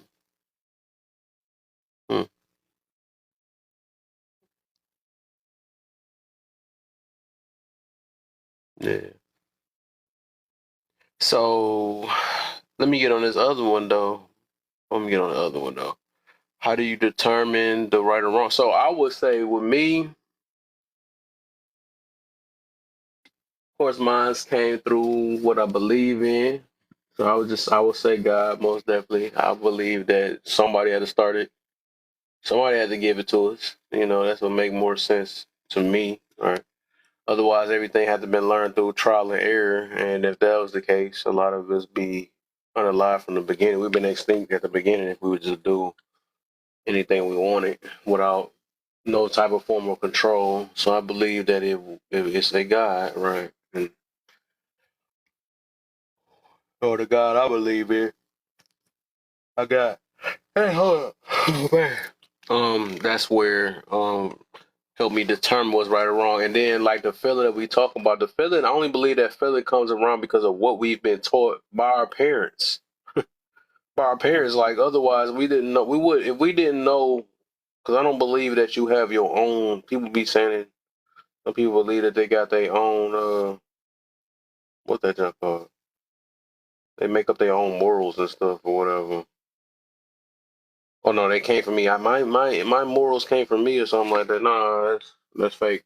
If that was the case, like you as a kid didn't have to get told no. Then I mean, you just was like, oh, I know this is right or wrong. I know nothing. Nah, we got taught these things. So I would say mines will come to that, and then it's based off of what you most definitely, but they're based off what you believe in. Because that's why I say if you believe in something else, then your morals will be way different. That's what kind of make the overall it being subjective because everybody believes in something different, and just be, and if I believe this is wrong, then what you believe in is something else. You know, that might be. I can't be able to tell off the lifestyle and stuff. That's just like, just like people be saying about aspirins, right? You can say aspirins is wrong, but aspirins save some people, aspirins unalive some other people. So in their lifestyle or whatever is right, it help them out. But then they should be still aware that majority of other people that it Yeah, do help. So I it's guess like there's amoral, then there's immoral, then there's utilitarian. So like amoral is when a person doesn't care what's right or wrong. It's about what makes them happy. Immoral is about knowing what's right or wrong, but deciding that you're going to do whatever you want to do. And then utilitarian is like basically knowing something has hurt people, but it has had a greater effect on a larger amount of people. Kind of like, do you save the baby on the train tracks, or do you save the people that are in the train? You know what I'm saying? So it's like, a person who's utilitarian is like, I'm going to save the people that are in the train. The baby's just going to have to, that's, and so that's a hard thing to do for a lot of people, like when you have to make decisions based on those types of things. And most of the time, a lot of men are utilitarian, where they're thinking, I'm going to do the thing, or I'm going to base my life based on what impacts the most people. That's why men a lot of times be having like general conversations. We'd be like, well, what's generally true? What happens most of the time? What is the most thing that happened? We don't consider that 20% or the 10% that, like, oh, the girl who has 6 babies by, X amount of baby daddies or whatever, she's like, she's not likely to have a husband, like we're going to say that. But what you'll hear a lot of, females, they'll be like, no, she still has a shot. She's going to find a wonderful husband who's a millionaire and all this and that. And then we're like, what? We're like, what? Yeah, although there's a 1% or 0.1 something percentage of that happening, we don't base our decisions on that. We don't be like, yeah, let's tell every girl to have 5 kids. That's a great idea. You know what I'm saying? Like, we don't do that.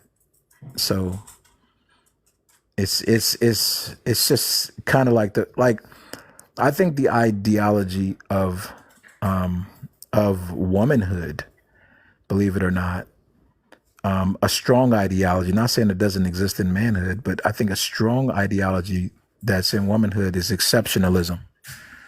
So the appeal to exceptionalism is really huge in womanism, in womanhood. It's like, I am the factor that changes everything. And then with men, it's about egos. So we think that picking a bad woman, a terrible woman, that all we got to do is be a great man and she'll change. That's the exceptionalism that we have. And that's about us and our egos. So it's like, it's crazy. I mean, women think that same way too. They'll be like, oh, if I'm like, he can't do that to me, even though he's got 5 baby mamas out there. I won't be the 6th, so I guess it's kind of like the same thing. Like we both appeal the same, you see that at large. I think for me, in my opinion, right and wrong, I think that when you make decisions, I believe that probably 30% of that decision is 30% of the decisions you make is right or wrong. Everything else is just based on your preference, your personality, your situation, your trauma, your experience, what's best for you. Or it could be very subjective. Your moral compass. So a lot of things that we even argue about is not even a matter of right and wrong. It's just you prefer that, I prefer this. For your situation, that might be right for you, but it ain't right for me in my situation. And because this is right for me in my situation, I just assume it's right for everybody. And I think people do that, like, because they make a choice, they feel like that choice is the best thing for everybody.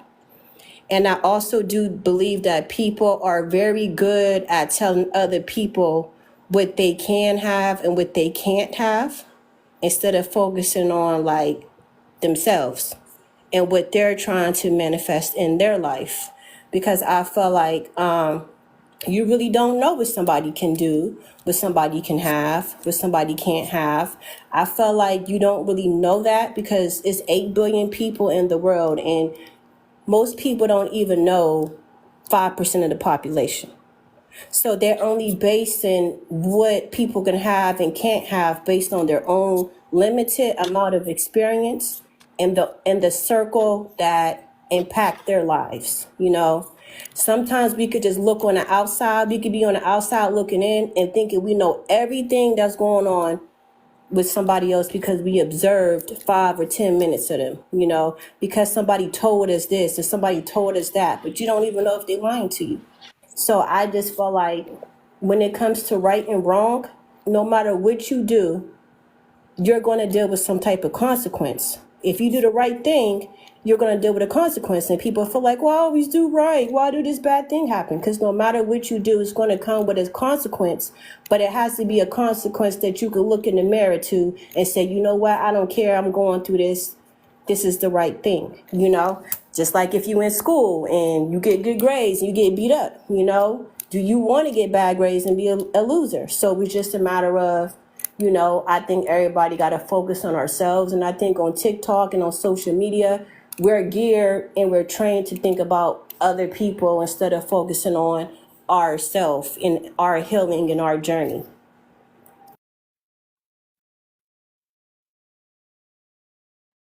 Okay.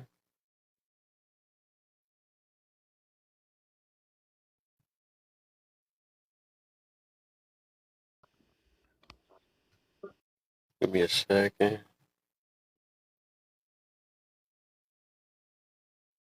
Mm.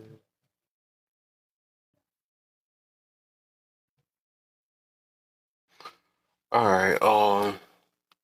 So this one, let's get it. Oh, this is a juicy one. They say which God? Well, if both of them have the same morals, why does that matter? Because I noticed this came from like even yesterday too, because some people just use that to invalidate what you're saying. Some people automatically just label you something as soon as you hear something. You a Christian. That says enough. They always want to cut you off like, oh, what the heck that mean? What do that? You explain what that, but they can't never explain. Whatever. But when the whole point of that one is like, or if you have, oh dang, I'm messing up. Oops. The whole point of that one is like, if both of them is the same thing, whatever you believe in, your science God or whatever they believe in, if we got the same exact thing, then why do it matter? Why is that a question?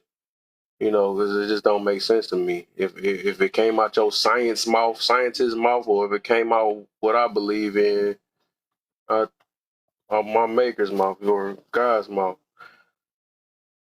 why do it matter? Like I just don't understand it. Like right is right and wrong is wrong. So we all gonna agree with that. So why do it don't make it subjective all of a sudden? As soon as I find out, you're that type of, because you got hurt about, because your angle, how you got brought up in it, don't put it on me. It's obvious that I'm not going through the same thing. But people don't want to think about that. Everybody want to put everybody in the same little hole. They judge everybody. Everybody judge each other. Ain't just the Christians. We just in America. That's why we see that. But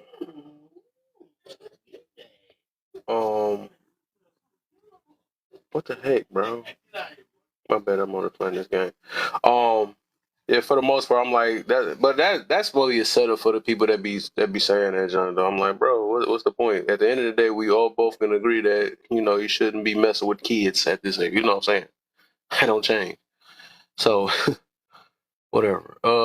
So that one, that was a quick little skim with that one. Yo. We were talking about the more confident you are, can you admit you're wrong? And I do believe that too.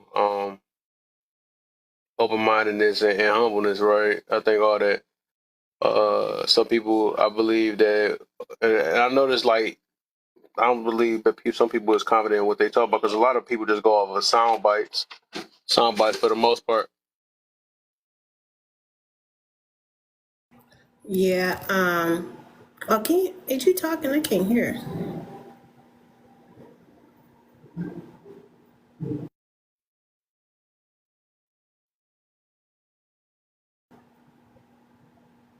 Are you talking? Because I can't hear. I just see your lips moving.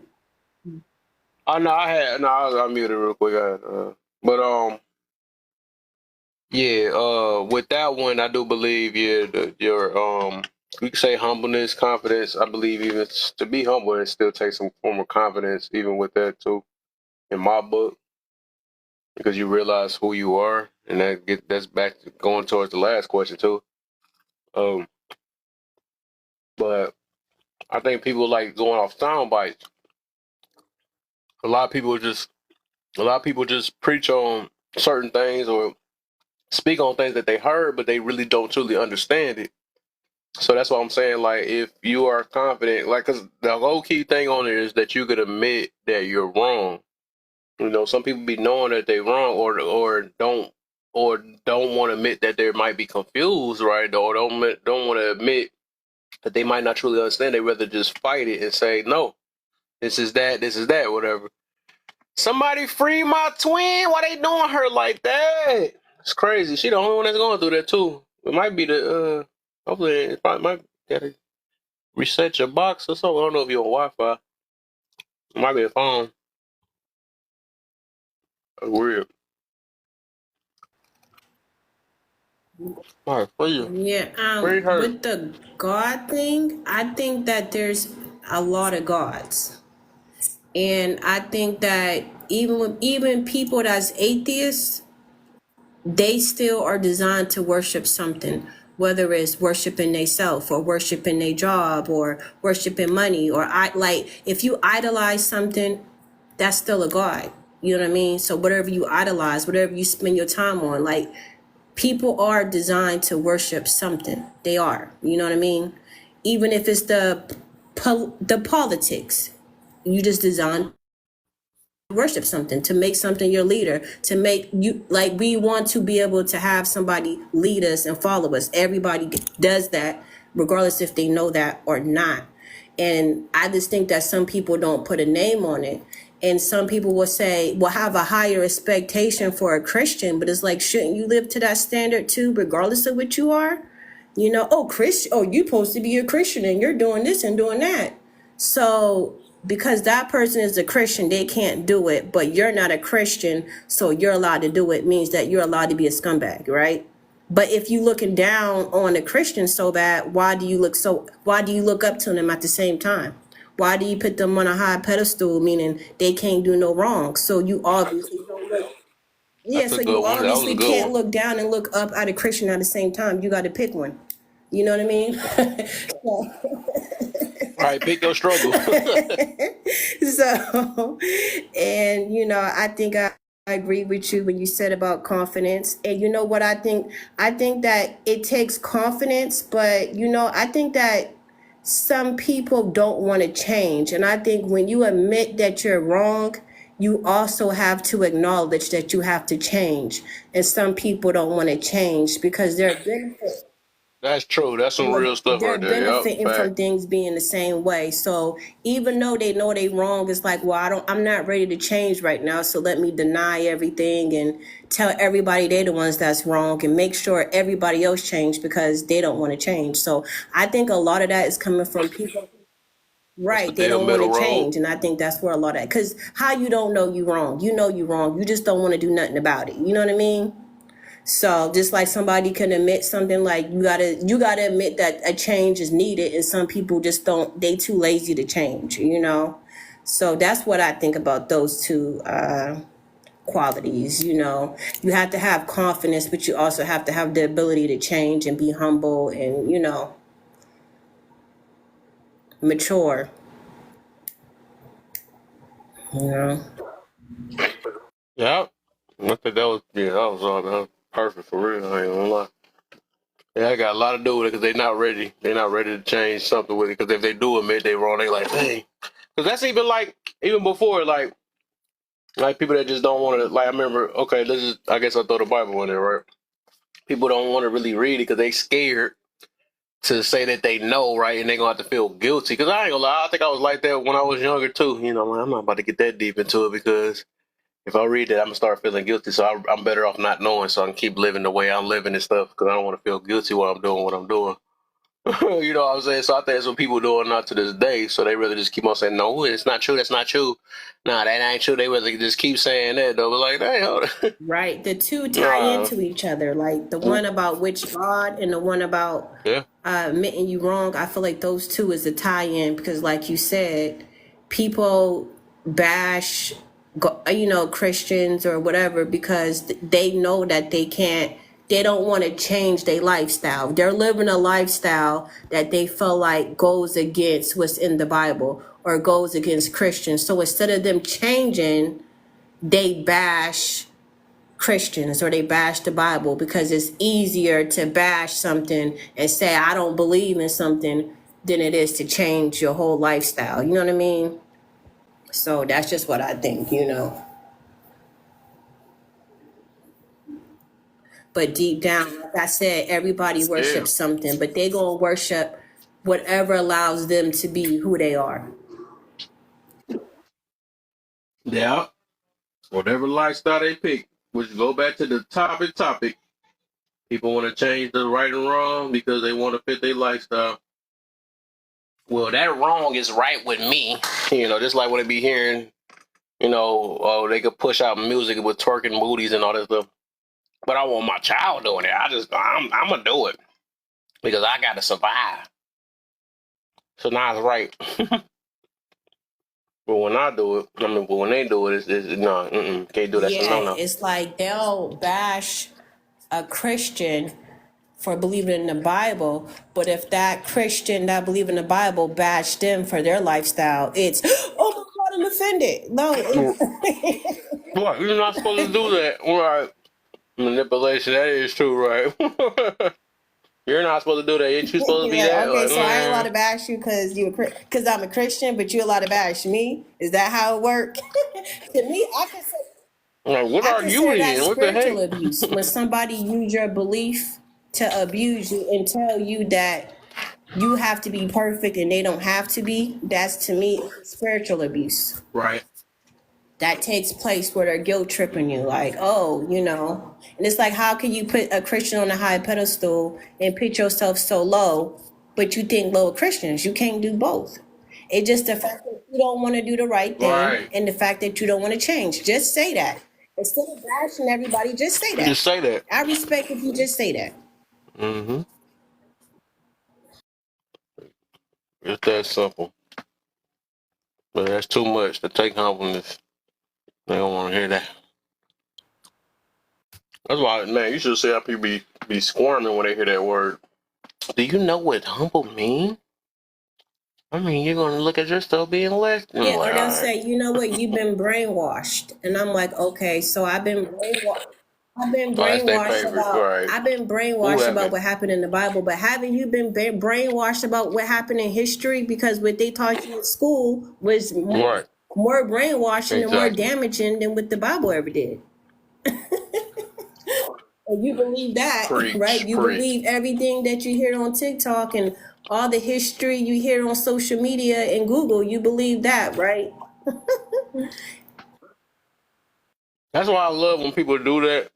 When they do that, then I question them like, all right, what's the part? So, because people like to just go away with saying like either sound bites, that's what I call it, I guess, where they just say repetitive things and never got challenged on it with a simple, why do you think that? Or where do you get that from? Okay, what do you think that means? Or something like that. They don't get challenged on them things, so they just like running their mouth and just getting away with it. Like, hold up, if you're gonna say all that, let's break it down and see where you got that from. You know, why? Right. But they don't want to do that. It's rather like, I said what I Right. When you said. challenge them, that's when they do ad hominems, where they attack the person, That's when they where throw they insults. attack you instead of attacking the subject. When somebody don't know nothing about that subject, you notice they will start attacking you or start asking you personal questions. So you'll be like, Didn't that yeah. happen to me yesterday? Right, that's That's facts. why I That is true. noticed that, and that's why I jumped in. It's like, just because you're not educated on this subject, it's like you want to stay in the conversation by attacking the person. Mhm. Like, no, attack the subject. You want Like, you must not like men. I mean, like women. they I'm attack like, your okay. character, and That's I what don't. Whenever somebody start to attack their character, I know like you lost the argument. they lost. Yeah, exactly. I said that too. They lost already. That's why I laugh. I'm like, dang. Well, when they cuss you out or when they insult all that stuff, they lost Right, it's already. just them low blows. It's like, if you don't know about this subject, just stay quiet and learn something. But you don't gotta attack the person. That's why I hate when, like, you can have a subject like, like say the subject is about which God. They be like, well, what God you believe in? Like, no, you just want me to answer that so you can start attacking me. Like, I ain't stupid. That's why when he asked me, are you single and married and what would he think? I knew that was a setup for an ad hominem. That's why I was trying to be like, I don't know. Because I know that's a setup. You know what I mean? So I be trying to get past the setups. It ain't like I know or I don't know. It's just that this is not about me. It's about the subject. So Mm-hmm.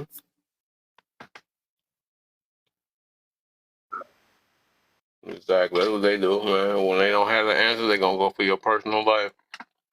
What do you do? What do you that? Add some stuff to make you feel, because they feel insulted, right?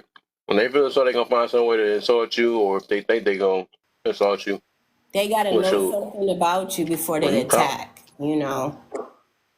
So that's why I Mm-hmm. try to stay clear. Make themselves Yeah, feel better. I That's try what to it stay is. clear about that.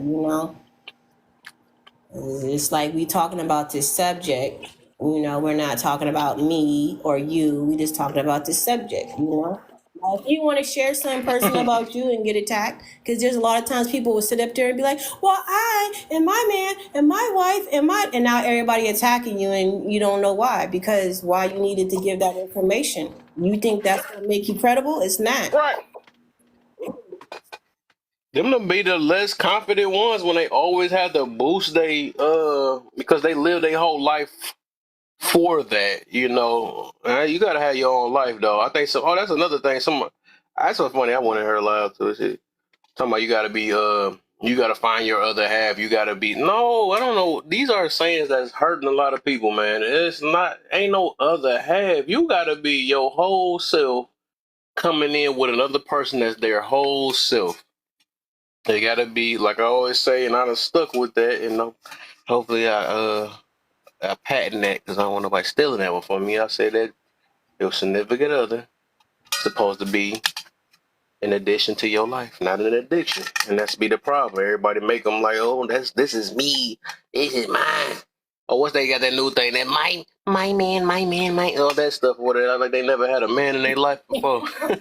Like what the heck? You'll be all right. Yeah, 'cause Well, ain't nobody gonna take them for you. I'll be wondering why people be saying it. Like, but I don't know. I think right? And when that's somebody crazy says, though.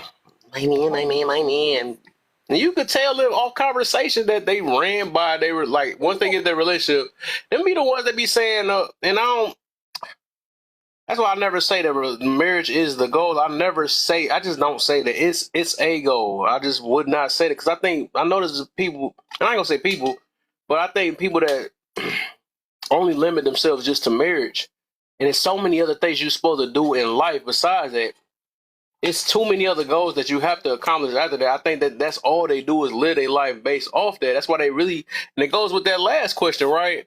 of not be able to find yourself or knowing yourself. All they do is know how them and their how they is around their partner. They don't really know nothing about themselves. They never had time to themselves because some people been jumping from relationship to relationship. They never took that time, and they whole basis is their image is based off of how others treat them rather than how they treat themselves for the most part.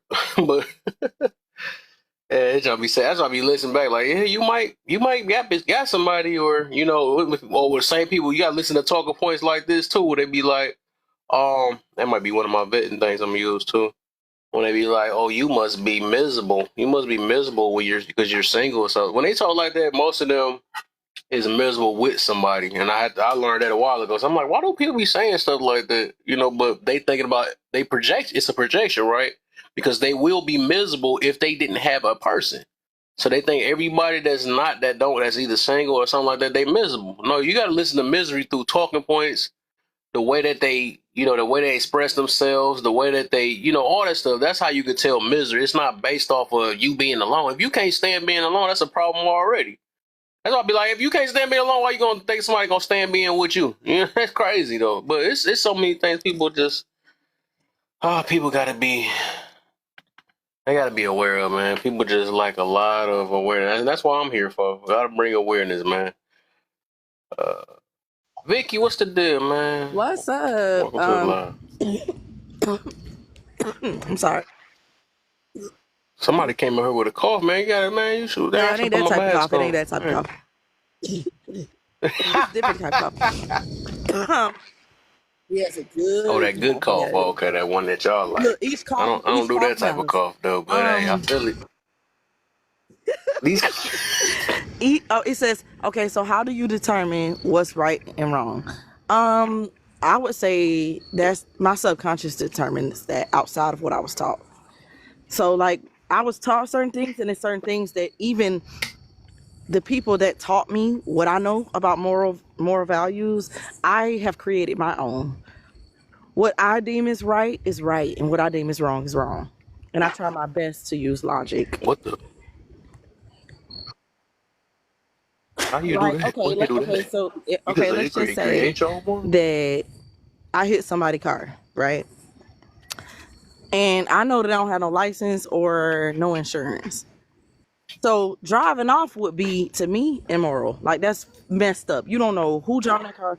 Right. But would I do it? Yes. But I know it's wrong. The problem is nobody want to stand on being wrong. That's the issue. But that's how I determine it based on who I am, what I believe, and also like what I've been taught from my elders, my family, my yeah. Right. There you go. I'm glad you mentioned all that in there. It's a mixture There you go. There you go. how I came up.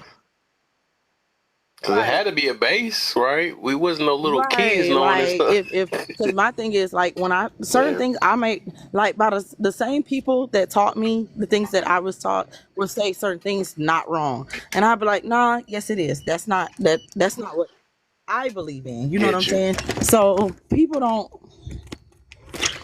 My bad. It's a code. I thought I had the wrong code. Okay, no, come on, big boy.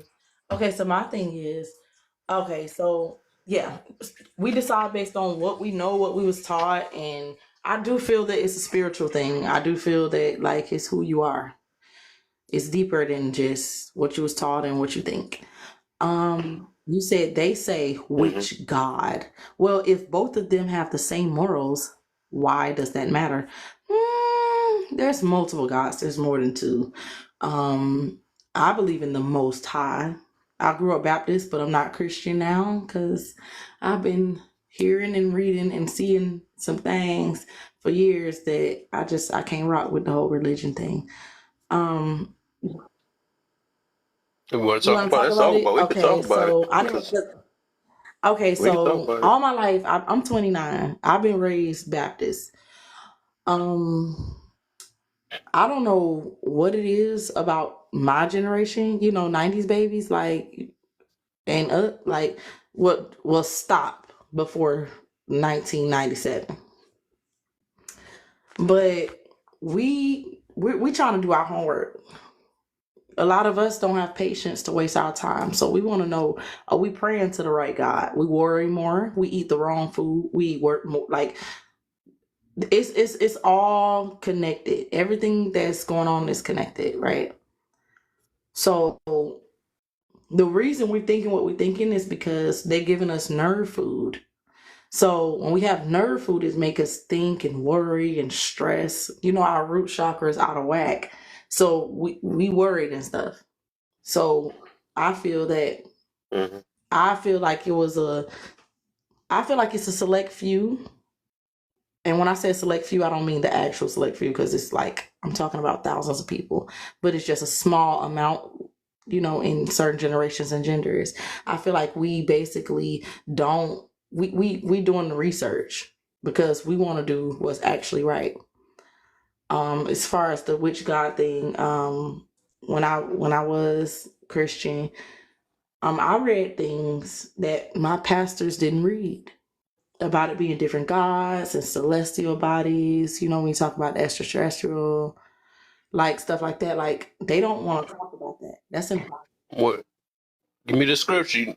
That's what I'm trying to set you up. I ain't gonna say set you up with, but I love when I hear stuff. So you say you read parts like that. So let's talk. Let's read it. I love reading with people just to see where they get these things from, though. So what scriptures show that you said it's You can look that up. I don't have my extraterrestrials book or with something me. like that? I got a Quran. I have the Apocrypha.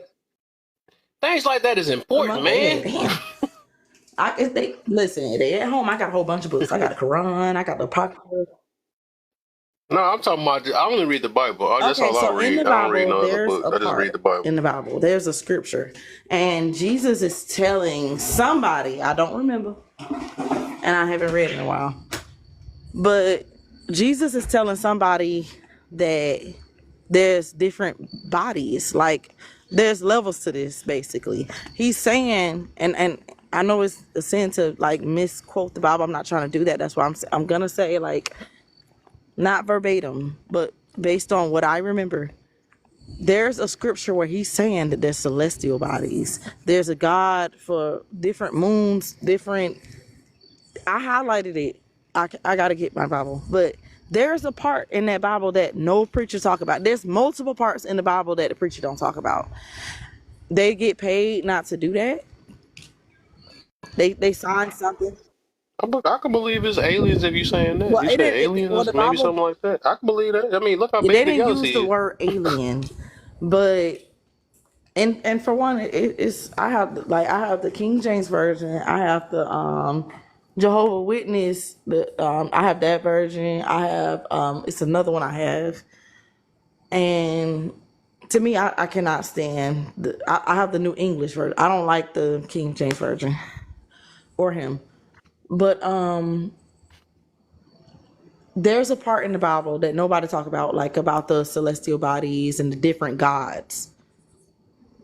It talks about that. It's a scripture in the Bible. You could look it up, and it talk about that. And no pastor they never address that. So when it says they say which God, like it ain't just two. It's multiple. And then the other one, it says the more confident you are, the more you can admit you're wrong. Agree or disagree? I agree. Because when you're insecure about anything, you're not gonna completely put yourself in a position. Not put yourself in a position.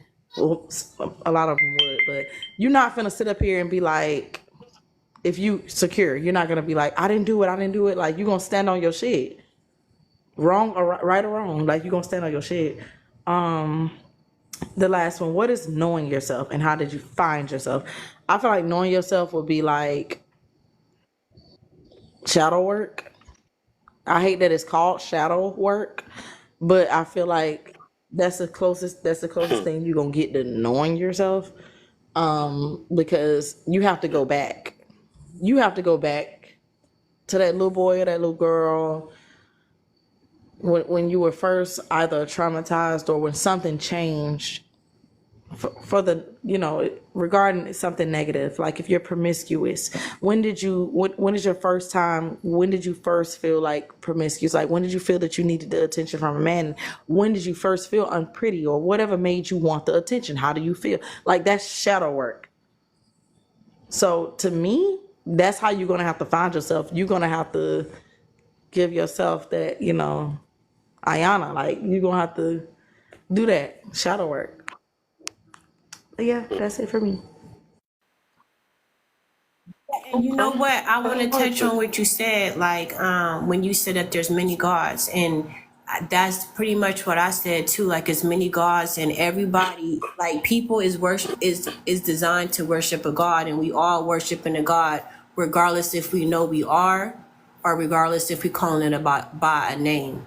It's just that people don't really realize that. And like the shadow work, I definitely understand that too, as far as that, and I just think that people, they're going to find whatever God to worship that fit who they are, fit their moral compass, fit what they're going through in life. And like when it comes to pastors, what I always learned is that I never sat there and let somebody teach me something. Like, if a teacher teaching me something, I'm not going to just believe them because they told me it's true. I'm going to go back and do my own research and learn the truth from myself. And that goes with any pastor. Like, you're not going to just tell me like anything. Like, whatever you tell me, I'm going to take notes, and I'm going to go and I'm going to do the research myself, and I'm going to make the truth my own, so that when you ask me any questions about what I believe, I got an answer for you, and I could prove it, and I could stand on it. But if you just going off what somebody told you and people question you, you really don't even have a clue of why you even believe that. And I'm gonna tell y'all why I don't believe it's more than one. And I get it. I can understand. Even in the Bible say idol gods, right? But I don't think it's the same level of one God. That's two reasons why I believe it's only just one. No, one ultimate. We can just say ultimate if you want to say that, right? I only believe it's God, one. but I believe it's one true God and the rest false gods. That's what I'm saying. Yeah, I think false gods. I just think they, even with that, I don't think they got the power compared to the ultimate God. But the reason why I say that is like the reason why I know it's not on the same level, even if we want to say it's other gods or whatever. Even though I just don't, whatever. But the reason why I say that is that I always ask questions. I ask questions like, dang, why if it was more than or a God that was on the same level as the other guy, like why we don't see them fighting, right? We don't never, because it's got to get to a certain point that somebody you're gonna see some booming in the air or booming in. Some will get destroyed.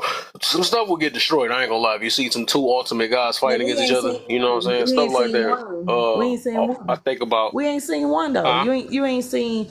You can't. You ain't. But yeah, yeah.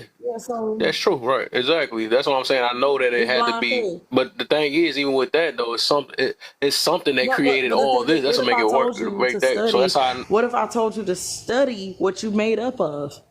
Right. So I tell people, and I'm not saying God didn't create. I promise you, like I grew up Baptist, so I don't give a damn what I find out.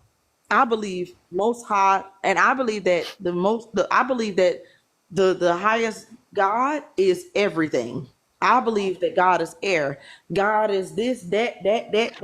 That's what I believe. True. But I don't believe certain things that's being put in certain ways when you're missing multiple books, right? A lot of people that ain't read, you know what I'm about to say. A lot of, you know what I'm finna say. It's the story about how Noah was even, why he was saved. Remember Genesis? The book of Enoch. That's what I'm talking about. A lot of people ain't read the book of Enoch, so they don't know when in the Bible, the Bible don't talk about Enoch or Esther. The Bible don't talk about that, but those books are supposed to be in that Bible along with many others, and also the things that. What are you searching for in like because I always wonder, like, when people dig so deep, because I believe that the Bible give you enough to know what the whole base of Right. what to do in life. But I don't know what people is like be searching for, because I think some people Right. just be picking at it so bad because they don't You want know to why change I things search? within their life, You know, and they be like, "Dang, but did he walk on water? And how did he yeah, walk on water? Like, yeah. how Now did that even that's matter?" I just different. never So understood. my issue is this, right? I've always been, and it ain't that many people in here, so I'm gonna just say it. I've always been a heavy thinker of DEATH, right? I've always thought about my moral compass. What am I doing now? Because I know that time doesn't really exist. I know that for a fact. So yeah, I know that Yeah, though. time don't So exist. time work different, and I'm gonna tell y'all why I think that too, real fast. I'm gonna be real quick. Go to Right when space. I What sleep, is time? I'm telling y'all, I could get 5 hours of sleep, and in those couple of dreams, because sometimes you can have multiple. Because I remember all my dreams, I control them. I'm a dream walker, but in my sleep, them hours don't feel like these hours, and I know I'm not. I'm not here. I've been multiple places. I know when I'm asleep, it feels, when I'm in a dream, it feels like hours, like days. But here, it feels totally different. It don't feel like the same way. I'm just telling y'all, it's two different feelings. Y'all just, once you get intact, like in tune. But what made me want to do research is because I wanted to do the right thing the best way. Yeah.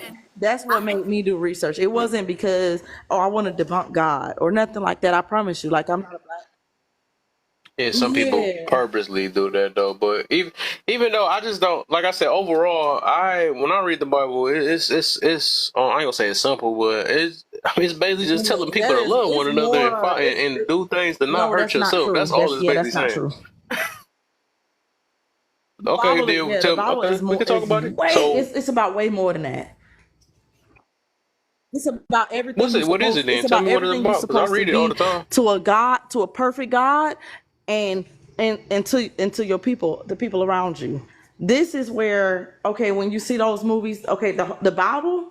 Now I ain't complete the Bible now, but I used to be in it so deep, like, because I grew up Baptist. Like, they had us. I went to Sunday school and stuff, and I just, like, I'm gonna say, like, 4 years ago, decided, like, I'm not a Christian. Like, I'm not going with this. I see what these churches doing, all of that. Okay, so what I'm saying, yeah, All the that's what churches and really stuff. got me too, like churches and the things that aren't happening within the Christian community. Y'all not, and then the lies in the book, where it can't, this where the stories come from, the books that's not in the Bible, that got me right there. And you know what? Like what? Tell you gotta, because like I said, you talk about something that I read all the time. So where is the lie part? Tell me, like you gotta Lie. be specific, because that's That why you gotta Adam and come Eve, with like scripture. Because was the I'm a first scripture people person. here. That it was nobody Huh? in Genesis. Yeah, That's in what it said in the Genesis, Bible. only people that was there was Jesus and God. He was there. John 1. Jesus was there. It was dark, it was void. 7 days. God created all this stuff, right? Now in the book of Enoch, it goes, and on top of that, the Sumerian tablets, tablets predate the Bible heavily, and the stories in the Bible, they coming from another book, but it's written in a different way, so it's translated so many times over. Then you got the Apocrypha Maccabees. To me, Maccabees supposed to be between Matthew, Luke, and not Paul. Is it Paul? I think I don't know, but I ain't ready. But I know what I'm talking about. Maccabees supposed to be right there when Jesus came to teach the multitudes and stuff. That was in Matthew. That's my favorite book. One of them, I mean, because I love Proverbs. But that Maccabees should be the book that should be right, not the whole. Yeah, no, Maccabees should be Matthew, like a mixture, like a piece of Matthew, just like how they did with Luke, Matthew, and I think Paul. The same way they told the same story in three different perspectives from three different perspectives. They should do that with Maccabees and the Apocrypha, because that belongs in the Bible. That's a book they took out. They should put that shit in there, and each one of them should tell that story. But if they wasn't there, they wasn't there. But still, So even with that, like, what made you? yeah, that is my favorite Dr. Divine. What made you like? What was so like? Get your What comment like? If the buzzers, because that's not what I'm saying. What I'm not saying, when I say it's my favorite oh, what book, happened? I mean that I really enjoyed that book. It does not. I don't have to believe in fairies to love What? fairy tales. Yeah, but I want to say this, like, even when like people say, like church a lot or like church discourage them, but this is the way that I have a take. This is my take on, wherever you worship at. My take is that the people expect the people that go there or the people to preach there is supposed to be perfect. But if they were perfect, they Right. wouldn't need to go there. So the church is kind of like a hospital. So your people who spiritually sick go there to get some type of healing. So you can't expect somebody that is trying to heal to be perfect. And I think that people expect perfection out of people that go there and people that preach there when they're going there to better themselves or because they're sick with something and they're trying to do something about it. But some of them might not be doing all the way what they supposed to be doing. But still, you go there and you worry about your own spiritual health and know, like, even when you go to the hospital, you gotta expect that everybody there is gonna be sick. Some people won't. Not to interrupt you, but that's totally different to me. If you are a pastor, I said that's the way that I looked at it, and that's why I never let it discourage me. I know. Yeah. I'm not disagreeing with nothing you said. I'm just trying to clarify something on what I mean. What I'm saying when I brought up, because I brought up the church. I don't know them other people that brought up the church to you. I'm talking about me. Regarding the church, there is no way that a whole bunch of poor people should come to you for the word. You only read 4 scriptures a certain way. You yelling and screaming at you just screaming the same scriptures over and over again, based on whatever the plan was that day. I don't know whether y'all understand like pastor life, but yeah. And then get the money from these poor people that barely have anything, but they moving based on faith, blind faith.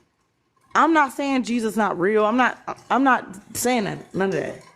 But what I'm saying is, when people are sitting up here, see your views going down, we start talking about religion. Okay, so what I'm saying is, when you're taking from people, but not giving them back anything, to me, that's a problem, right? I went to a church and they were sitting up there telling all of us, yeah, okay, the word alone you can learn at your house or with somebody else that cares about you, that will teach you the word. Just like in that book in the Bible, like he was like, what was his name? Yeah. I agree. You can learn that in your house. I'm not talking about that. Right. That's what I do. I get it. They The church is scamming, basically. I get the They doing churches, shit though. that, and then you giving your all, thinking some other stuff, because they're not even teaching you the actual word. Just so y'all know, when y'all be talking about word, they're not teaching y'all the word. They're not even teaching y'all the word. Yeah, I was just starting that off by, just to say this, like, yeah, there's people that's spiritually sick that go there, but I would never let those people change my whole spiritual belief. Even if I just got to do it at home, that's just what. Yeah, I think that'll change when stuff start affecting, and I ain't trying to put it that way, but when you realize that's what it was. But you gotta want it bad enough, right? Because like I said, when I realized and I read the Bible for myself, I realized it's helping. It was just trying to help me to keep me from my. Because I always ask the question like, "Dang, what's so wrong with the Bible that people gotta, basically, what's so bad about it that you have to." Look, Do you believe in heaven and hell? I forgot how to use the word. Because your mind all over the place. Do you believe in heaven and hell? Okay, you believe in that because, and be honest, right? And you were raised that way, right? I believe the Bible. Not only that, but you also raised that way too, right? That's a plus. You get your own. First of all, the Bible also tells us not to use our own understanding to get the Bible. So Yeah, that's not true. People keep using that same thing only towards the Bible. Understanding is just like No, what we I just didn't say doing now. it's That I made wrong. The my own Bible morals said up and that. I made it. The Bible That's on says understanding. in the Bible. I'm not saying this. In the Bible it says that you shouldn't go off your own understanding. Yeah, Yes, just I'm like you not just saying said. I said it. Then you said it earlier. You said that I No, made no, up my I own said morals, that right? based on who I am, which I was agreeing with you, based on who I am, I have added to certain things. Certain things I deem as wrong and right. My family might not think certain things is wrong and right, but I might be like, no, that's wrong to me. To me. Right, that's on understanding. I'm saying that's what that means though. When people only use, that's why I don't like when I see a lot of Christians that use that too. That as soon as you don't read the Bible the Right. same as that, way they keep saying though, you're not supposed to lean to your own understanding. And if you read the whole scripture, it literally is talking about in life. Like the things he gave us, these commandments and stuff, you don't just go off of, well, maybe I can just uh remix this commandment and be like, no, that's you trying to come up with your own understanding. Like God made it plain of what he want and what he don't want, So or what's you don't right or think what's it's wrong and okay? all So that. let me ask you a All that. question on this then. So you don't think okay? So when I used to be Yeah. deep in the Bible, that's how I can like, yeah. See, I'm I deep in it probably gotta now. get back into the Bible, but I would know what to connect it to. It wouldn't be. I still wouldn't be no Christian. I'm still not finna go sit in nobody church and get them money so they could buy some. You don't have to do it. I don't even give my. I actually do just offering. I don't do the tithe. I don't do none of that other stuff because I read for myself. Right, I read for myself and seen that a lot of the churches And I'm manipulated not the way they reading wanted for to. myself. Like I was So reading anyway. I grew up Baptist. I don't know whether y'all know what that is, but I grew up Baptist. So we had to read alone. We had to just be in the like book. Like I'm not saying like somebody forced me to read anything. You understand? But like I said, at the end of the day, do you feel that there's anything in your life that the Bible can help you with? That you know that is Yeah, wrong, I that a feel you like lot, it yeah, can. I feel like a lot of a stuff lot, in yeah. there. There's a lot of things I I feel wasn't like a aware lot of of. stuff in there has helped me. And regardless of if you believe in it or you don't believe in it, you have to agree that if you read the Bible and you live off of it, you're going to live a better health. You're going to live a better, healthier life. You sure about that? Yeah, it's sacrifice you got to do within your life to actually realize that dang, the Bible actually trying to help me. This is another thing that this would be getting me when I be having things just like you said you had this feeling or something like that, or some people be saying that I got this feeling that something right or wrong. So some things I be speaking on talking points, and what be catching me off guard is like, dang, out of nowhere I look at the Bible, it ended up saying the scripture or what I'm already talking about. I'm like, that's crazy because some of this stuff I learned through life. And then the Bible will help assist Okay, what I said, and I so didn't if even you'll realize read because I the never Bible, read it. Like I said, some of okay, that stuff just be so making if you'll sense. read the Bible, that would mean you'll read the books that's missing from it. No, I'm Who said asking. that though? I'm That's what I'm saying. asking. We can't just go based off of. It is I mean, even though true. it It could be is true, true. it The could be true or Vatican is the not. But ones they, who they said? control. See, my thing is this. No. Or do It you want it is. to be true? That's My the thing thing. is, I know for a fact that God is real. I know that. I don't need to read no book. I know that. What I am saying is the Bible also says seek the truth, right? So I believe in knowing what I'm doing. Right. But Not everything man everything. made though. Certain things you can never erase. Energy. What is it?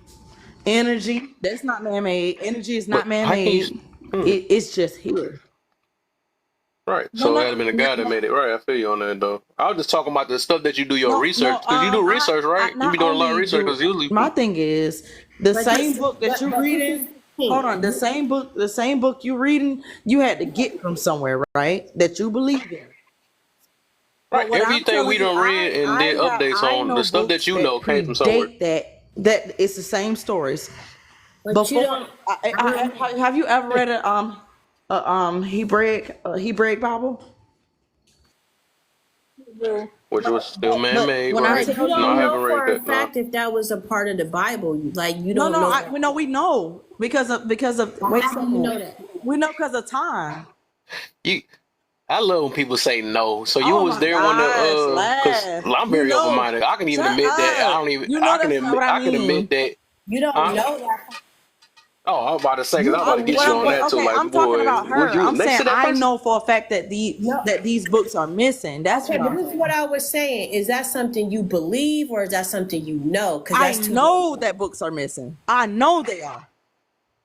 How you know? It sounds like a belief system. How you? How So how do how I do know you that? know that? I How do do want I to ask know? that. That's what I'm saying. People, yeah. How do you know that the books was missing? So How I do you went know? back, right?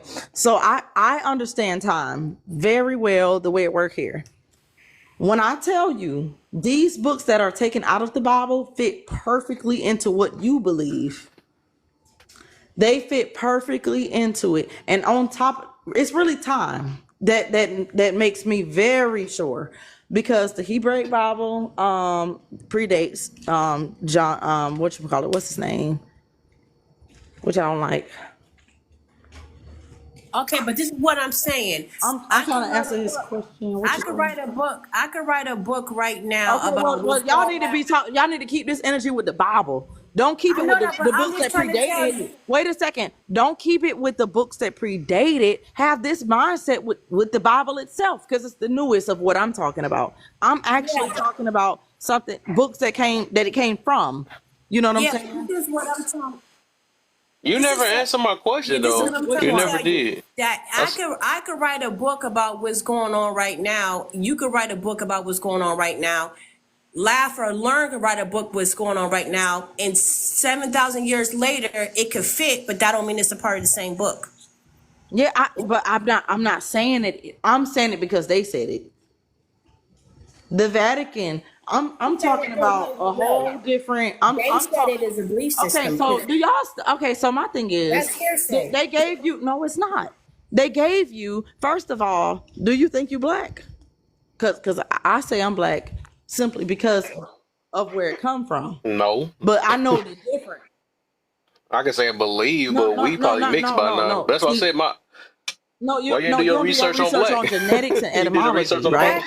Black is not even a such thing. No, but okay. All No, right, but that's a white what T I'm man okay. So called us that. when I asked you that, it was strictly because you see how you just said that a YT man called you that. But no, do your research, blah blah blah. I feel the same way about the Bible, about King James. I did my research. Yeah, all this stuff. But I ain't gonna I say I didn't say know. I I'm not gonna knew. say I I said know about none of no. these I'm things. saying I'm open the only minded, thing. right? I don't Hold just look up on. some stuff and say I know. Hold on. Everything is You man say you made. The believe, only but you thing I'm can't say saying, you hold on, know. sugar, hold on. The only thing I'm saying I know about is the fact that there's books missing out the Bible. That's the only thing I know about. I'm not saying I was there. What do you mean? How? Because the very same, because, Because no, somebody because told you it the was very missing, or you same just was people. next to the guy that said, I can "Oh send yeah, it we to gonna you. miss The this very part." same people that's that was in cahoots with the person that wrote the book admitted that it was. No, they You said was it. next to them. So They wait, said hold it on, don't mean you know. hold on. That Let me means you figure something believe. out. So the Bible is real, but what I'm You saying, believe what they said to you. I never said it was. I said I okay, believe it. because Lab, don't do that I now. I never don't know who this said person that is, it but is you real don't or do that. not. I said I believe in the Bible. I use the word Yeah, believe. I don't but never I'm say going no to. I because I'm know. open Okay, minded. I'm very open I minded. will bet my last pair of drawers. I Yeah, I'm am. not that type of. I'm not that type of. I'm a Okay. believer. I'm a Let's believer. I'm It's not not a I that. knower. I'm truly, gonna It's say but a that. I belief. It's a truly, belief system. truly, I feel like I know. I feel I like I feel know. like I know it's a belief. Yeah, I Feel. had to I'm glad you because threw that in there. you're saying it because I'm not a witness. So at the end of the day, there are books missing from the Bible. If you think you got the straight book, if you think that's what actually happened, that's crazy. Wait, hold on. Wait, And I who's in ask you this denial? again. Let me Go ahead. no. Hold on. Let me get this one more time, because she never answered this question. I just Okay. want you to answer this, right? What in the Bible that made you feel like it was not good enough to understand that you had to No, go it find some wasn't the other Bible books that to made me do read? it, and I told you that. It wasn't the Bible. No, no, no, No, it had no. to be some reason You want me to why. answer Look, it? no matter Do how you you want want me to to look at answer it, it it? was some reason why. Yeah, No, but but you just said no. okay, That's but all. it Okay, go wasn't the ahead. Go church. ahead. I mean, it wasn't the Bible itself. I've always been into the Bible. It's not the Bible. It was literally the religion, church, new things that I That read and wow. learned. I don't. Like I told you, I said I don't know what they putting in the food. But they making it for some reason. I don't know whether it's we more worried or even the generation after me. They're doing the same shit. They looking shit up, trying to find shit out. That's how all this shit coming out, all this new shit, because they know they have to release certain things to a certain group of people. For me, it had nothing to do with the Bible. Nothing. It was literally. I don't agree with Who's that. in I wouldn't denial? believe that When though, I tell because you, I ain't never it's a read nothing reason in the why you looked Bible. at something Hold else. The on, I Bible ain't wasn't never good enough. laughed. I ain't never read nothing in the Bible and been like, let me test that theory, or I ain't never done that. Who's in denial that there was books taken out of the Hold up, Bible? everybody. I need everybody I hit the said it pause was button. books Hold taken on. out because I actually read and seen things, Oh but it had yeah. nothing to do with the Hold Bible. up, y'all. Hold up, y'all. Hold up, y'all. All right, because for a second there, nobody, honestly, y'all, people coming in trying to understand what any of y'all are saying, y'all already know TikTok is going to cut everything off. Y'all need to stop cutting each other off, okay? One at a time, right? So, Vicky, I want you to go ahead and finish your thought. Sugar Pie, go. God Justice, and then Dr. Divinely. I hope I said that right. Let me know if I You did. said it right. You said Okay. it right. Thank you. Yeah, I want to make sure everybody has a chance to speak, but I don't want y'all having to cut each other off, get 2 words in, and nobody's listening. We can't figure out what's going on. Okay, so go ahead, Vicky, and then Sugar Pie right after. Yeah, I was just gonna say like it was not the Bible. Like I grew up Baptist, so I never had the guts in me to disrespect nothing, no religion at all because of how I was raised. What made me want to research and do more is to do better and do more. It was nothing like that. It was things I was hearing. It was things I was seeing, and I wanted to know more. It was people around me that knew more, and that's how that happened. And then I was going to church even while they was telling me. I even did the whole Jehovah Witness thing. They didn't want to tell me why they didn't believe in hell, talking about it's, oh, you gotta, I was literally in search spiritually, and I know for a fact I can never be a Christian. I can never do that, and it ain't got nothing to do with the book. Okay, fair enough, fair enough. All right, Sugar Pie, what you got, my dear? I respect all belief systems, you know, and I do believe, but my belief, you know, and I'm going to say belief, not know, is that there is one, you know, and then, but there's a lot of fake ones that can't do nothing. So I just feel like people use the word no when they should say belief, because if you wasn't there, you can't say no. And I believe that even when they teach us stuff about history, like the history books, we thought we knew that was the truth, and then later on we realized they were telling us lies. But it's still a belief system. That's why when I say, like, I want to be clear when I say like everybody worships something, I'm saying it. I'm not saying that they're worshiping something that's actually alive or have power or created us. I'm just saying that we're designed to do that, and people will make up a god, even if it's a god that's not alive. You know what I'm saying? But history typically repeat itself. So some people would say, hey, we just came from nothing. But if we came from nothing, we will see things come from nothing to this day. Like, what made it stop? You know what I mean? So that's just what I'm saying. Okay, fair enough, fair enough. Kev, you want to chime in before I let God Justice go, or do you want me to let God Justice go? All right, go Go ahead, ahead. You God can go Justice. I ahead. want to make sure, y'all, that the host has a chance to speak and y'all don't cut him off. It is his life. Yes. There were there is some things that has been debunked, and I feel like after staying and believing in certain things that have been debunked, then that'll be a choice. Now, I don't respect all belief system, but I respect the person that believe in that belief system. So if that person would choose to believe this, I'm probably not going to, attack it. Or they, it's kind of like common being in, um, being in a conversation that somebody bring up, praise Jesus or praise Allah or whatever. I would not come in and bring my viewpoint. But when we have conversation, we bring in religion to the conversation. Everybody's religion is different, and it leaves room to have these types of conversations. Now, I agree with what Vicky is saying. Things were taken out of the Bible, absolutely. We got the Apocrypha, the Book of Adam. You got so many different things that was taken out of it. And Let me ask you this though. Let me ask you this. Do you believe or do you know? Well, How there's do you know? Bibles that predates other Bibles. Like for an example, of course we got the King James. Before the King James, we got the Geneva. With research and sound research, you'll find certain things that added to and taken away. Prime example: "Spare the rod, spoil the child." That wasn't originally scriptural. With research, that was taken from a poem.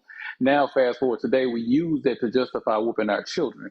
So with the right amount of research of where things came from, certain authors, things of that nature, we can kind of put the puzzles together. Then we got the Council of Nicaea, where things was added to and taken from it there, which I'm trying to get to the landing point, which is which the battle between Constantine and Arius, when it was decided that Jesus Christ was going to be the Son of God. So knowing about the sun god of the east and the sun god of the west that they brought together to make this in the first place. Also, at the end of Revelations, it said, "Let nothing be added to or taken away from this book." And if these are God's words, and God's word, if I'm telling you, hey, Kevin, tell this person this and give them this information and use this word verbatim. If you go and add to that word and you take away from that word, it's questionable that could be my words at all. It's no longer my word. So if things have been added to and taken away from this Bible, and and people are claiming that this is the word of God, how can we say this is still word of God if the Bible gives it a clear instruction not to add or take it away from, and it has been done? So the Bible has been tampered with. So, but with research and all of these things and looking in the past and going and even studying different Bible scholars, even, and a lot of them don't even agree. So that tells us a lot of what we need to know. I would say y'all, the people that say, well, all y'all that say no, y'all some, that's deep. That's deep though. I don't know. Maybe they come. I don't know. The reason why I never use the word no. The reason why I never use. Hold up. Let Kev go real quick. I'm gonna let everybody go. So y'all. I'm gonna drop. Thank you for having me. Dang, you don't want to hear my part? Dang. Okay, that's cool. But anyway, the reason why I don't use the word no, I right? hear you, but is because I wasn't trying to interrupt you. Like that annoyed me. Like I wasn't trying to. I was just trying to ask you the same question you asked me. Like I thought it was like that. I didn't know. Yeah, I did. But you had asked in the middle of me talking. That was crazy. But that's cool. That's cool. It's all right. I mean, it's all right. So,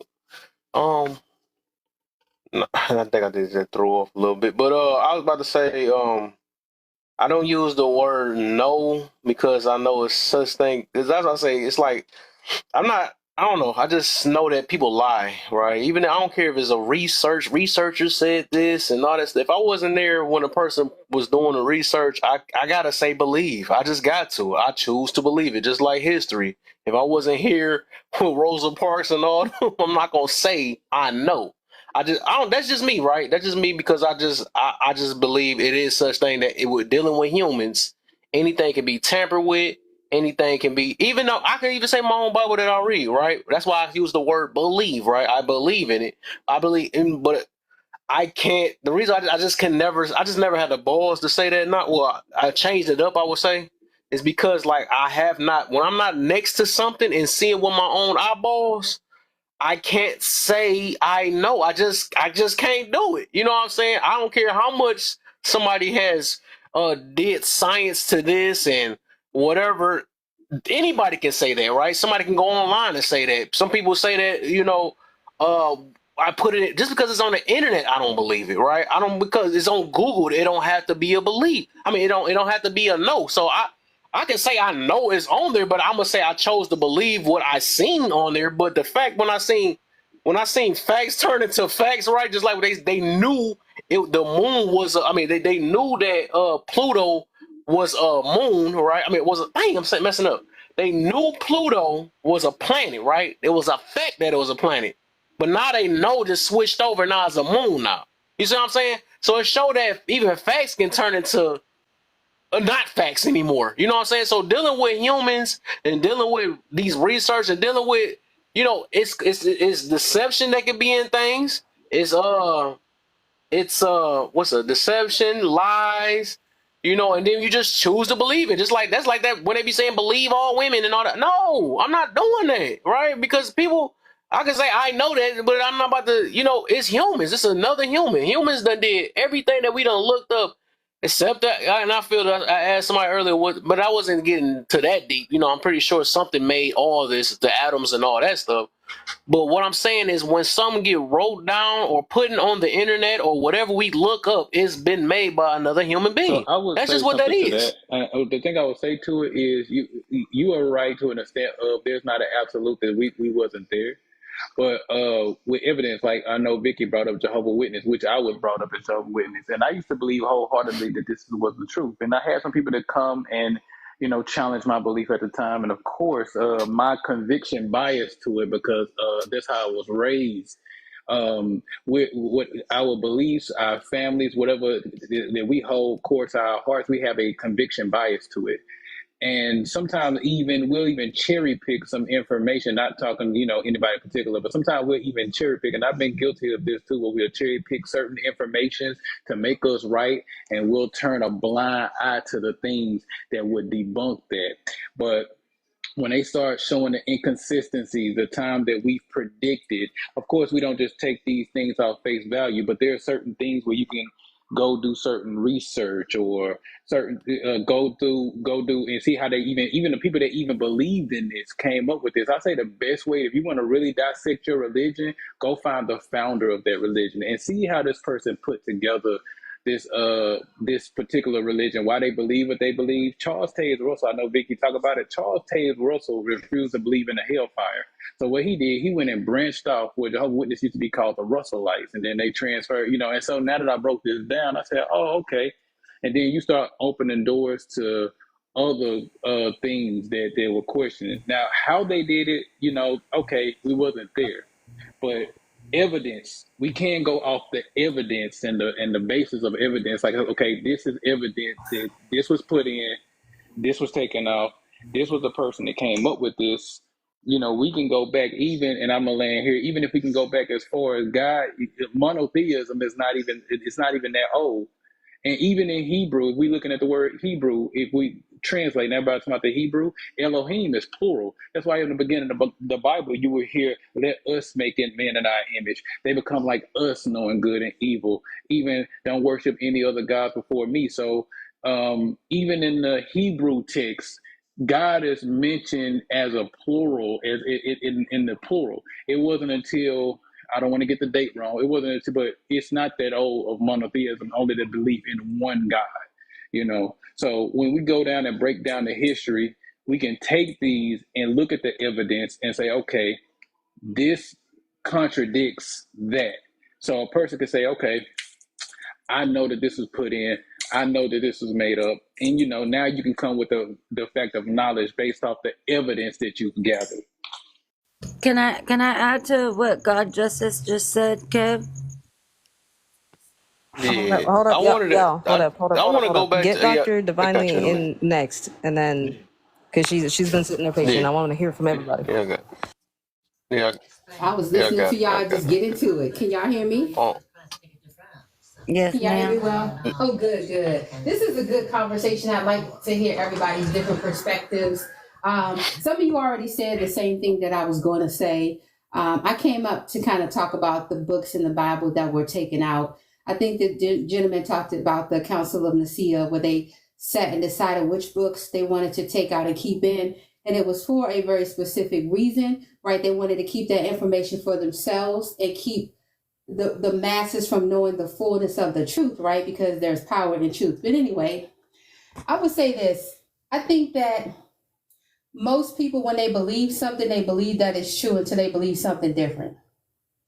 If you notice that most of us kind of go through our journey of learning who God is, and when we first start out, we believe what we know at that time until we learn something different. So what I'm saying is, like Kev said, we don't really know, we believe, right?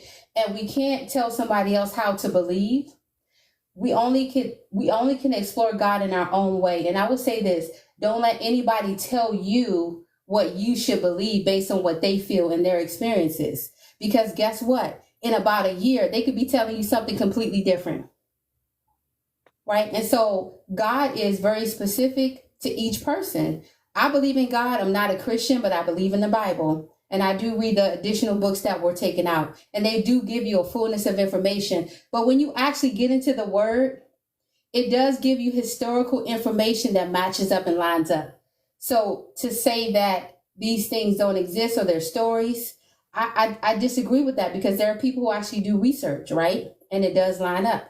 So I would say this: read for yourself, know for yourself, decide what your morals and values are going to be, and don't try to convince anybody else of what they should and should not believe. I think that a lot of times we can be very judgmental at the same time while we're telling people not to judge us, if we notice that.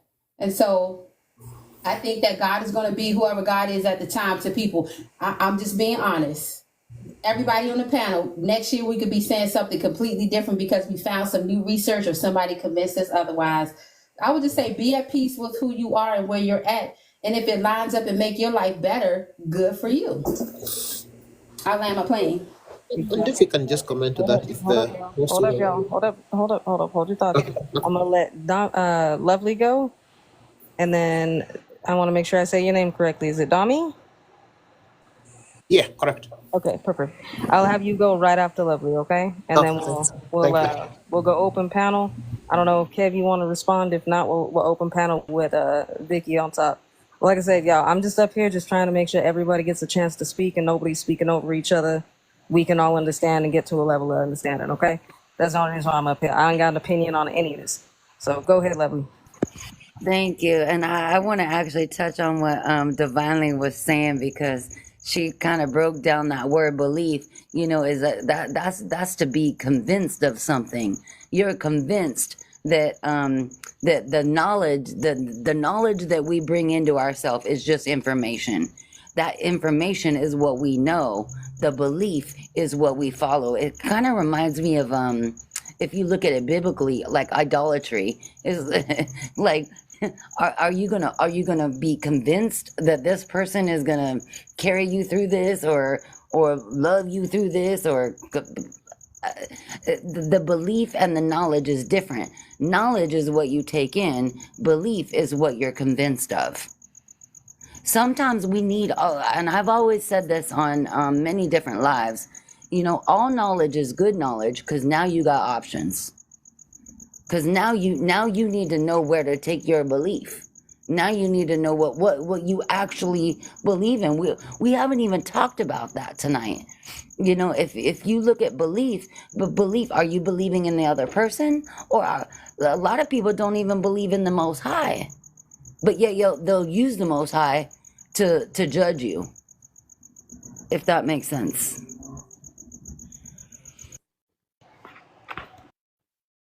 I think that's fair. Go ahead, Domi, and then Cousins. I want you to get in as well. But first, actually, before Cousins, let's go Vicky, because I know Vicky had something she wanted to say. Sorry, come off mute. And we'll go Cousins. Thank you, AJ. Okay, all of everything. I'm finna drop everything that y'all said. Like, first of all, I'm not up here to disrespect nobody's religion, nothing like that. I grew up Baptist. Again, I keep saying that because I feel differently today. I never said that I know something happened or didn't happen. What I do know is that the Bible is incomplete. Okay. The writers around it, I'm being realistic here. I'm not saying that I don't believe what's in it. I'm saying that I know for a fact that it is not complete. And I understand timelines. I'm gonna just say that. I understand sequence. You know what I'm saying? I don't want nobody to think that I'm saying I know like what happened in the Bible, whether it happened or didn't happen. I'm not denying nothing. Who am I? But the only thing I'm saying that I know is that it's not complete. It's not every book that was actually supposed to be in it is not in it. And Yeah, I don't want y'all to think that I'm saying that because everybody keep talking about know and believe, know and believe. You know, you can blindly believe something too.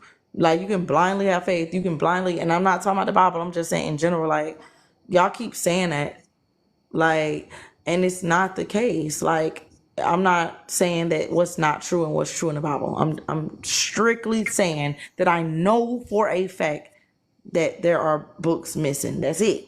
Not nothing else. Can I say something, AJ, real quick? Because I love what Vicky is saying. Because if you look at the Strong Concordance, I think that's, is it the Mormon Bible? Like, even if you look at that and look at what it talks about with Christ, that's a it talks the Apocrypha, the Book of Enoch, the Strong Right, Concordance. all of that. It's not in the Bible. Like, and then without There were those a lot of books, people outside of the Bible that walked you're that missing walked along context the too. disciples. Yep, I agree. If it's not, and I just want to say this, if it's not the whole truth, then what is it, baby? Because like I said, I'm not saying that the whole Bible is a lie, but I know for a fact, I don't care. Like everything else that happened in the Bible, I believe because I see it happening. I see what's in the Bible. So I'm not against the Bible. I'm just saying, like, damn, Right. why y'all didn't put all the shit in there? Why y'all I didn't think put it's just. everything in there? I think for You a do lot know of why people, they didn't put Vicky, it in there, though. I You think have to. that for a lot of people, Okay, you want me to it tell you wasn't why I think enough. that divinely? I think that they. No, it's documented. It's actually documented. It's based on history. And it's actually documented on why they chose specific books. Right? There's a time frame and everything. It talks about who was in the meeting and the decision that was made. So it was I'm talking about the purposeful. Book of So that is Enoch. factual. That all of those books is factual, right? We know that there were books taken out. We know that some of the books, Well, like that's the the Book only of thing I said I Jasher, knew. Well, that's the only thing I right? said I knew. I didn't say I Well, can know I nothing add else. this? The Like book of before Jasher y'all was referred assume. to. The book of Jasher was referred to in the 66 books 3 times. So that tells you that that book belonged with the 66 books, right? Right, So right. they do belong there, but the fact that they were taken out does not dismiss the information that's within those books that were remaining. But That's all we divinely, were saying. divinely, the reason I feel, hold on, lovely. The reason I feel, the reason I feel that it should be in the book and it does, because your perception. If I tell you I'm going to get a burrito, you're gonna think in your mind I'm going to get a burrito. But if I don't tell you, I'm meeting a dude to get this burrito, but in this burrito, he puts, if I don't give you all the details, you're not going to know what to expect. I You don't know, know. you got a But all of burrito it, though. and, You got a hold on. What burrito. I'm saying, But the problem, let me get that. Let me get that. The problem with that though, with that burrito is it might be some ingredients because things have been added to and taken away. Guess what? In that burrito, you might have added something that I was allergic to. Now, the Council of Nicaea was, I'm not going to throw a number there, but it was AD pretty much. And of course, they was taking and added things to there. Then in, I think in 1534, more books was taken out in 1534 by Martin Luther. I think that's his name. His name is Martin Luther. And the problem with that though is when you don't have a let's visualize a puzzle that's all put together. If I'm taking big pieces out of that puzzle, that means we will not see the full picture.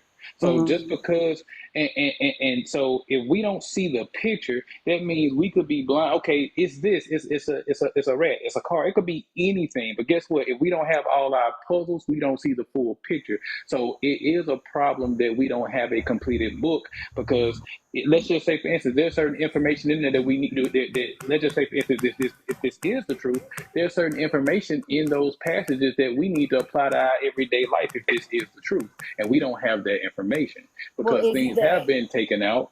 So But with it that does being say that said, in that's the a book. problem. Well, isn't But that can what we do? Is to see, But can I add this really, seek the really quickly? knowledge?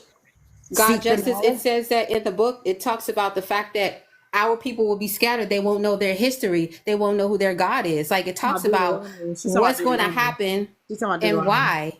Not just in Deuteronomy, it's in other books too, but it talks about all this. That's what I'm saying. If we read even the pages that we did. I read more than what y'all know.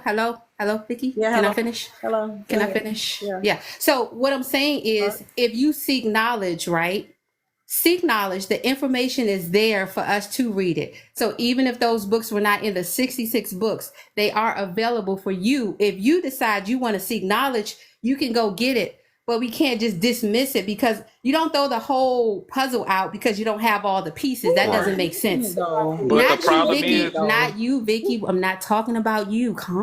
Just let me finish. but So what I'm saying is what you do is you put the puzzle pieces that you have and then you go get the missing pieces, you put it together, and then you get the full picture, right? that's So you beautiful. can't throw the thing out, right? That's That's all beautiful, I'm but saying. that's beautiful. But the problem is, what happened when these missing puzzles actually contradict the puzzle you have? That's just like, let's just say, for instance, I got all these puzzles, right? Okay, we found the other puzzle pieces, but then when you go find these puzzle pieces, you looking at, wait a minute, these puzzle pieces belong to the whole nother picture.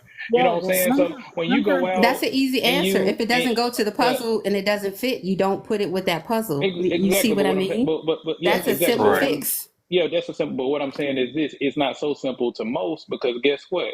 I'm not supposed to lean upon my own understanding anyway. And this is the problem with religion to begin with. We're not supposed to lean upon our understanding. I get that, but we're all like most religions. No, all religions have a founder. So if we don't lean upon our understanding, we're leaning upon the understanding of somebody who's not even supposed to be leaning upon their own understanding. So I would say if you look at most religion, there is a founder, but when you talk about the basis of the Bible, there is not a man, a specific man. Like Jehovah Witnesses, you can tie that down to a specific person. You can tie the denominations down to a specific person. You can tie Islam to a certain era in time, right? You can if you do the research, you can actually tie those religions back to specific people. But when you talk about the Bible, it is not a specific person. It is information. It is a history book. So that's the difference between. I can't call it a history book because there's too many. First of all, you got to understand this. We're going deep into the Bible, and I'm trying not to go too deep. Well, I would kind of leave that Do alone you because that's going to be up for interpretation, we'll go. right? do you believe it or not? That's what I'm trying to say. You sound You don't have to. sound like I would I say don't that know just what it because is you now. don't believe it, it doesn't mean that it's not true. Well, That's the one thing thing is, let me finish real quick. That's the go ahead. arrogance of man. We think that if we don't understand it or if it doesn't make sense to us, it must be wrong. But this world existed way before us, right? And so we have to not be as arrogant as to say we No, I know don't take it that way. everything. And just because I don't understand it, I must throw it out. I would say gather the information, take it in, you chew the meat and throw out the bones, but don't dismiss the information, right? Because those books, the book of Jasher, they go perfectly. They don't contradict what the Bible is saying. And the Bible is referring to the book. So obviously they all go together. So that is a part of putting the puzzle together. At least that book goes with it. Well, think about You it. see what I'm saying? But the Are problem with that people?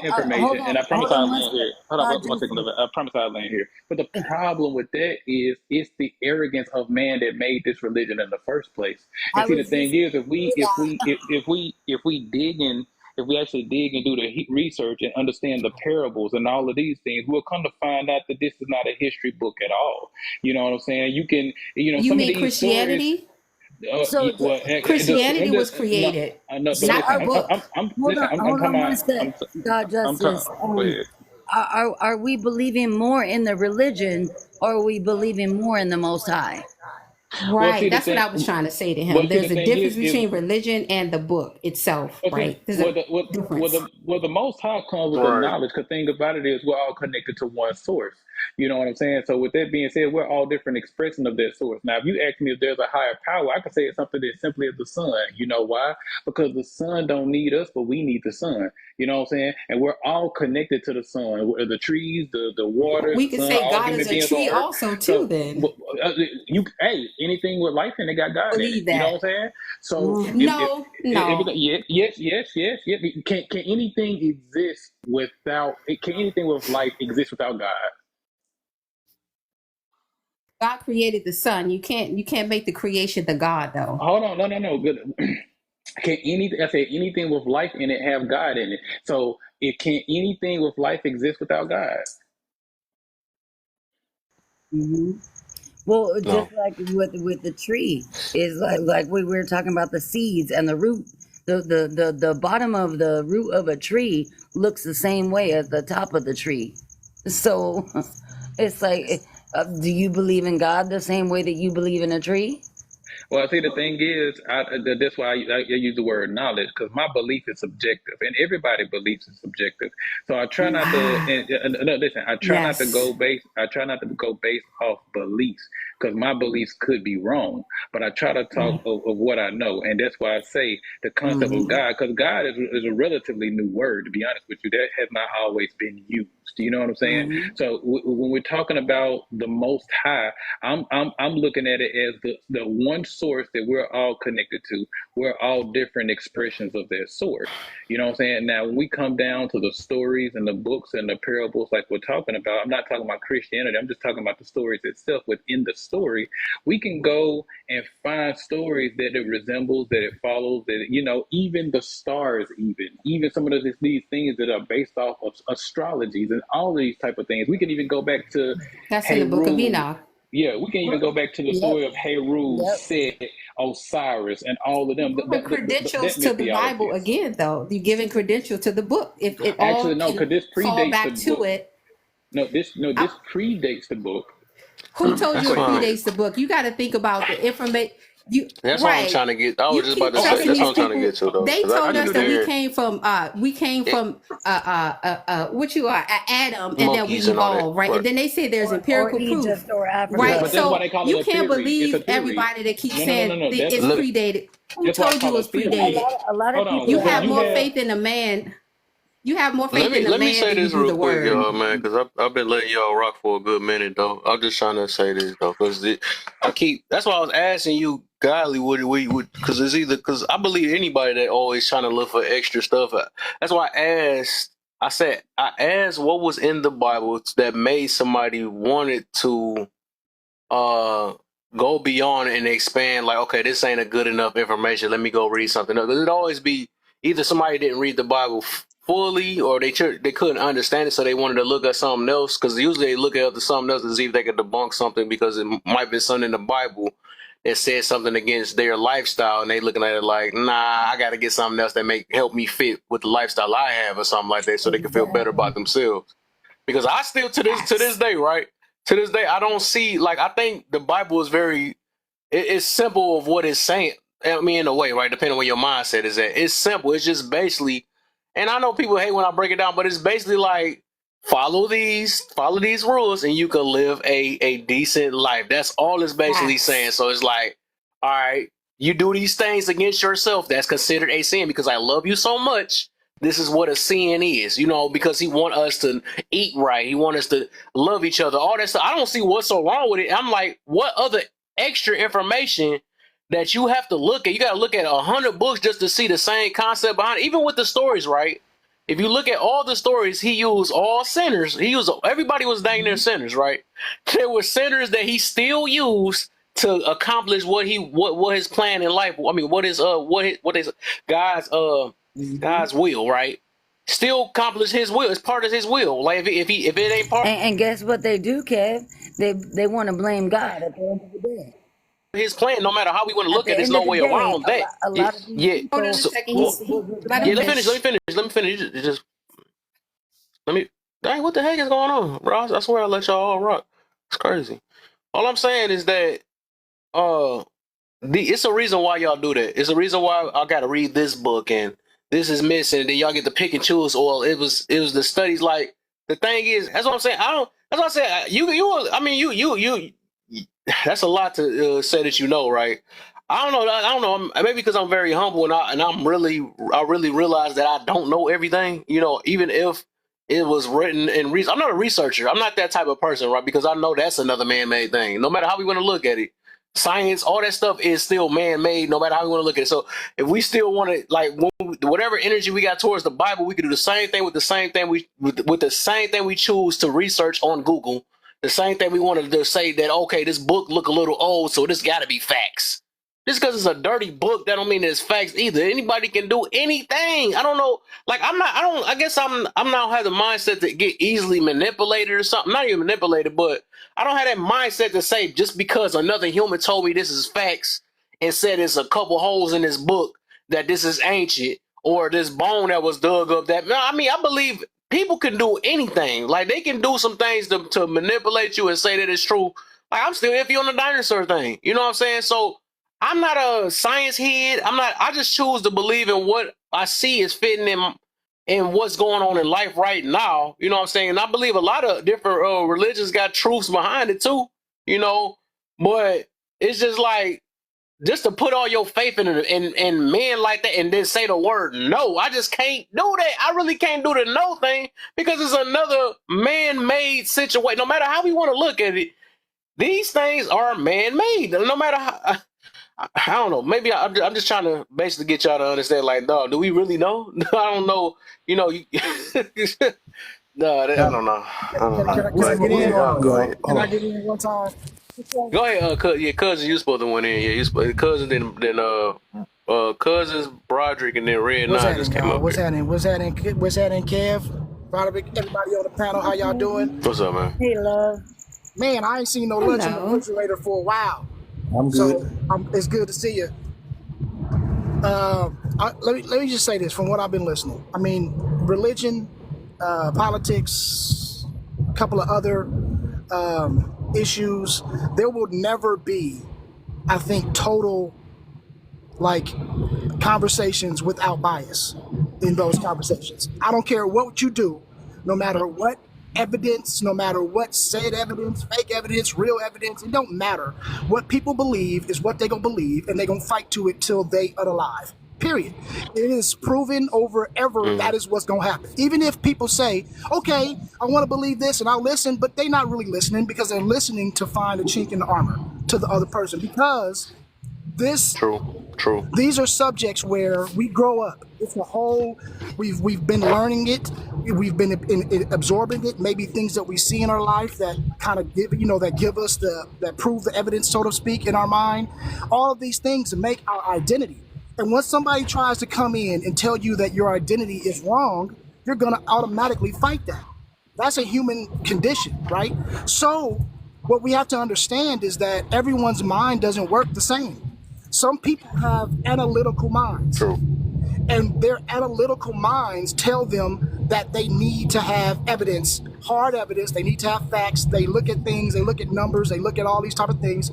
These are most of our scientists. These are most of the people who veer toward that. And when they look at things like the Bible, they're obviously going to say, I don't get it, because it doesn't equate, right?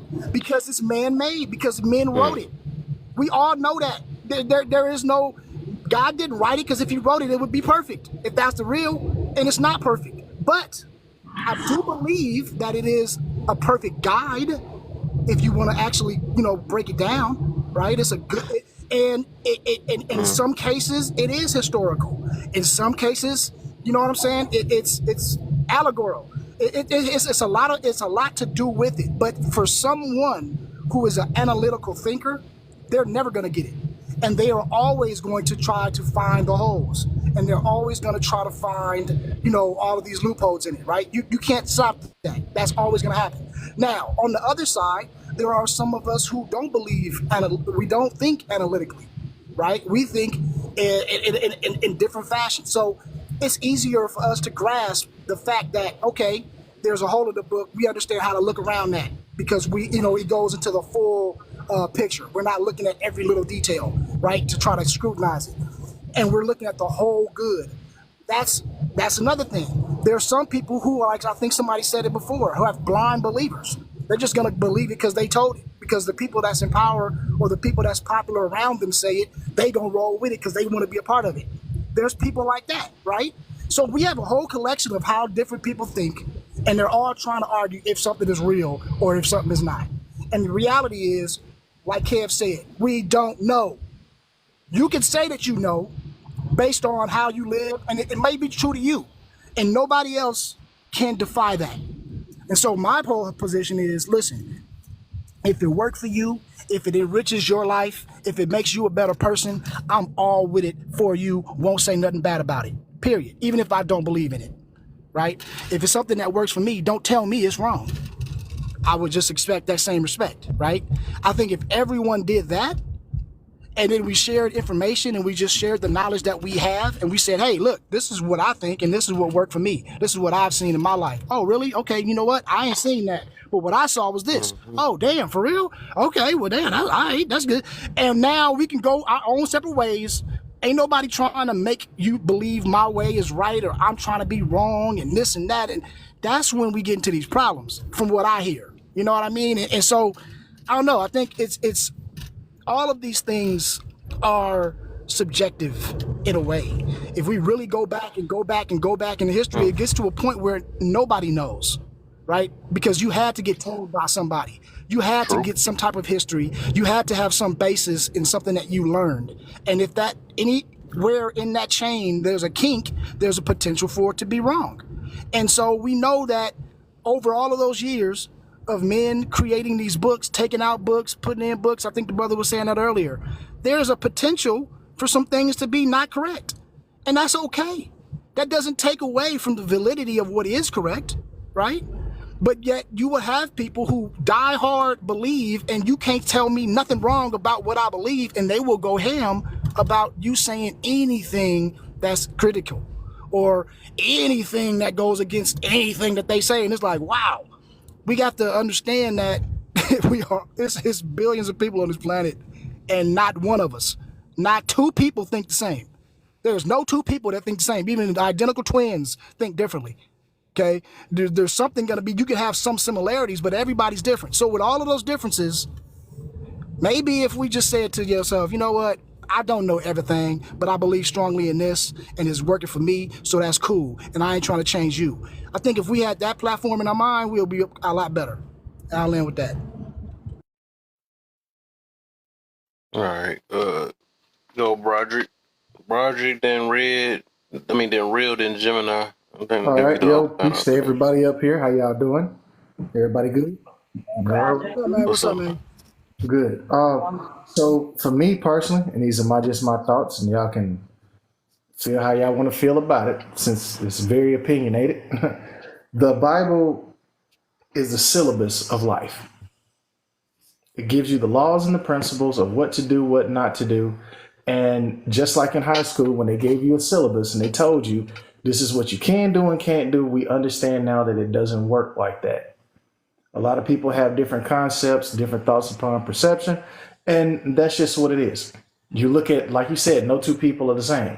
So if you got a person that wants to follow that syllabus and that direct teaching and learnings of what you need to do, just like with Moses, whatever the case may be, some people do it to a T, and some people just pick and choose which ones is best fit for them. The problem is, just like what Cousin said, just like what Kev said, we don't really know. We don't know. We really don't know. Because as we start to find the history of the people that was even implemented into it, we start to realize that they had the same problems that exist this day. The one thing that we have to focus on this point is that everybody's ideology is going to be different. It may seem disrespectful as hell when you know that, you have a concrete value within something. But the one thing that we have to always put in consideration is that there's always concrete value in what a person's thoughts about perception is. If you can do this, then I can do that. That's where we start to steer away the most from God, because we take somebody else's actions and we think, well, if they feel comfortable doing it, then I should be comfortable doing that. And that's why we're in this traumatic whirlwind that we're in right now. But my thoughts about the Bible is just like what I just said, and I stand on that.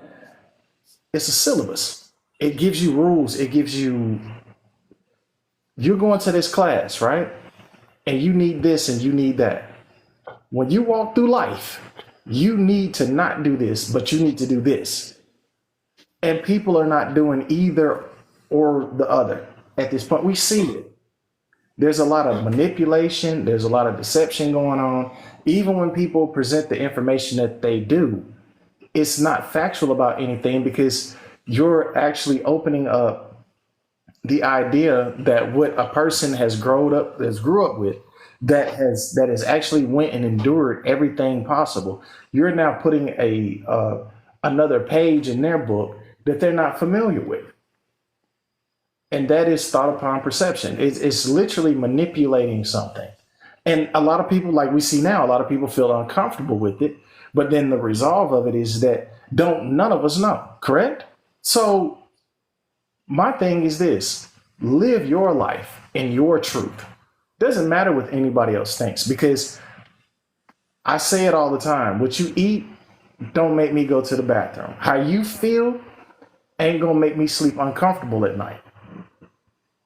We're trying to alter our existence behind the information that somebody else has that we don't agree with. And then sometimes what we do is we have people that gives us the information, and then we try to use their information as a divergent to get away from what we don't find success in. And that's the absolute truth. But the Bible is nothing more than the rules and laws of the land. It should be implemented every day. The 12 commandments should be implemented all the time. We see that don't work. Everybody wants to come up with their laws and their reasons behind why they did this and why they did that. Everything else, we know now that most of the people, not all, but most people, but I'm gonna say it like how I want to say it. People have strayed away from the covering of God and Jesus and the cross, whatever the case may be. We done did it. We done did it all at this point. The resolve is finding the answer behind how we actually get back to where we can actually exist without the continuing cycle of the bullshit that's going on. I yield. I landed it. All right. Yeah, I don't know if it's a real nine. She just lost her turn. But before we do that, I wanted this another thing. Like, then I'm gonna let Gemini go. And then they. Is that I don't get like this what I don't talking to. I gotta get some sleep. But I'd be confused, like what many of ways that we have to, like, why we got to look at 300 books just to see that we should not unalive each other, not to not cheat on each other when we dating, to not steal, unalive, all the basic things that it says in majority religions. Like, how many books that you got to read just to know not to do that? That's all it's basically. So I be feeling like, that's the whole thing. It's not telling us to be the stories, right? I never just understood, why do people be like, if the things are missing and stuff, it's not full or something like that. But what more? Like, all the stories, that's what I was getting to earlier, that they resemble each other. That's why I said that they just sinners that went through different things, right? That probably didn't have that much faith. Some of them ain't had no that much faith in God, but he still found a way to use them. Just like currently today, it's people that's like that. He just found it was many different forms of how God used people. I mean, and that's what I took out of it, right? And it's been basically like the last thing he had to it was showing that we wouldn't be able to make it far if it wasn't for Jesus died on the cross, right? That's the other part. It make a lot of sense if it was based off our own, and that's just to me, right? I mean, if we needed somebody that can what's the word? We needed somebody that can. I guess you like everybody like idolizing things, right? Idolizing LeBron and all the other stuff. So idolize a person that know how to live life the right way. You know what I'm saying? So that's how. Hey, them chips loud, whatever them is. Cause my boy got his junk cracked. He probably know he up here. Dang. Anyway. But no, I was saying, like, I don't get why we have to read. That's why I'm like, it had to be something. I'm sticking with that too. For a person that got to read 300 books just to, I think the Bible have enough stuff in there just to basically tell you what you need to do. Then that's it. I don't get like, did you read that? And did you read that? Like, what else do we need to know? I don't get what are we looking? It's something that we looking for, right? It was something, and this what I'm about to stick with from what I'm noticing, right? It wasn't something good enough. It wasn't good enough information in the current Bible. That's why we went in deep and looked. We went and searched for something else, because it's like, how much reading we have to do to get that we shouldn't be living these certain lifestyle, right? Most religions say the same thing. Cover up before you do this and don't sexualize yourself and all these things. That's all it's really kind of showing you. And then it's just giving examples, which is stories, right? Which is the stories, examples of how people may have struggled and came and realized and prayed for something beyond just themselves to get their life together, which is what's currently going on in life. People have been having connections with God, but y'all probably call them crazy or something like that. But if life itself is a freaking mystery, why wouldn't it be something beyond just this? You know what I'm saying? I don't get these self-made people and all this other stuff or whatever. And I wonder how that go. But things like that, I just don't understand it. Like, what's the overall concept? Like, I don't get it. People would just be, and just like I think what Cousin was saying earlier, people just dig in to freaking let me find a way to debunk this and we find a way because I don't like the way that it treat me and it feel like it's controlling me and all this other stuff. And you ever realize that we still a lot of us have been rebellious to what the Bible is saying anyways, and we still and realize what's happening to us right now. Look what's happening to us now. And like, I don't get what was so hard. That's why I said what was so harming in the Bible for us to tell us to go against our flesh, right? To not keep feeding into our flesh. What is wrong? I think that's what made me dig even deeper in my early 20s. I get to talk like that because I just turned 34 now. I feel like an old man. In my early 20s, you know what I'm saying? But I think that's when I got deeper because I was like, dang, what is in the Bible? It's just telling me things that goes against the flesh, the things that I want to do and stuff. I'm like, how can that hurt me? You know what I'm saying? But I think people just haven't thought that because they love feeding their flesh. And they feel like if they're not feeding their flesh, they're getting control. That's why they use things like, oh, they using this to control you and all that stuff. I can get it, right? Some people can use, but they can use anything. They can use your black history that y'all believe in to control you too. That's why a lot of y'all so mad and they can make up anything about black people and then y'all fall for that, right? But y'all choose to believe that, right, too. Do y'all research on that? But that's what I'm saying, y'all, people be so selective when it comes to things like that because, like I said, and it goes with the topic itself, right? They want to change things to fit their lifestyle. So, all right, I ain't gonna say this, because I know I like sleeping with a lot of women. So let me go ahead and find me a book that. Also, let me do this. I heard they can have multiple wives.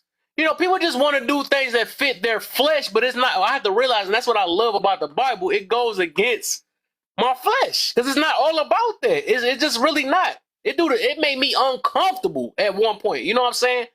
Now that I'm been big on accountability and all that stuff, because people are uncomfortable with that too. So it made me uncomfortable, but it made me realize that these things was trying to get me to save myself. That's all it really is. Because if we go off our flesh and our own feelings and all the other stuff, look what's happening with our life. That's why I do this thing called vetting tips all the time, every day. Every day when I go to work and stuff or whatever, when I make these videos. All of us keep talking about we getting tricked and all that stuff. No, your flesh is what tricked you. Speaking of lean not to your own understanding, y'all went to your own understanding. That's the reason why y'all couldn't see the red flags. Y'all chose a non-righteous type person to get mad at that. You know what I'm saying? So it's just like things like that. All this stuff is inside. It's inside there, but everybody keep looking for the stupidest things in the midst of it. Well, what about that part? And where did the extra people come from? And all, y'all ask the silliest questions to find a way to not read the Bible. I mean, I'm not trying to force it on none of y'all, but I'm just saying y'all come with silly reasons why y'all don't read it. Just say that you don't want to correct yourself. The same way y'all don't like running to accountability. Y'all switch the truth behind that.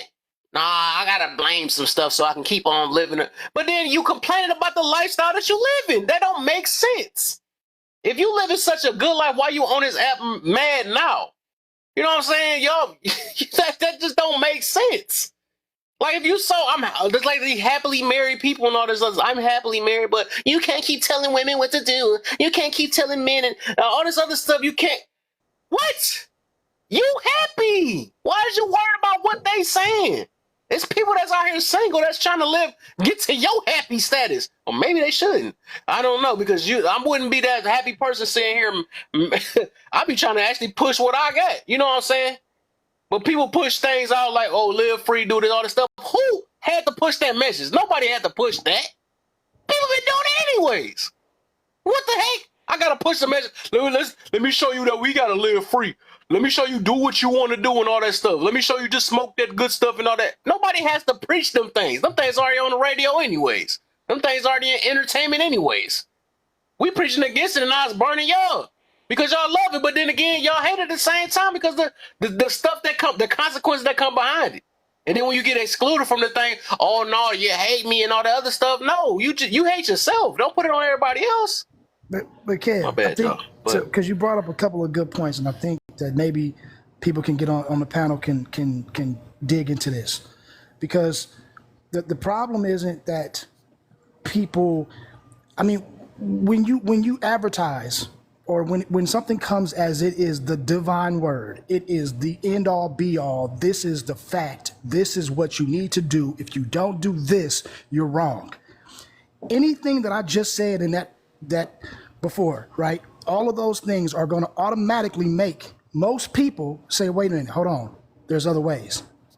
And when you do that, when it comes out that way, as if this is the only word that we should be listening to, and if you don't listen to this word, if you do not follow the Bible, you are wrong. That is how it has been put out. If the Bible came out, if it was always taught like, hey, yo, like this is the book, The Secret, or this is like the best guide to find man. If you really want to, this is what you need to get to, that it would be always a bestseller. Nobody would have a problem with it. But when you start to make it seem as though if you don't do this, you a pagan, you wrong, you out this, you the devil, you this, then you have people who are going to automatically defy it. That's just natural human condition. And anything, it goes, and it's not just the Bible, it's anything else, right? When we say, and then it goes back to, okay, because if that was the case, everybody who followed this doctrine, they would be just the greatest people. But we know that some of the shittiest people come from the top of that doctrine. We can see good, we can see bad in everything. So now it makes people say, well, look, if this is supposed to be the end all be all, why are people suffering who believe in it? Then that means that maybe there's another way. And all I'm saying is it just makes people question it, because you asked that question, like what's so hard about just accepting it as it is? Well, you gotta admit, you know what I mean? That the people who have been in power, who have used it to be in control. There has people in the history who have used the Bible as a weapon. There are people in history in power who have used it to enslave people and justify it. There's people in history who have made that to a point of contention. This is why when we get here, you have people that will defy it. You know what I'm saying? And I'm not going to sit up here and say I'm holier than thou and say that anybody that defies it is wrong. I understand how the brain works because that's what we study. So, I can understand why people will have some apprehension. Until they go by it and it works for them, then they will start to look at it. You know what I mean? And I think that's pretty much, they got to look for themselves. I was about to say that. Yeah, they got to look for themselves. That's the problem. That's what we do to survive. You see what I'm saying? And I think that's what that is. It's not necessarily just, I hate the Bible, or people just, but it's like, you can't tell me that this is the end all be all when I see people who do that and they worse off than I am. You get what I'm saying? So I think that's part of the reason. What do y'all think, y'all? Yeah. I gotta get Nate in before they go though. But I was gonna say that, and then it was one more thing I was gonna try to squeeze in before. But I said the thing is they keep saying that and I do get that too. They have used it to manipulate too, but it's like y'all gotta also believe. I mean, y'all gotta also understand that even our own, like I mentioned earlier, your own Black history that everybody like, especially us, right? We like investing in. They use that to manipulate us too. I don't get how people don't see that too, but I think people just be selective. Like I said, sometimes a lot of people is going through what you're going through, and a lot of people just know that it's going against things that they flesh really what they flesh against their pleasures. I'll put it that way. So they like, let me go ahead and look at something else because I don't like the way this make me feel because it's But I do believe, I get what you're saying on the other thing about that they they curious and it's a defense mechanism and all that other stuff. So yeah, that do make sense though. But I'm like, yeah. But I do be feeling like some BS on the same thing too, because they like, nope, I'm not gonna half step to this when it comes to this Black History Month. I'm not gonna be half stepping when it comes to this this science stuff. They don't want to. They want to back on that though. They don't want to do that though. But that's man-made stuff too. You know what I'm saying? None of us was there when that. We called it, or whatever. The dinosaurs, all that stuff. I'll be having questions about that stuff too. Go ahead, Nay, and then we can open panel again. Y'all got me stretching tonight. Okay, so well, I wanted to reply to what you was saying when you was like, when you was talking about like, why are they worried? Like they happy? Like, okay, so I be thinking that too. Like my thing is like if you just because I just feel like if you're secure and confident, like then why do things that people talk about bother you so much? Like I just don't know. Like because if I'm secure in myself and like my decision or something, then I don't care. Like you shouldn't care that much. Like it don't make sense.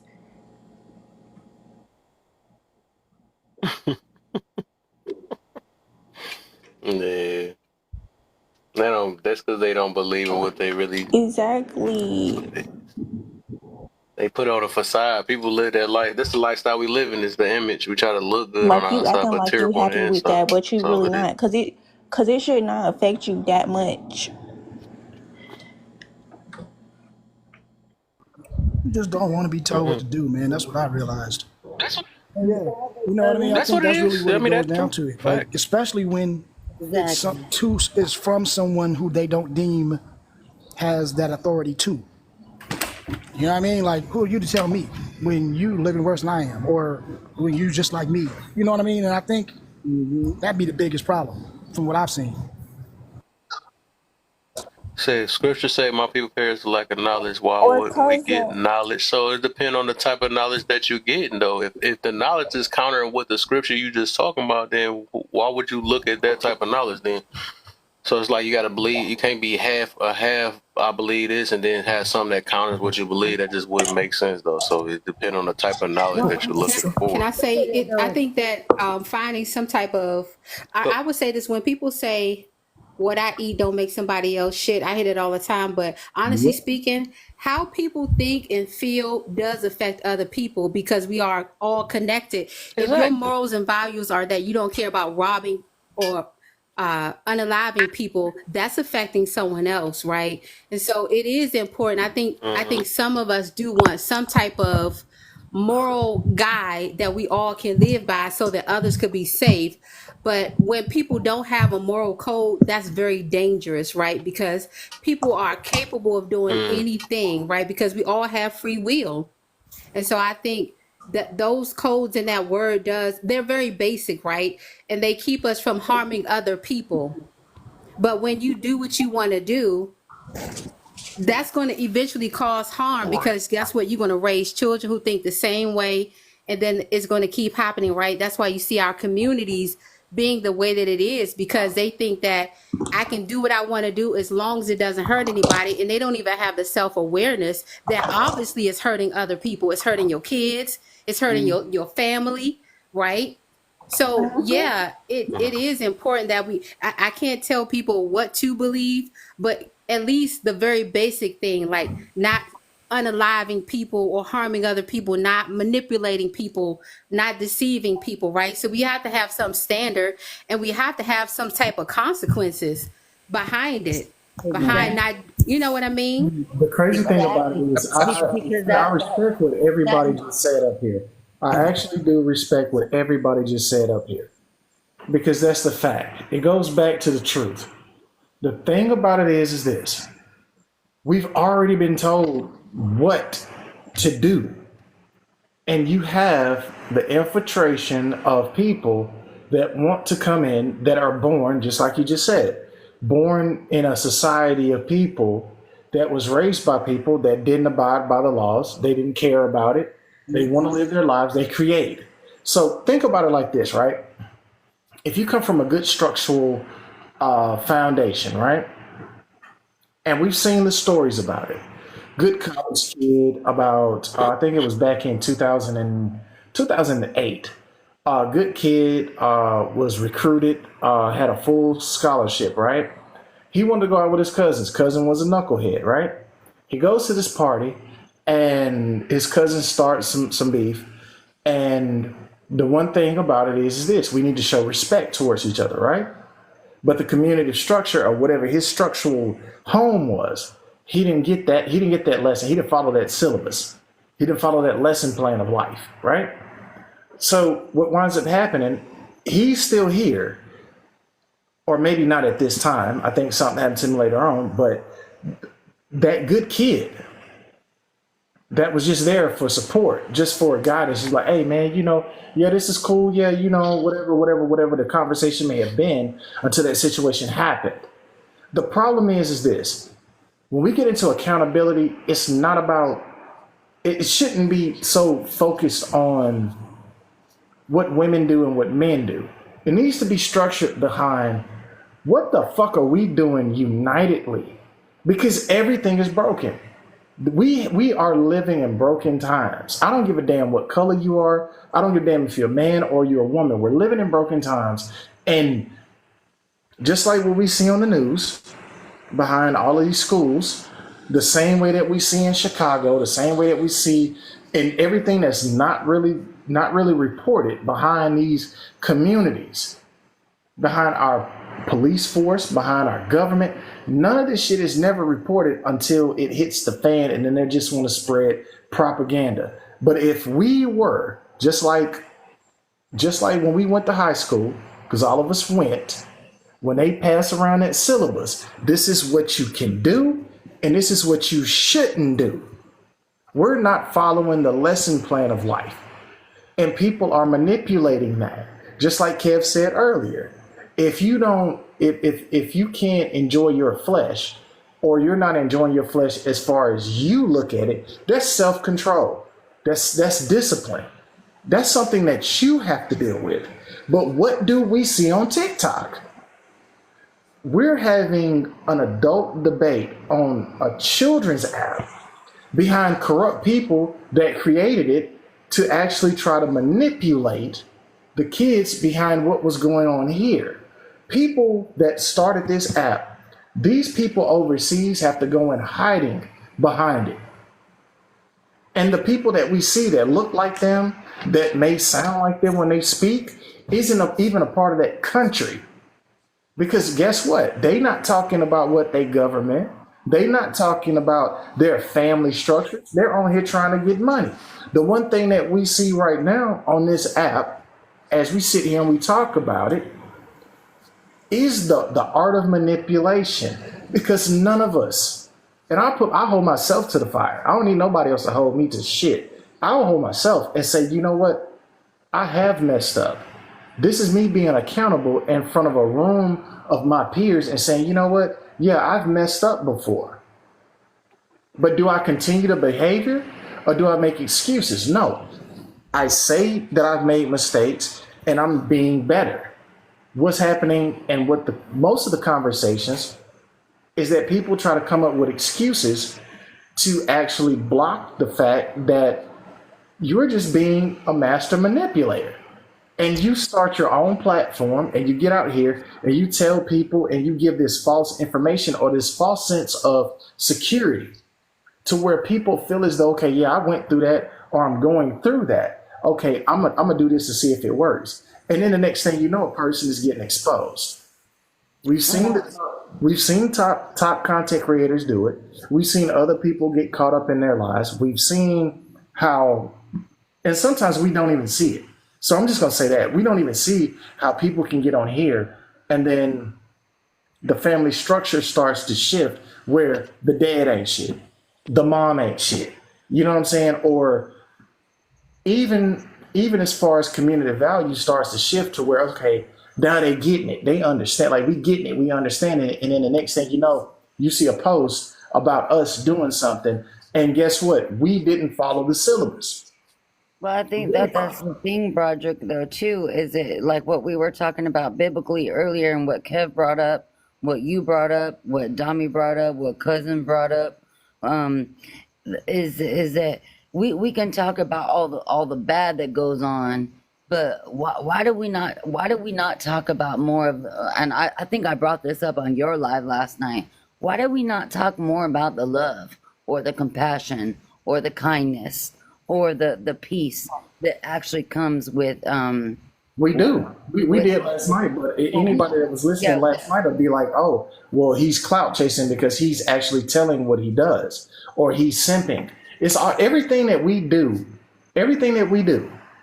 when we talk about it online, we're either simping or we're clout chasing behind it. But we've changed lives. I mean, hell, I would rather give a homeless person a job than to just feed them for one day, knowing that they're gonna wake up the next day and be still homeless, still broke, and wake up hungry.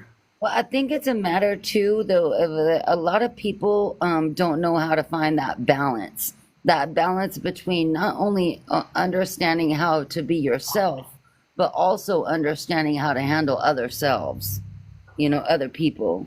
We haven't been balanced for so It's got to go both ways. It's got to go both ways. We can't solve for that formula because we haven't been balanced. You look at but think about this, Brad. Like, it's been we've been broken. It's been the last days. It's been hell on earth.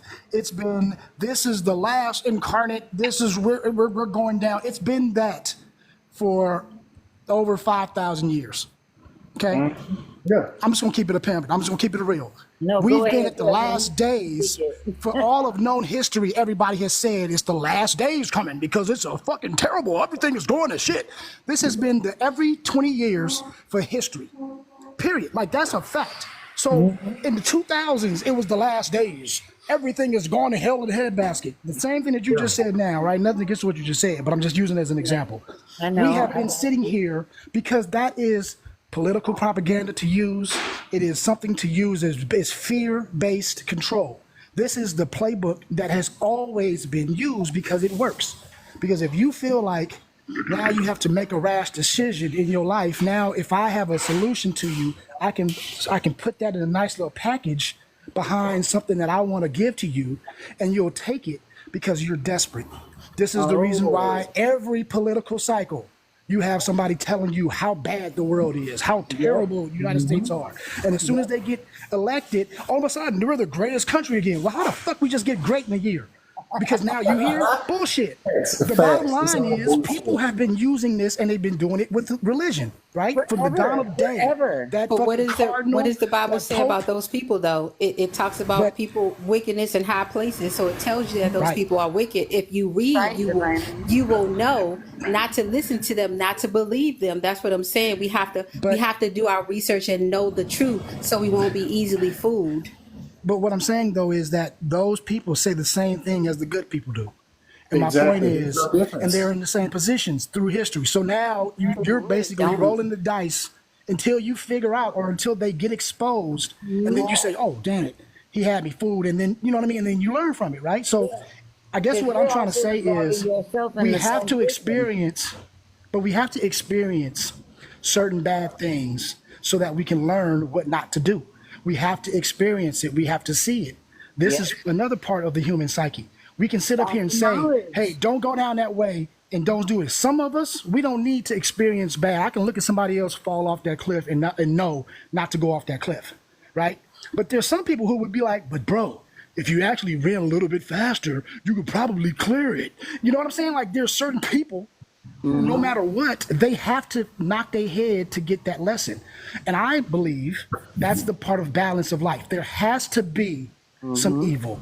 There has to be things that are bad to make us understand and be able to recognize the good. Otherwise, why is it here? So if I look at it that way, right, then now I'm going to say, okay, cool. Now I'm looking at all of the bad things that's going on nowadays, and I'm sitting here like, you know what? This same thing goes every time society goes through any changes. This is what happens. You have people who have been in power. They don't want to lose that power, so they're going to throw you the wrath of God. Everything is terrible. You got to stop this. We got to blah, blah, blah, blah. And then you have the other people who are just living a life and trying to change. They're going to revolt. And they're going to say, well, we don't want to go back. Blah, blah, blah. Guess what? That's what you see in this election. That's what you see in all of the things that we see in TV and all of that shit now, right? It's a cycle. And we're just in that cycle of the change. So I say we just have to understand and stand strong on our values and our morals. Like the lady said before, right? We have to have a sense of morality. We have to have a strong sense of morality, and we got to stand on it. Regardless of what, if everything is going around us, there is the basics that we know to be right. If you look at every single religion, there is certain basics that they all share. And then they start throwing in different doctrine and different little details. But if you look at the basics, it all says you don't hurt each other. You know what I'm saying? You shouldn't steal. You shouldn't unalive people. Like, there's certain things that is universal. And I think if we stand to that, and then we try to be good to our neighbor, the people that we immediately affect, we try to be good to them, then if everybody is doing that, then all of a sudden we will see that the community will get better, because now everybody is formulating and they're actually fortifying their little communities, which rub off onto the bigger community. Next thing you know, these little pockets get stronger. Next thing you know, we get stronger. But if we stay up here sitting on individualism, I think is what's killing us. What do y'all think? Think about it too, cousin, is a lot of people forget about one of the first commandments was not to put another idol before the Most High. And it's like you gotta put yourself for the Most High before you can even love your neighbor. You know, so it's like, who is your neighbor? Who is your neighbor? Is your neighbor the Most High? Is your neighbor your neighbor? Is your neighbor your friend, your parent, and all that stuff? A lot of people aren't even putting the Most High first. But aren't we supposed to be created in His image? So if I do right by you and I serve you, then I'm serving Him. That's what I'm saying. So if I look at it that way, and I be good to my people around me, you get what I'm saying? Exactly. No, by default, I'm doing the right thing, right? What y'all think? Exactly. I think that's where me and you are on the same page. I think that's where me and you are on the same page. It's like, look, if I'm actually rolling with what the Most High's got going on, I'm actually going to know how to treat my neighbor. And I'm also going to know how to treat myself. The thing about it is this. We live in a time where that should be acceptable. Should be acceptable. You know, if I have an elderly neighbor and I see them trying to take the trash can to the road for trash day, you know, you see it. What do? Do you get in your car and just drive off and be like, they'll figure it out? Or do you get out and you help? Right. That helping. Here's the thing about it, though. Here's the thing about it. That's something small. That's minute. Because guess what? You were born with the compassion. You had to learn how to use it. You had to learn how to use that side of you. Right? That's not some shit that you went to school to learn how to be compassionate about. It's just like hell, if you were growing up and you went to your grandparents' house and your grandmother was doing laundry and you said, oh, I can help. That's compassion. That's something that you were born with. Nobody taught you compassion. It was just something that you were born with. I truly believe that is something that is innate. It's innate. It's not. It's really not. Because you think about it. Hold on, Roderick, I just agree with you. That's innate. That's something that you come with. That's what innate means. You gotta activate it. You gotta activate it though. A lot of people. You do. You have to act on it. You do. You gotta activate that thing, because think about it. When we were kids, all the men that were up here when we were kids, if we ran to the door, it didn't matter who was walking through that door or who was coming out of it, we would hold it, right? So we actually today, most men today will actually hold the door for whoever is walking up to it. It's a sign of respect, compassion, and it's understanding that, hey, it's also like kind of like trying to prove that, hey, especially this side, if it's somebody else, it's like, hey, I'm not an asshole, I'm a good guy, whatever type shit. So we're proving ourselves. But we prove ourselves through compassion because what? Jesus taught us compassion. That was one of his lessons, right? But is that compassion to hold the door open for somebody, or just common courtesy? Hold on one sec, Vince. I think it's more or less compassion. Common courtesy is nothing more than if somebody drops something like, oh, I got it for you, don't worry about it. That's common courtesy. That's the same with the door, right? Well, yeah, that's just opening and holding the door. It just depends. Who is the person that you see in front of you? Are you looking at an elderly person or a person walking up on their phone and expecting that people that's coming out to just hold? We talked about that last night too, about customer service. Like, are you just going to be respectful? Are you going to say please? Are you going to say thank you to the next person next to you, even if they're a stranger? Even if they're a stranger or a neighbor, are you going to treat them the same way? For me personally? Well, no, for anybody. I know. Let me just say this, Roger, because Finn's just came up on here. Finn's, when you come up on the panel, can you please pause for a minute because, because Roger was trying to finish his statement, and then I know Honest just came up here too. So, just well, give all I'm saying is this. Their ability. We're born with that passion, and the thing about it is, like I was saying, we're born with it. We just have to. It has to be triggered, and I think it's about how you're raised. I think that sometimes with certain people, I can only talk about myself because I can't talk about anybody else on the panel or anybody else in the world. If I see somebody elderly, that's compassion for me that I help. I'm not supposed to do it. I'm supposed to go and work and deliver these packages and not even be focused about it. But if I see somebody that's in need, whether they're homeless, whether they're elderly, hell, even if they order a fucking patio set and they're just like, hey man, can you help me? I'll be like, yeah, I'll help you. Shit, you grab something, I grab something. Now that right there is something different. It's like, okay, yeah, I'm still helping you. I'm compassionate because, hell, you ordered it, you needed it, whatever the case may be. It's the ideology behind not only the time that you spend with people that you may never meet again, but it's literally about a sign of respect that is shown, that's given, that is shown, and that's also received. It's about, if you see a person on the side of the road and I'm saying, oh man, I'm having trouble with this tire, and anybody can pull up on me and say, hey, you okay? I'm like, yeah, I can't get this lug off and I need help with it. And just say, for just shits and gigs, somebody say, oh yeah, my boyfriend has a power drill in the back and you can use that. And I'm like, oh, okay, I don't want to get you in trouble, whatever. And I use it, it works. And I'm like, okay, thank you. She pulls off. I'm like, okay, that's compassion. Right. And then passion. So can we let Finn's speak on that, like what Roger is saying, so that we can go back to Honest, because Honest just jumped in the building and we want to give her a chance to speak as well. What do you got to say on that, Finn's? On what Roger was saying?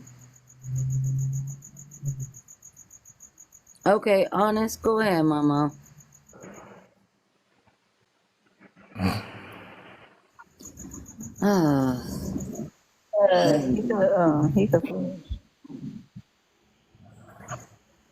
Yeah, because he's speaking a lot of gems. A lot of gems are being thrown out tonight.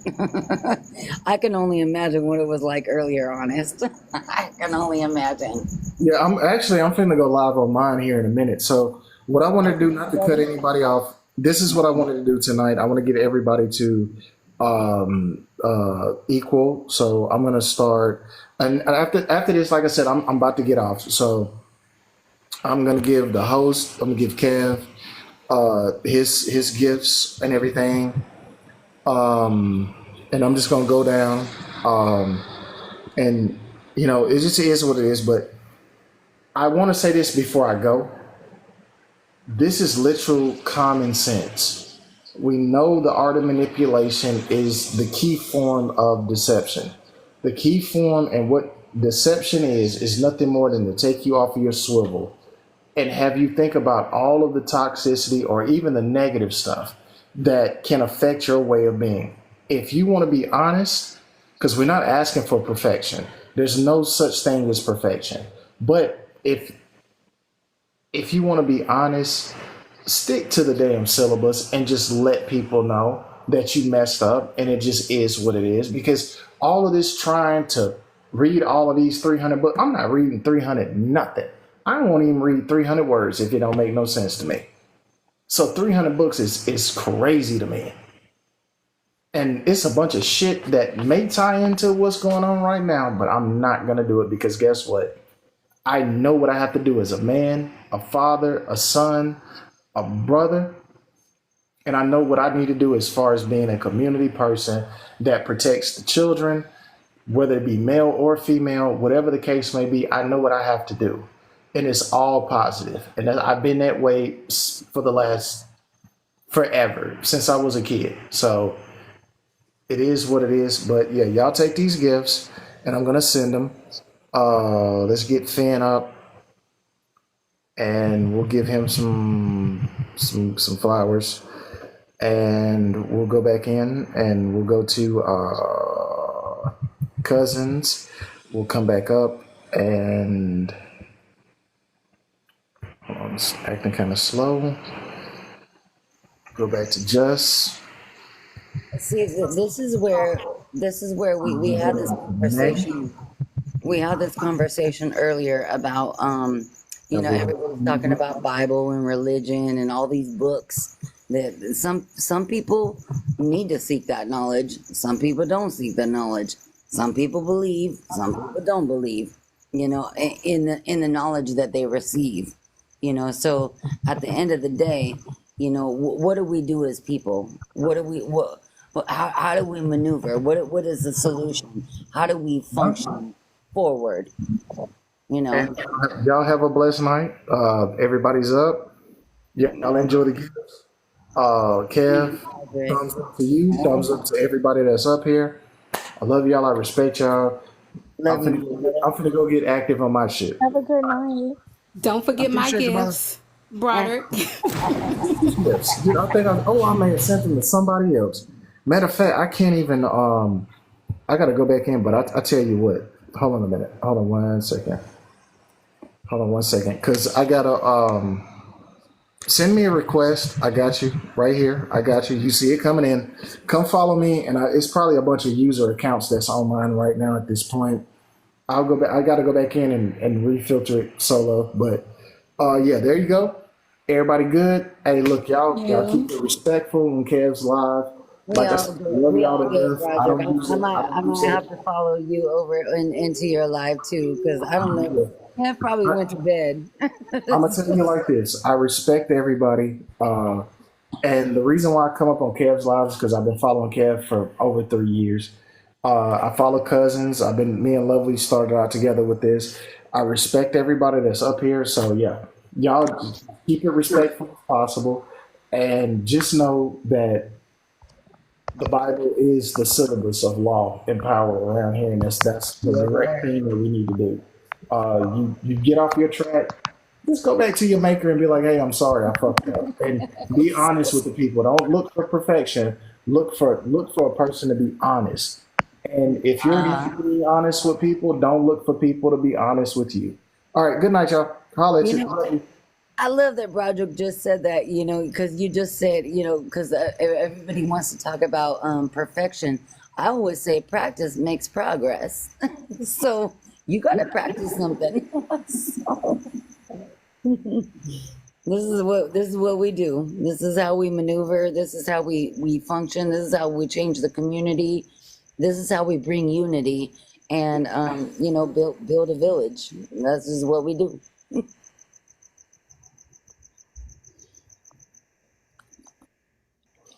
Okay, hey, Divinely, you got anything to say, Finn, Nay, or Divinely? Well, I want to go back to Nay because I know we haven't been back down to Nay, and then Cousins, and then Honest, and then Divinely. So No, I have nothing to say. I'll drop down, but great panel, great conversation. I really respect the points and views that everybody had, even though they were all different. I can learn from everybody, so I appreciate you guys, and good night. we appreciate you too, Divinely, and I love your All name. right. Thank Oh, you. everybody about here, so it's about Yeah, that well, time. Yeah, I am you way just woke past up, my huh? You my just woke up, bedtime. huh? Because you need to go to bed. Have you dozed off over there? Hello, I just got quiet. What Kev was quiet for a while. He was. Right. And his green black. Like, yeah, he been dozed off. Yeah, we know. He went to bed. Kid was night night. But we've had some amazing people on this panel, like Cousins, Broderick, Divinely, Honest. I know you said you were on here earlier. And then we have also got Kev, the host of all this stuff that allows us to come into a space that allows us to have these conversations. So much appreciated. Dang, I ain't hear nobody perspective. Kev, what time you gonna be on tomorrow?